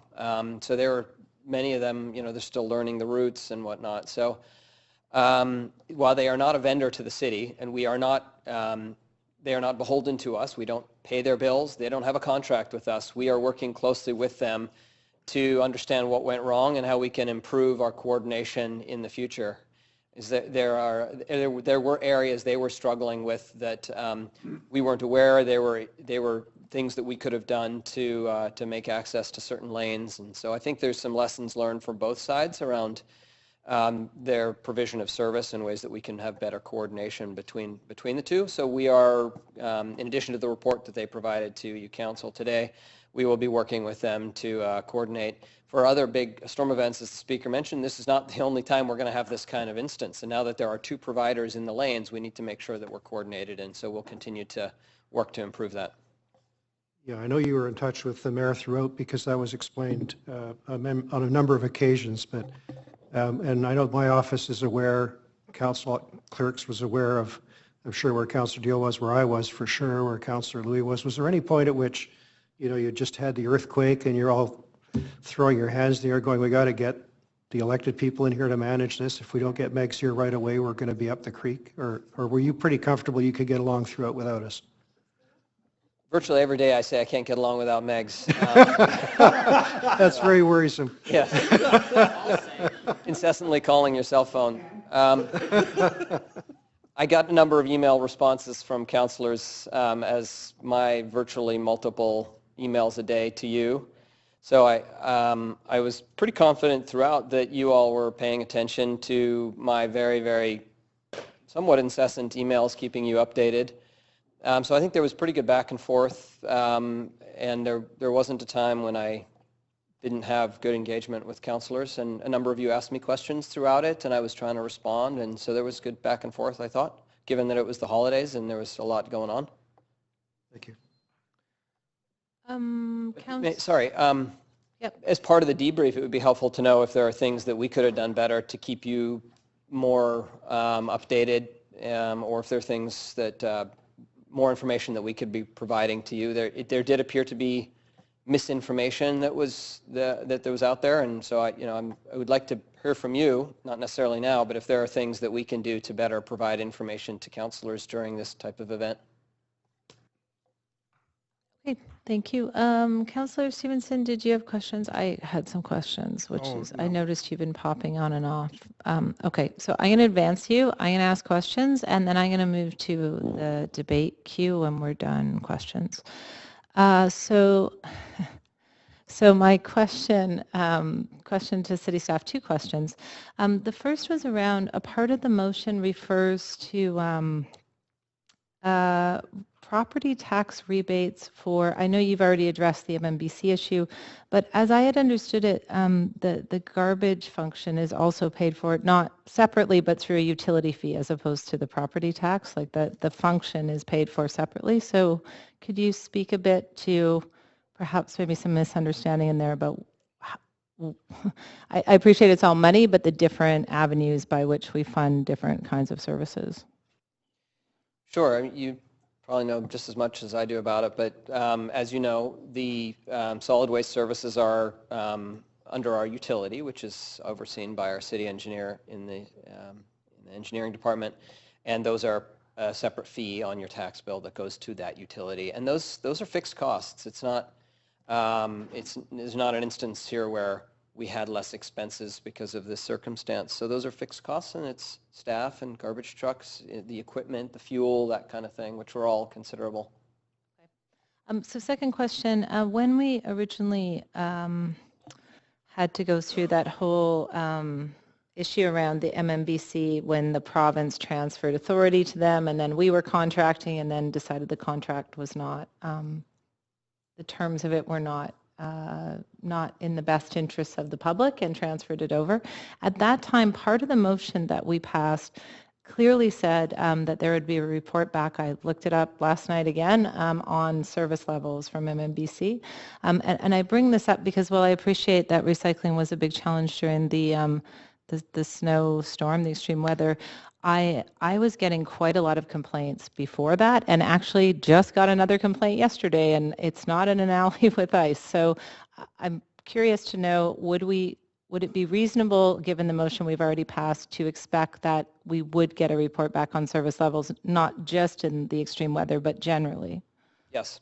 Okay. It will be, as I've indicated, I mean, since council made the decision, actually, we've been working with MMBC around this transition. And in October, the transition took place. As you know, our trucks were being worn down in the lead up to that. And so we were getting considerable complaints from the public about our level of service as well, because we had trucks that were pretty worn down and we weren't replacing those trucks. And so they were being fixed regularly. And so that problem was going on for several months leading up to it. And then the transition occurred. Overall, from our perspective, the transition was, considering the level of this change, was quite a smooth transition. I think over the last month with the snow and leading up to it in the winter, we have heard a number of complaints, and so we are working with MMBC, and we will report back to council as promised in that motion. We do have levels of service that they committed to achieving, which we were collectively quite happy with. It was similar levels of service as we were providing. And so recognizing that they are in that transition and it's been extenuating circumstances, we will continue to coordinate with them and we will report back to council. Okay, I very much appreciate that. All right, so that is it for questions. I note that it is 6 o'clock. I do have a standing promise to a member of council to take a break for bio reasons at 6 o'clock. So we are going to take a 10-minute break and come back and conclude debate on this. If a member of council has an amendment, I might suggest that they share it with the mover or something in order that when we get back, we can expedite, properly discharge our duties, but in the shortest amount of time possible. So back at 6:10.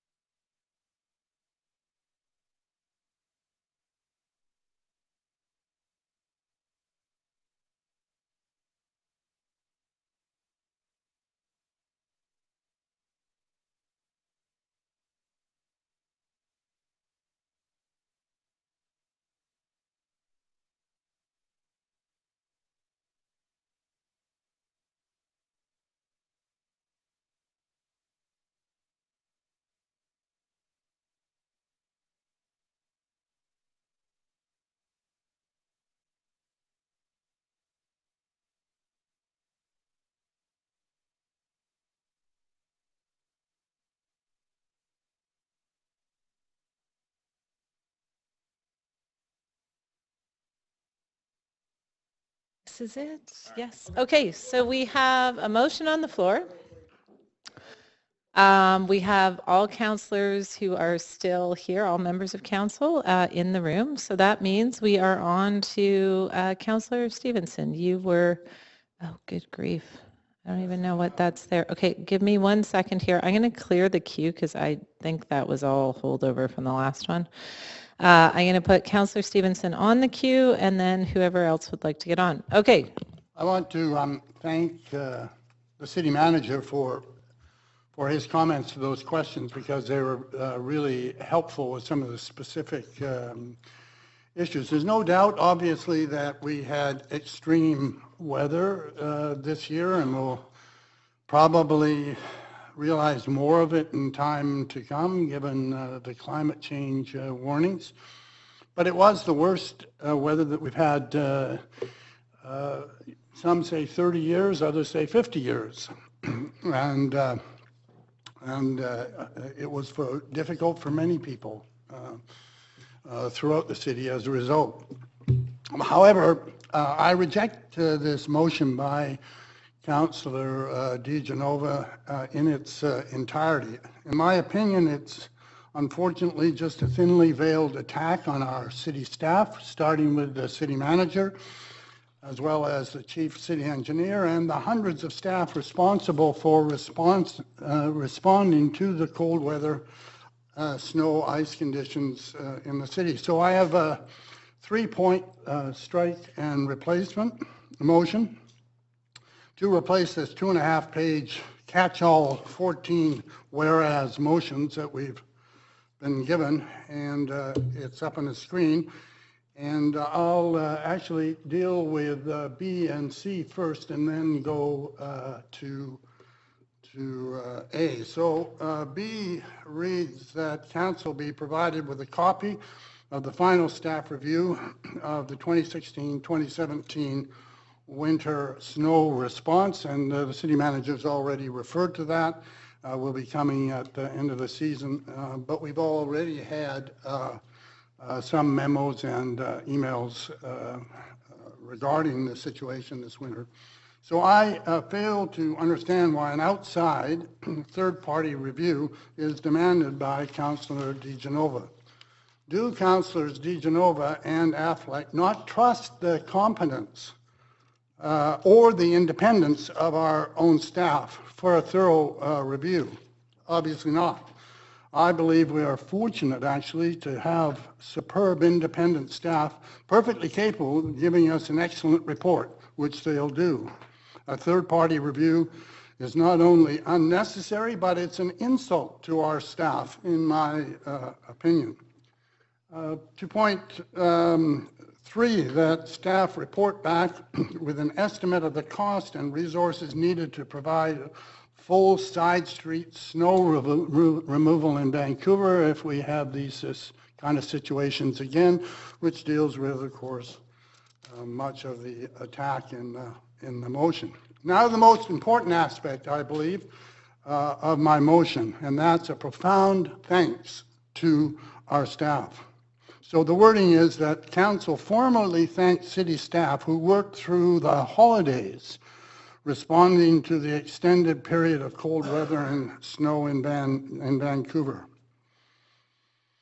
Our staff went well beyond the call of duty for days on end to deal with this snow and ice condition throughout the holiday. And they did this despite the constant attacks in the press by Councillor DeGenova and Councillor Affleck. Councillor Stevenson, give me one sec here. Councillor DeGenova, point of order. My point of order would be under 5.2, Section F. Words have actually been put in Councillor Affleck's in my mouth. I never criticized staff. I criticized the leadership of Vision Vancouver, but never staff. In fact, I said you use them as a shield. I believe Councillor Affleck did the same. Okay. Thank you for clarifying what you might have said. Councillor Stevenson. When I look at the motion put forward by Councillor DeGenova, I see here too that there isn't one single word of thanks to our staff, and staff have noticed.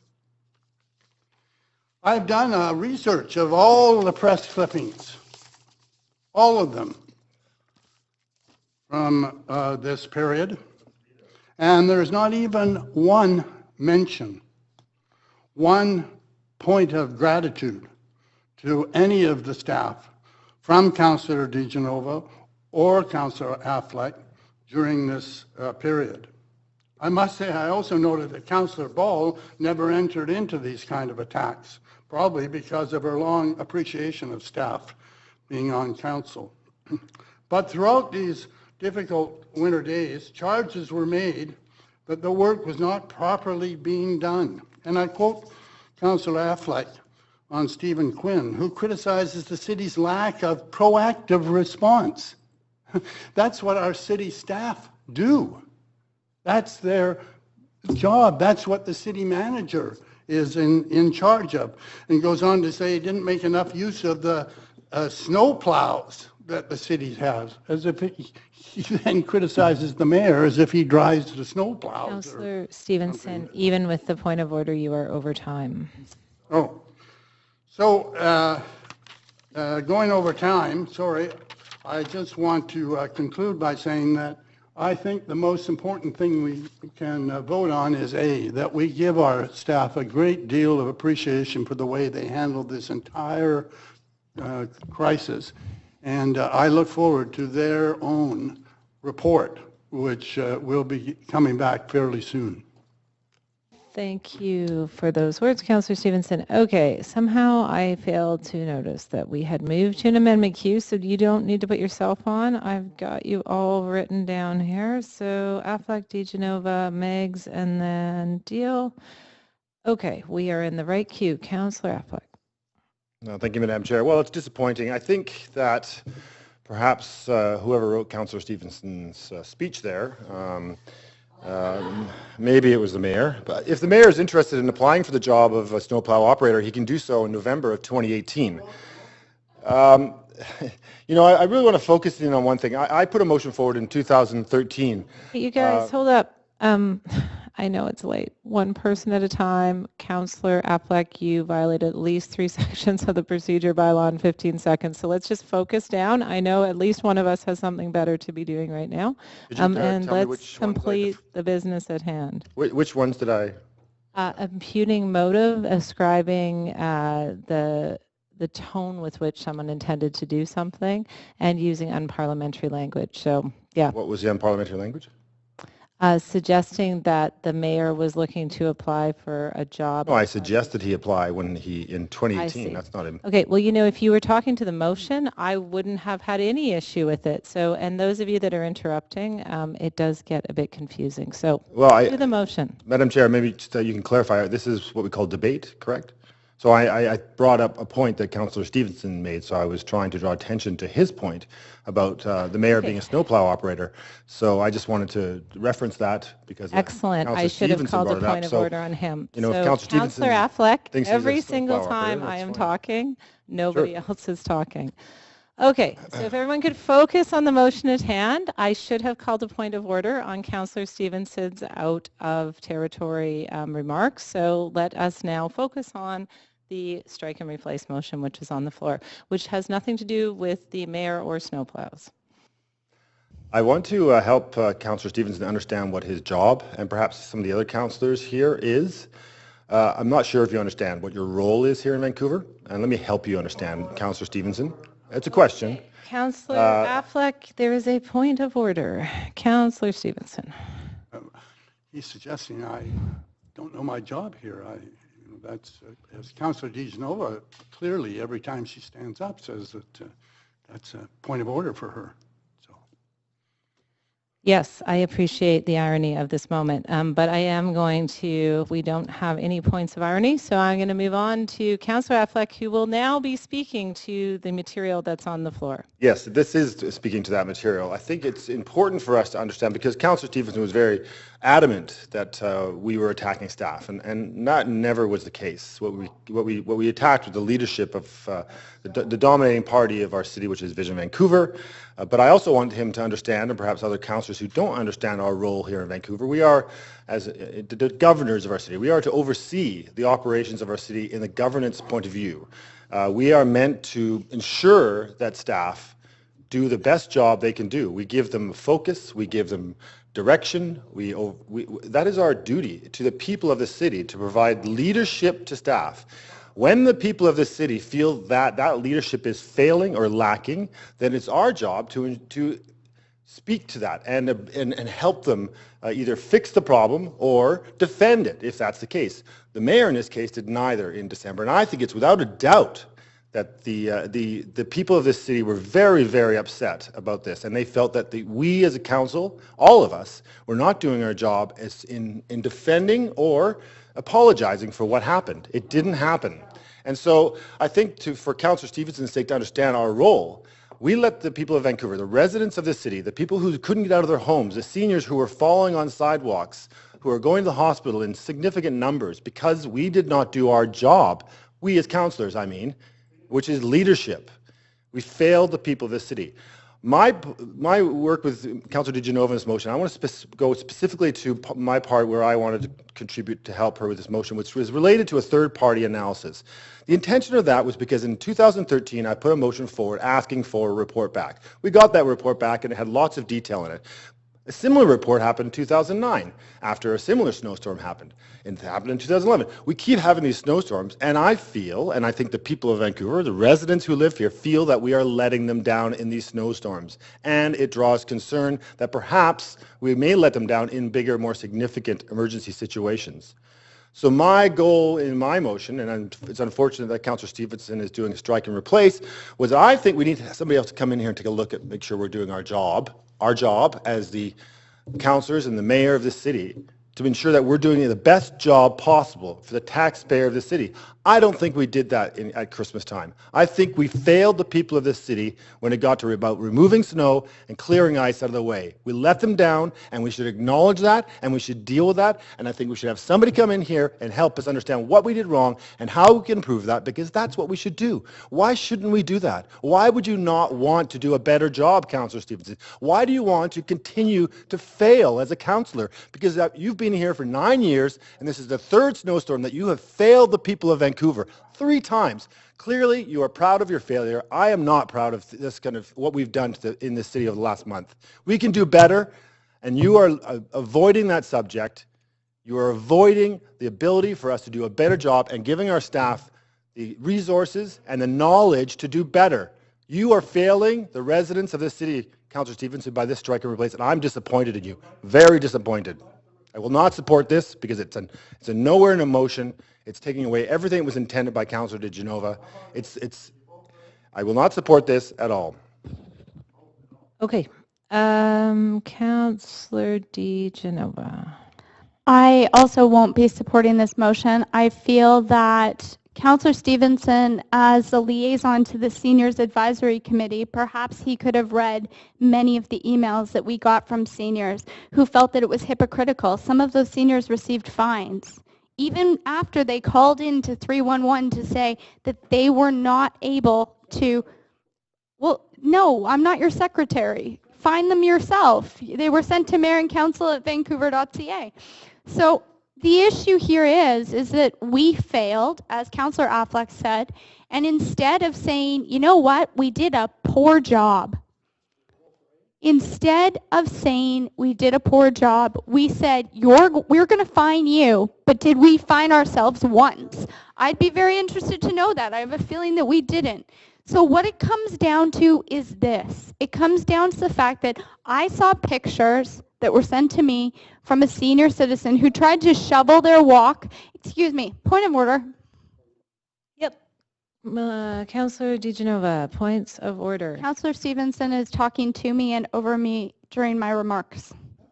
Another ironic point of order, but a fair one, that he is in fact doing that, although it is not the first time that has happened this afternoon. So Councillor Stevenson, if you could rise above, that would... So Councillors, one rule of order is that when the chair is talking, other councillors are not. Councillor Stevenson, could you commit to not speaking? Thank you very much. I appreciate you rising above the situation. Councillor De Genova, I know that as a liaison to the Persons with Disabilities Advisory Committee, I actually got an email from a fellow who lives near one of the developments we just rezoned and said, they haven't cleared their sidewalk. Why isn't the city fine this developer? Why haven't they done anything here for this person? And I can't go down this street. Now I have to take a 3-block detour. So for those people, it wasn't as easy as not working. For our police, I know that our emergency services, they have no decision. They don't have a choice whether or not they can stay home and call in sick to work. Our fire chief said that he had, most of his fire trucks had chains on them. When chains are on your fire truck, you can't go as fast. When chains are on your fire truck, you're more likely to damage a city road. So I think that it's ironic the vision doesn't see the overall cost of this and the fact that you keep promising. You keep promising you'll do better next time, and then you do worse. So it's not about that. I think our staff did a great job. In fact, I would have liked to have seen one of the Vision Vancouver councillors standing next to our city manager or next to our chief engineer in their comments. I know that I spoke with CKNW and they begged me, do I have a special phone number for the mayor? I said no. Do I have a special phone number for any of the other city councillors? They couldn't get in touch with any of you, except for Councillor Affleck and myself, and Councillor Ball, I know, also took a number of calls. I'll let her speak for herself, but she spoke to a number of senior citizens as well, being another liaison to the Seniors Advisory Committee. So for those reasons, I agree with Councillor Affleck. The sentiment of the strike and replace has completely changed the original motion. And, you know, Mayor Robertson said it's only a few dollars. Our staff have said, oh, the amount to calculate that few dollars would be incredibly difficult, but it would be a great goodwill gesture, or at least to do something. Free parking for a day, free parking for a few hours. In fact, that was a rumor that was started on Twitter at some point, that the city was offering free parking to make up for it. So doing something for the residents in Vancouver to show them that we actually are sorry that we didn't clean our own roads. Like, you want to focus on sidewalks, but let's focus on the roads, the major roads where you have to take transit, the ambulances, the police, and the fire have to use them. So for those reasons, I will not support the strike and replace. And Councillor Stevenson asked, why do we need an independent third-party review? We've tried it 3 times another way, and it hasn't worked, as Councillor Affleck said. So now it's time for an independent third-party review. And I'd also like to state that it doesn't matter if city staff is in touch with a councillor. I understand, and I'd really appreciate more information back from staff in the form of a memo on this. I understand from Ecom 911 that a city councillor who's acting for the mayor must be in the city of Vancouver at all times. There must be one of us here at all times, and that person needs to be designated and know that they can't leave during those times. So I'd be interested to know if that actually did indeed happen and what the protocols and structures are in place to ensure that that happens. I also would like to say thank you to our city staff. I do appreciate their work, and I did not criticize them. I criticized Vision Vancouver for putting them in front of this. Thank you. Councillor Meigs, to the motion. I hope Councillor DeGenova doesn't leave because I intended to speak to about her. As far as the media she's interested in your comments, Councillor Meigs. I think this is a helpful motion because I think it heads in the right direction. It will cast more light on a situation which I agree with Councillor Affleck caused a lot of consternation in the city. The statement that the media did not know how to contact me is not true. They did contact me, and I told them where the information was coming from and that it was being dealt with at an operational level, which I wasn't involved with, and the reporters that I spoke to were satisfied with that answer. Mr. Vendel's presentation was helpful because his recollections of arriving in Vancouver from Toronto aligned exactly with mine. Under the darkest days of NPA rule, people were slipping down the street in quarter-inch skiffs of snow. The trolley buses were careening down Dunbar. It was unbelievable to me as someone who'd grown up with some significant amount of snow and ice that people were going around without snow tires and then stunned when they couldn't drive in snow and so forth. Am I blaming the victims? No, I'm telling you what we all know about Vancouver, which is that annual warnings are required to ask citizens to put on their snow tires. I think that it's important to remember a very nasty mood emerged in the city too. That there was an assumption that more could have been done that wasn't being done, but no one, including Councillor DeGenova, has suggested, I think Councillor Affleck suggested in some of his comments that there was a decision made somewhere to leave plows in the garage that could have been used or something of that sort. Probably he didn't say that because he tries to hew close to the truth, but that was one report that I heard, very regrettable. I also was told, very regrettable, and I told the person not to write back to me without visual proof, that Councillor DeGenova hadn't done her sidewalk. There was a nasty mood about people saying, I hear her on the radio, but her own sidewalk is not clear. I thought I'd get a point. That's why I wanted you here. Councillors, all councillors. You don't have to stand. I am just going to turn on your mic. And what's the point of order, Councillor? Actually, 5.2 Section F, and I think that it's disgusting that Vision Vancouver councillors participate in personal attacks, but actually my husband, who's in my office right now, actually not only did our sidewalk, but our elderly neighbor next door. So unless you know where I live, Councillor Meigs, and you'd like to continue to attack me, I actually did plow my own, or I didn't, but my husband did, and he's right in the back, and he did our elderly neighbors down the street as well. So, okay. So unless you have a fact, and you have a picture or evidence, which you don't, then I expect an apology. Well, Councillor DeGenova, my comment was precisely that I don't want to hear those kinds of comments without proof. Yeah, so just, Councillor Meigs, I just have to rule on the point of order. As I heard it, that is exactly what Councillor Meigs was asserting. It was that the point here is about putting facts on the table as opposed to making stuff up. And I'm not sure what you missed in that, but it sounds like it does point to how easy it is to miss things when someone is making things up. So, Councillor Meigs, I will give the floor back to you. Carry on. Salt.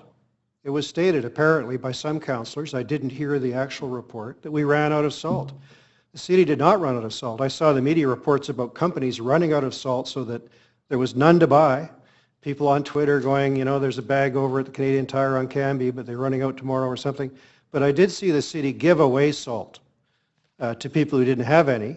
And unfortunately, that situation turned nasty as well. So all I'm referring to, and this is for the benefit of Councillor Genova, is the nasty mood that developed in the city when people were frustrated by the difficulties were there, and a lot of finger pointing began, and blaming began, and suggestions that somehow if I was in the city physically, it would have been different, or that if Councillor Deal was present physically, although everybody knew exactly where we were, that it would have been fundamentally different or a better outcome.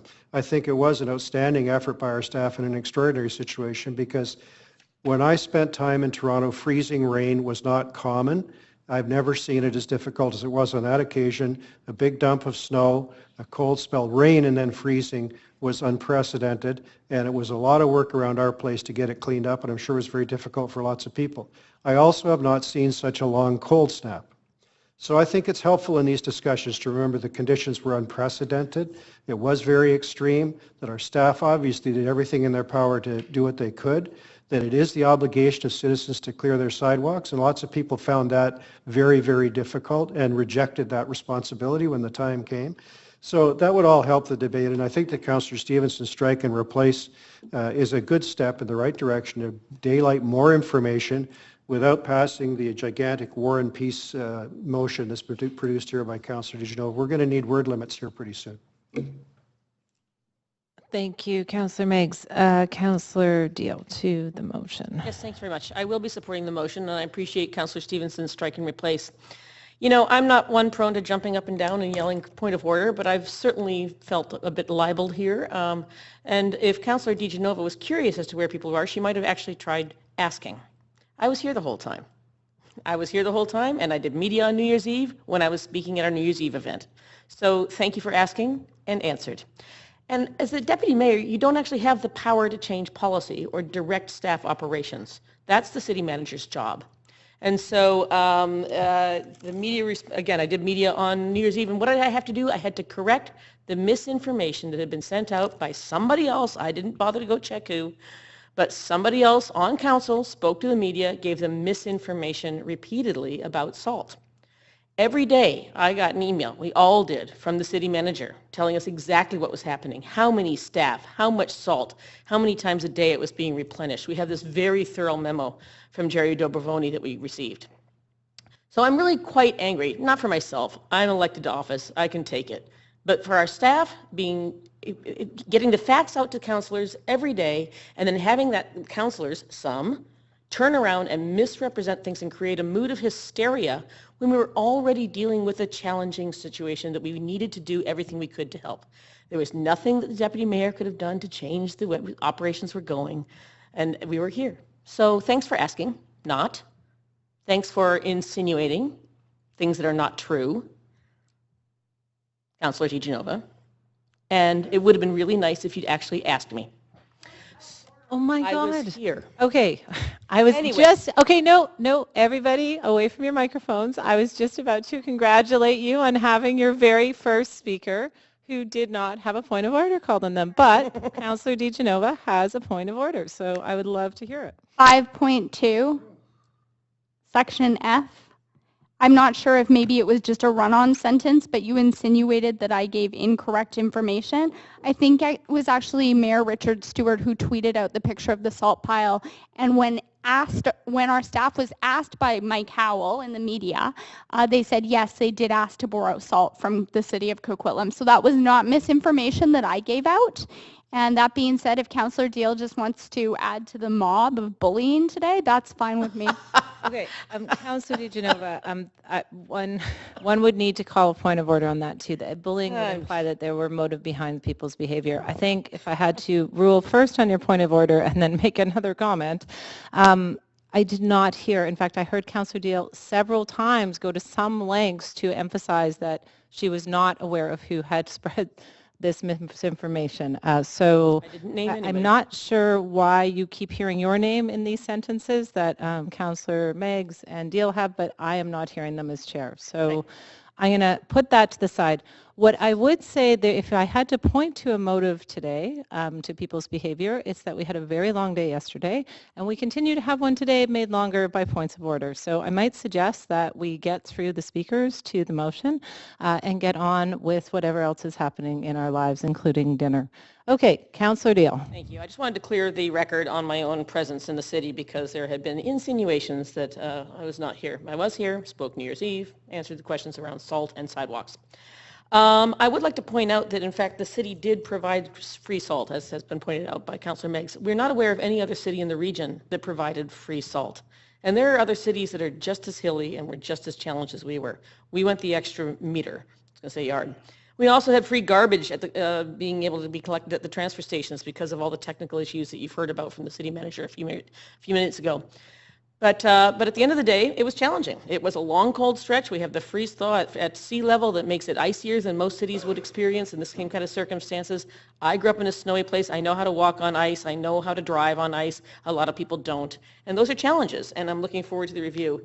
But boy, oh boy, did our staff do an amazing job. They were there. They were pulling people in from other positions. People were doing jobs they didn't normally do just to make sure we were getting on this as much as we could as it caught us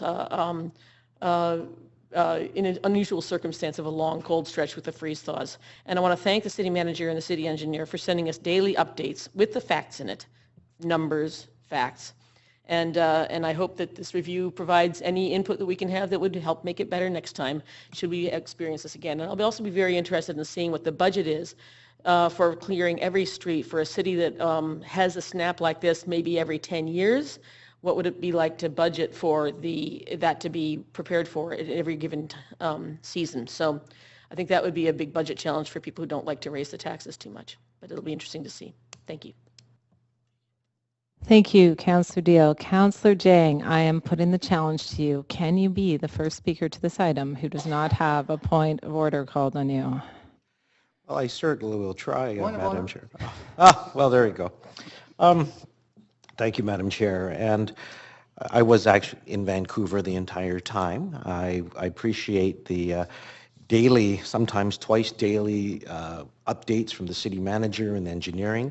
And just so people know what was contained in some of those memos we got. They gave a forecast over the next 5 days from Environment Canada and a very detailed plan as to how they would adjust to meet those forecasts. And I recall one saying that, oh, we're going to freeze thaw cycle coming on with a lot of ice, and it was very difficult. And all through the entire time, I was informed. I felt the staff were doing everything they possibly could. I don't know what I could have done more as a city councillor.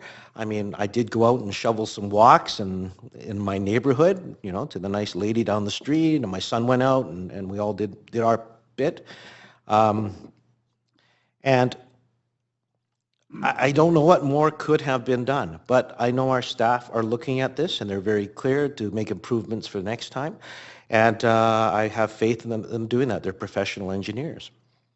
One thing that really did bother me quite a bit, though, as I was watching the news. I mean, I was watching the news all the time. I was watching Global. I was watching CTV. I was listening to CKNW, and I heard Councillor DeGenova say, you know, I'm the only one here. I'm available. Where is everybody else? Just so you know, CKNW didn't bother to phone me. Drex doesn't want to talk to me sometimes because I fight back, and so he doesn't call. And I said, well, I could have gone on if they'd called. The other thing that I found really disturbing was I actually had heard on more than one occasion Councillor DeGenova saying things like, you know, the city is running low on salt, we're running out.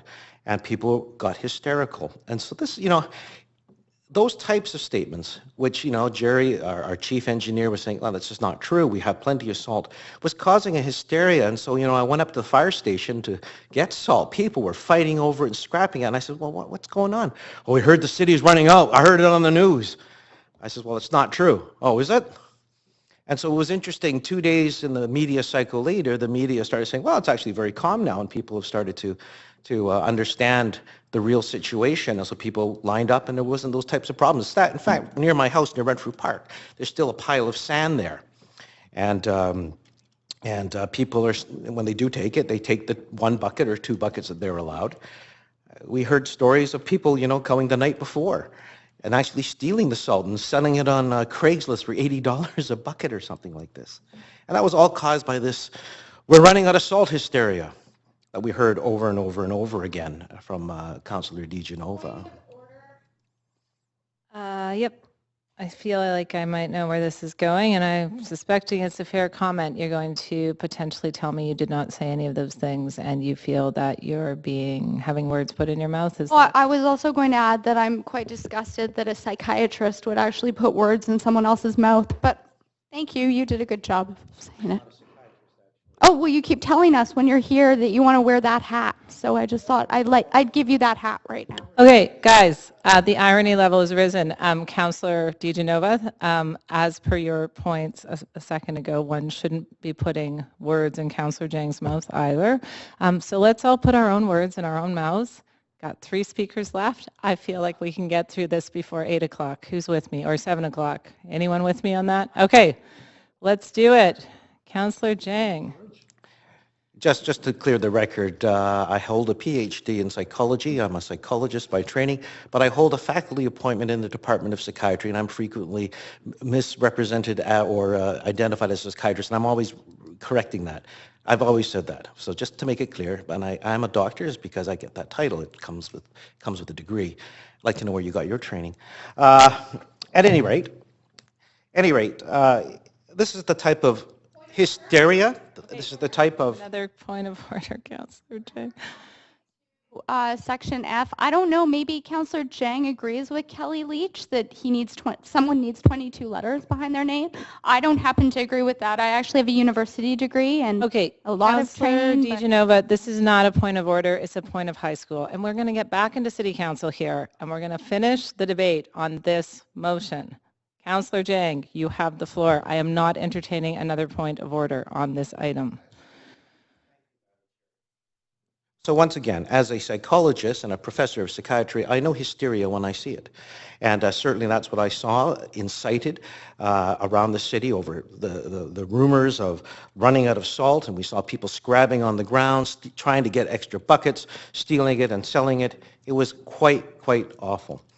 And next time we give out salt, next time as part of the review, we'll have to make sure we don't have this type of behavior going on. And like I said, I was around here all the time, and I don't think there was anything I personally could have done differently. I know that everybody was in contact. We all got the same memos. Nobody here got anything different. So anyhow, I'm coming to that. I'm in support of Councillor Stevenson's strike and replace. Thank you. Thank you, Councillor Jang. Councillor Ball. Yes, thank you very much. I'm glad many of us have grown up in cold places and are aware what happens when it snows, because it does help your perspective here. Having grown up in Vancouver and gone through a lot of snowstorms here, I understand that people feel that they have a contract with the city. And if that isn't clear what the contract is, then we get the kind of mail that we got. Because all of us, because they were addressed to mayor and council, got an enormous amount of mail from our citizens saying they weren't happy with this specific thing or that. Many of them asked for leadership, and I'm never sure exactly what that means, but I think it's communication about what's going on in the city.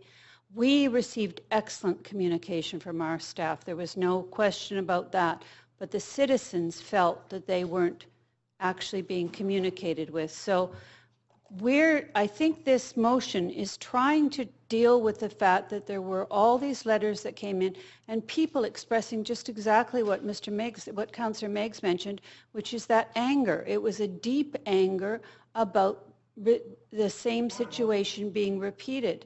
I'm sorry, Councillor Ball, there is a point of order. Councillor Ball, you're speaking to the original motion, but we have a strike and replace, and Yes, you I'm said that's what you think this is speaking to. Is the strike and replace? No, not to the strike and replace. Right. Okay, I'm just going to intervene here. I will get there.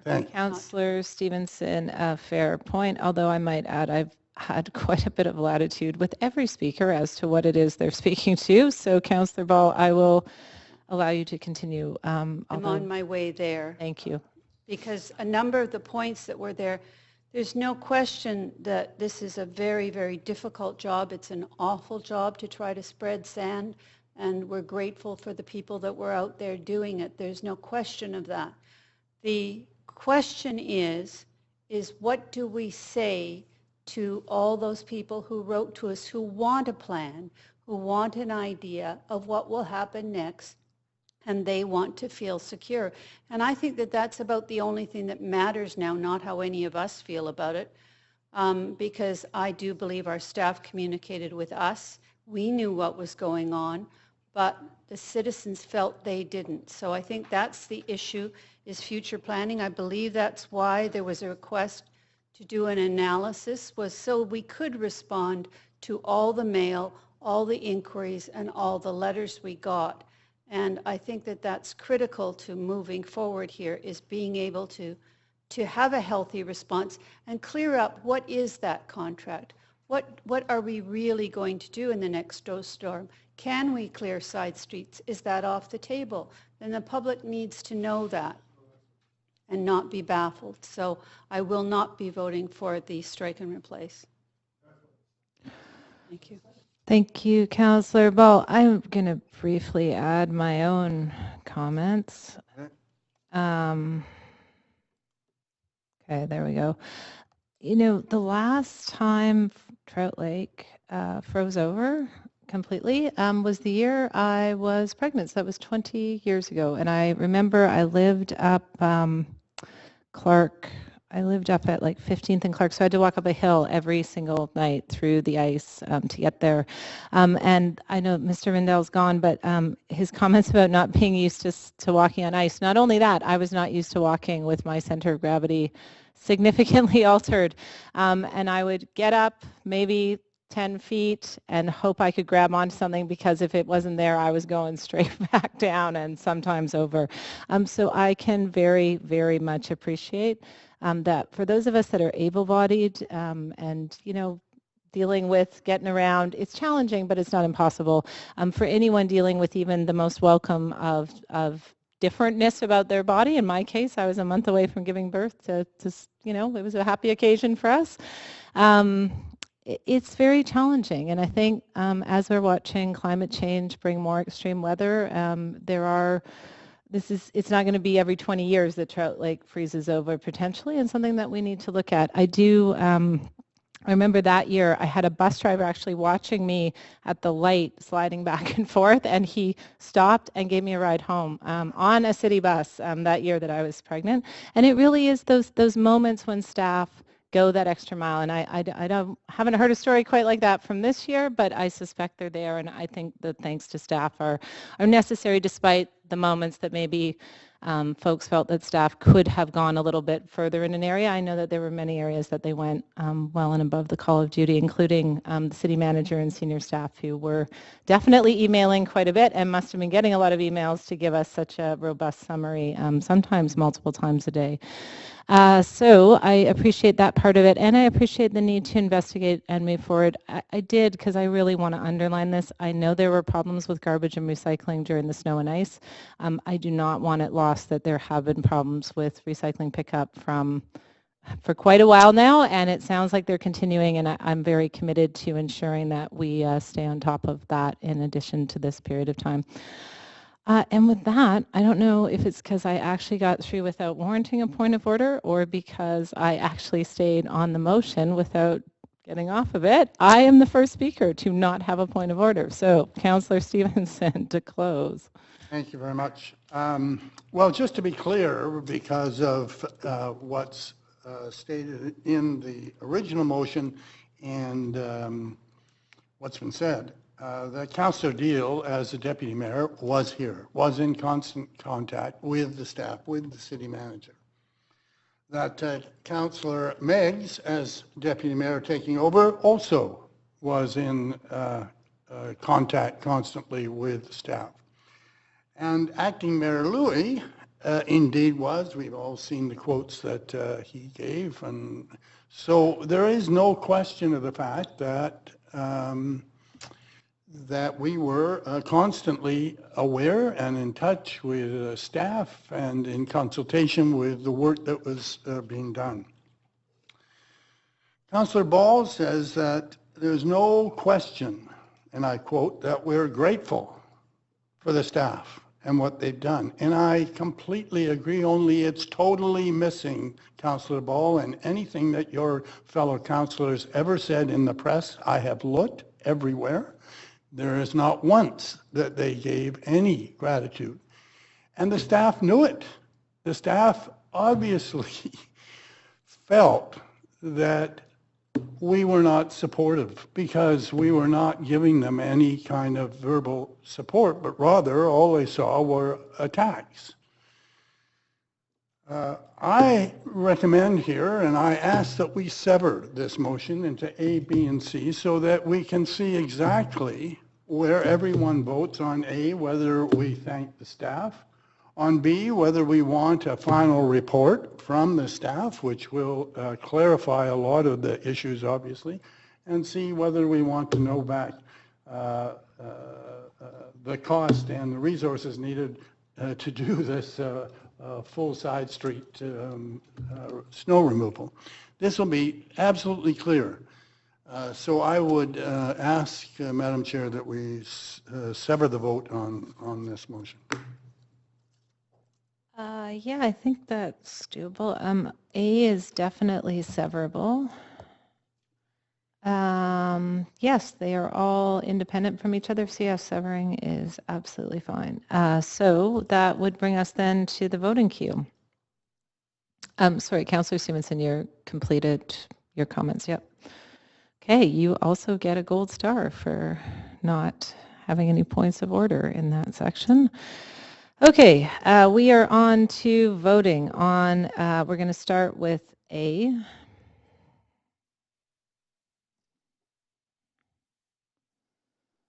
I have two councillors who have not voted on whether or not they'd like to thank staff for their... Councillor Affleck? Okay, so we have 11 minus 4, so 7 councillors. We're voting on A. So we have... Okay, guys. We're going to reset the vote and we're all going to start again. So we are voting on, and I will read it out, that council formally thanks city staff who worked through the holidays responding to the extended period of cold weather and snow in Vancouver. Okay, so of the councillors here, we have unanimous support for thanking staff. Thank you, staff. Okay, next item is B, that council be provided with a copy of the final staff review of the 2016-2017 winter snow response. Councillor Megson-Ball. That's okay, I understand.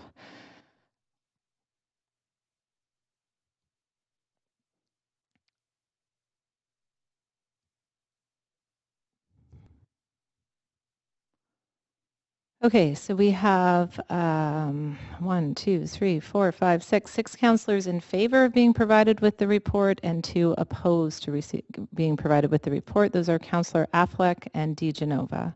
But the motion does pass, and that brings us to the last part of the motion, item C, which requests that staff report back with an estimate of the cost and resources needed to provide full side street snow removal in Vancouver. Okay, so we have, oh, sorry, we still need one more councillor to vote.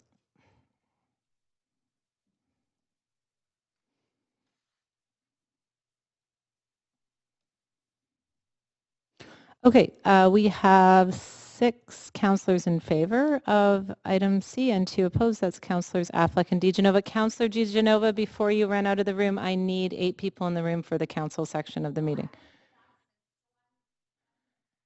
Okay, then unfortunately, then we're unable to approve all of the grants that were passed today. So my apologies to the, I could have it finished by now if you were sitting in your seat. Okay, so I will call, did you have a, Councillor DiGenova, did you have a point of order or something that you want? No, but I will leave if you don't do this in the next 60 seconds because the mayor does not have a leave of absence. Okay, so Councillor DiGenova is done with that, so I will recess this, adjourn this meeting, clerk, and pass it over to Councillor Meggs, who will do his best to comply with We will Councillor now DiGenova's convene a regular demands. council to deal with the recommendations and actions from today's Standing Committee on Policy and Strategic Priorities and other items on the agenda. Madam Clerk, may we have the roll call? If council is okay, I'm going to expedite the roll call. Councillor Meggs, Deputy Mayor Meggs is in the chair. Councillor Louis is on a leave of absence, and Mayor Robinson and Councillor Clark are not in the room. All other councillors are present. You have a quorum, Deputy Mayor. Thank you. We need a motion to adopt the committee's recommendations. Items 5, 6, and 8 require 8 affirmative votes. All those in favor? Any opposed? The motion is carried unanimously. We have one item of urgent business on the agenda for consideration, a request for leave of absence for Councillor Affleck for personal reasons. Any discussion? It's been moved. All in favor? Opposed? Carried unanimously. May we have a motion to adjourn? Deal. Jang. All those in favor? Opposed? Carried. Adjourned.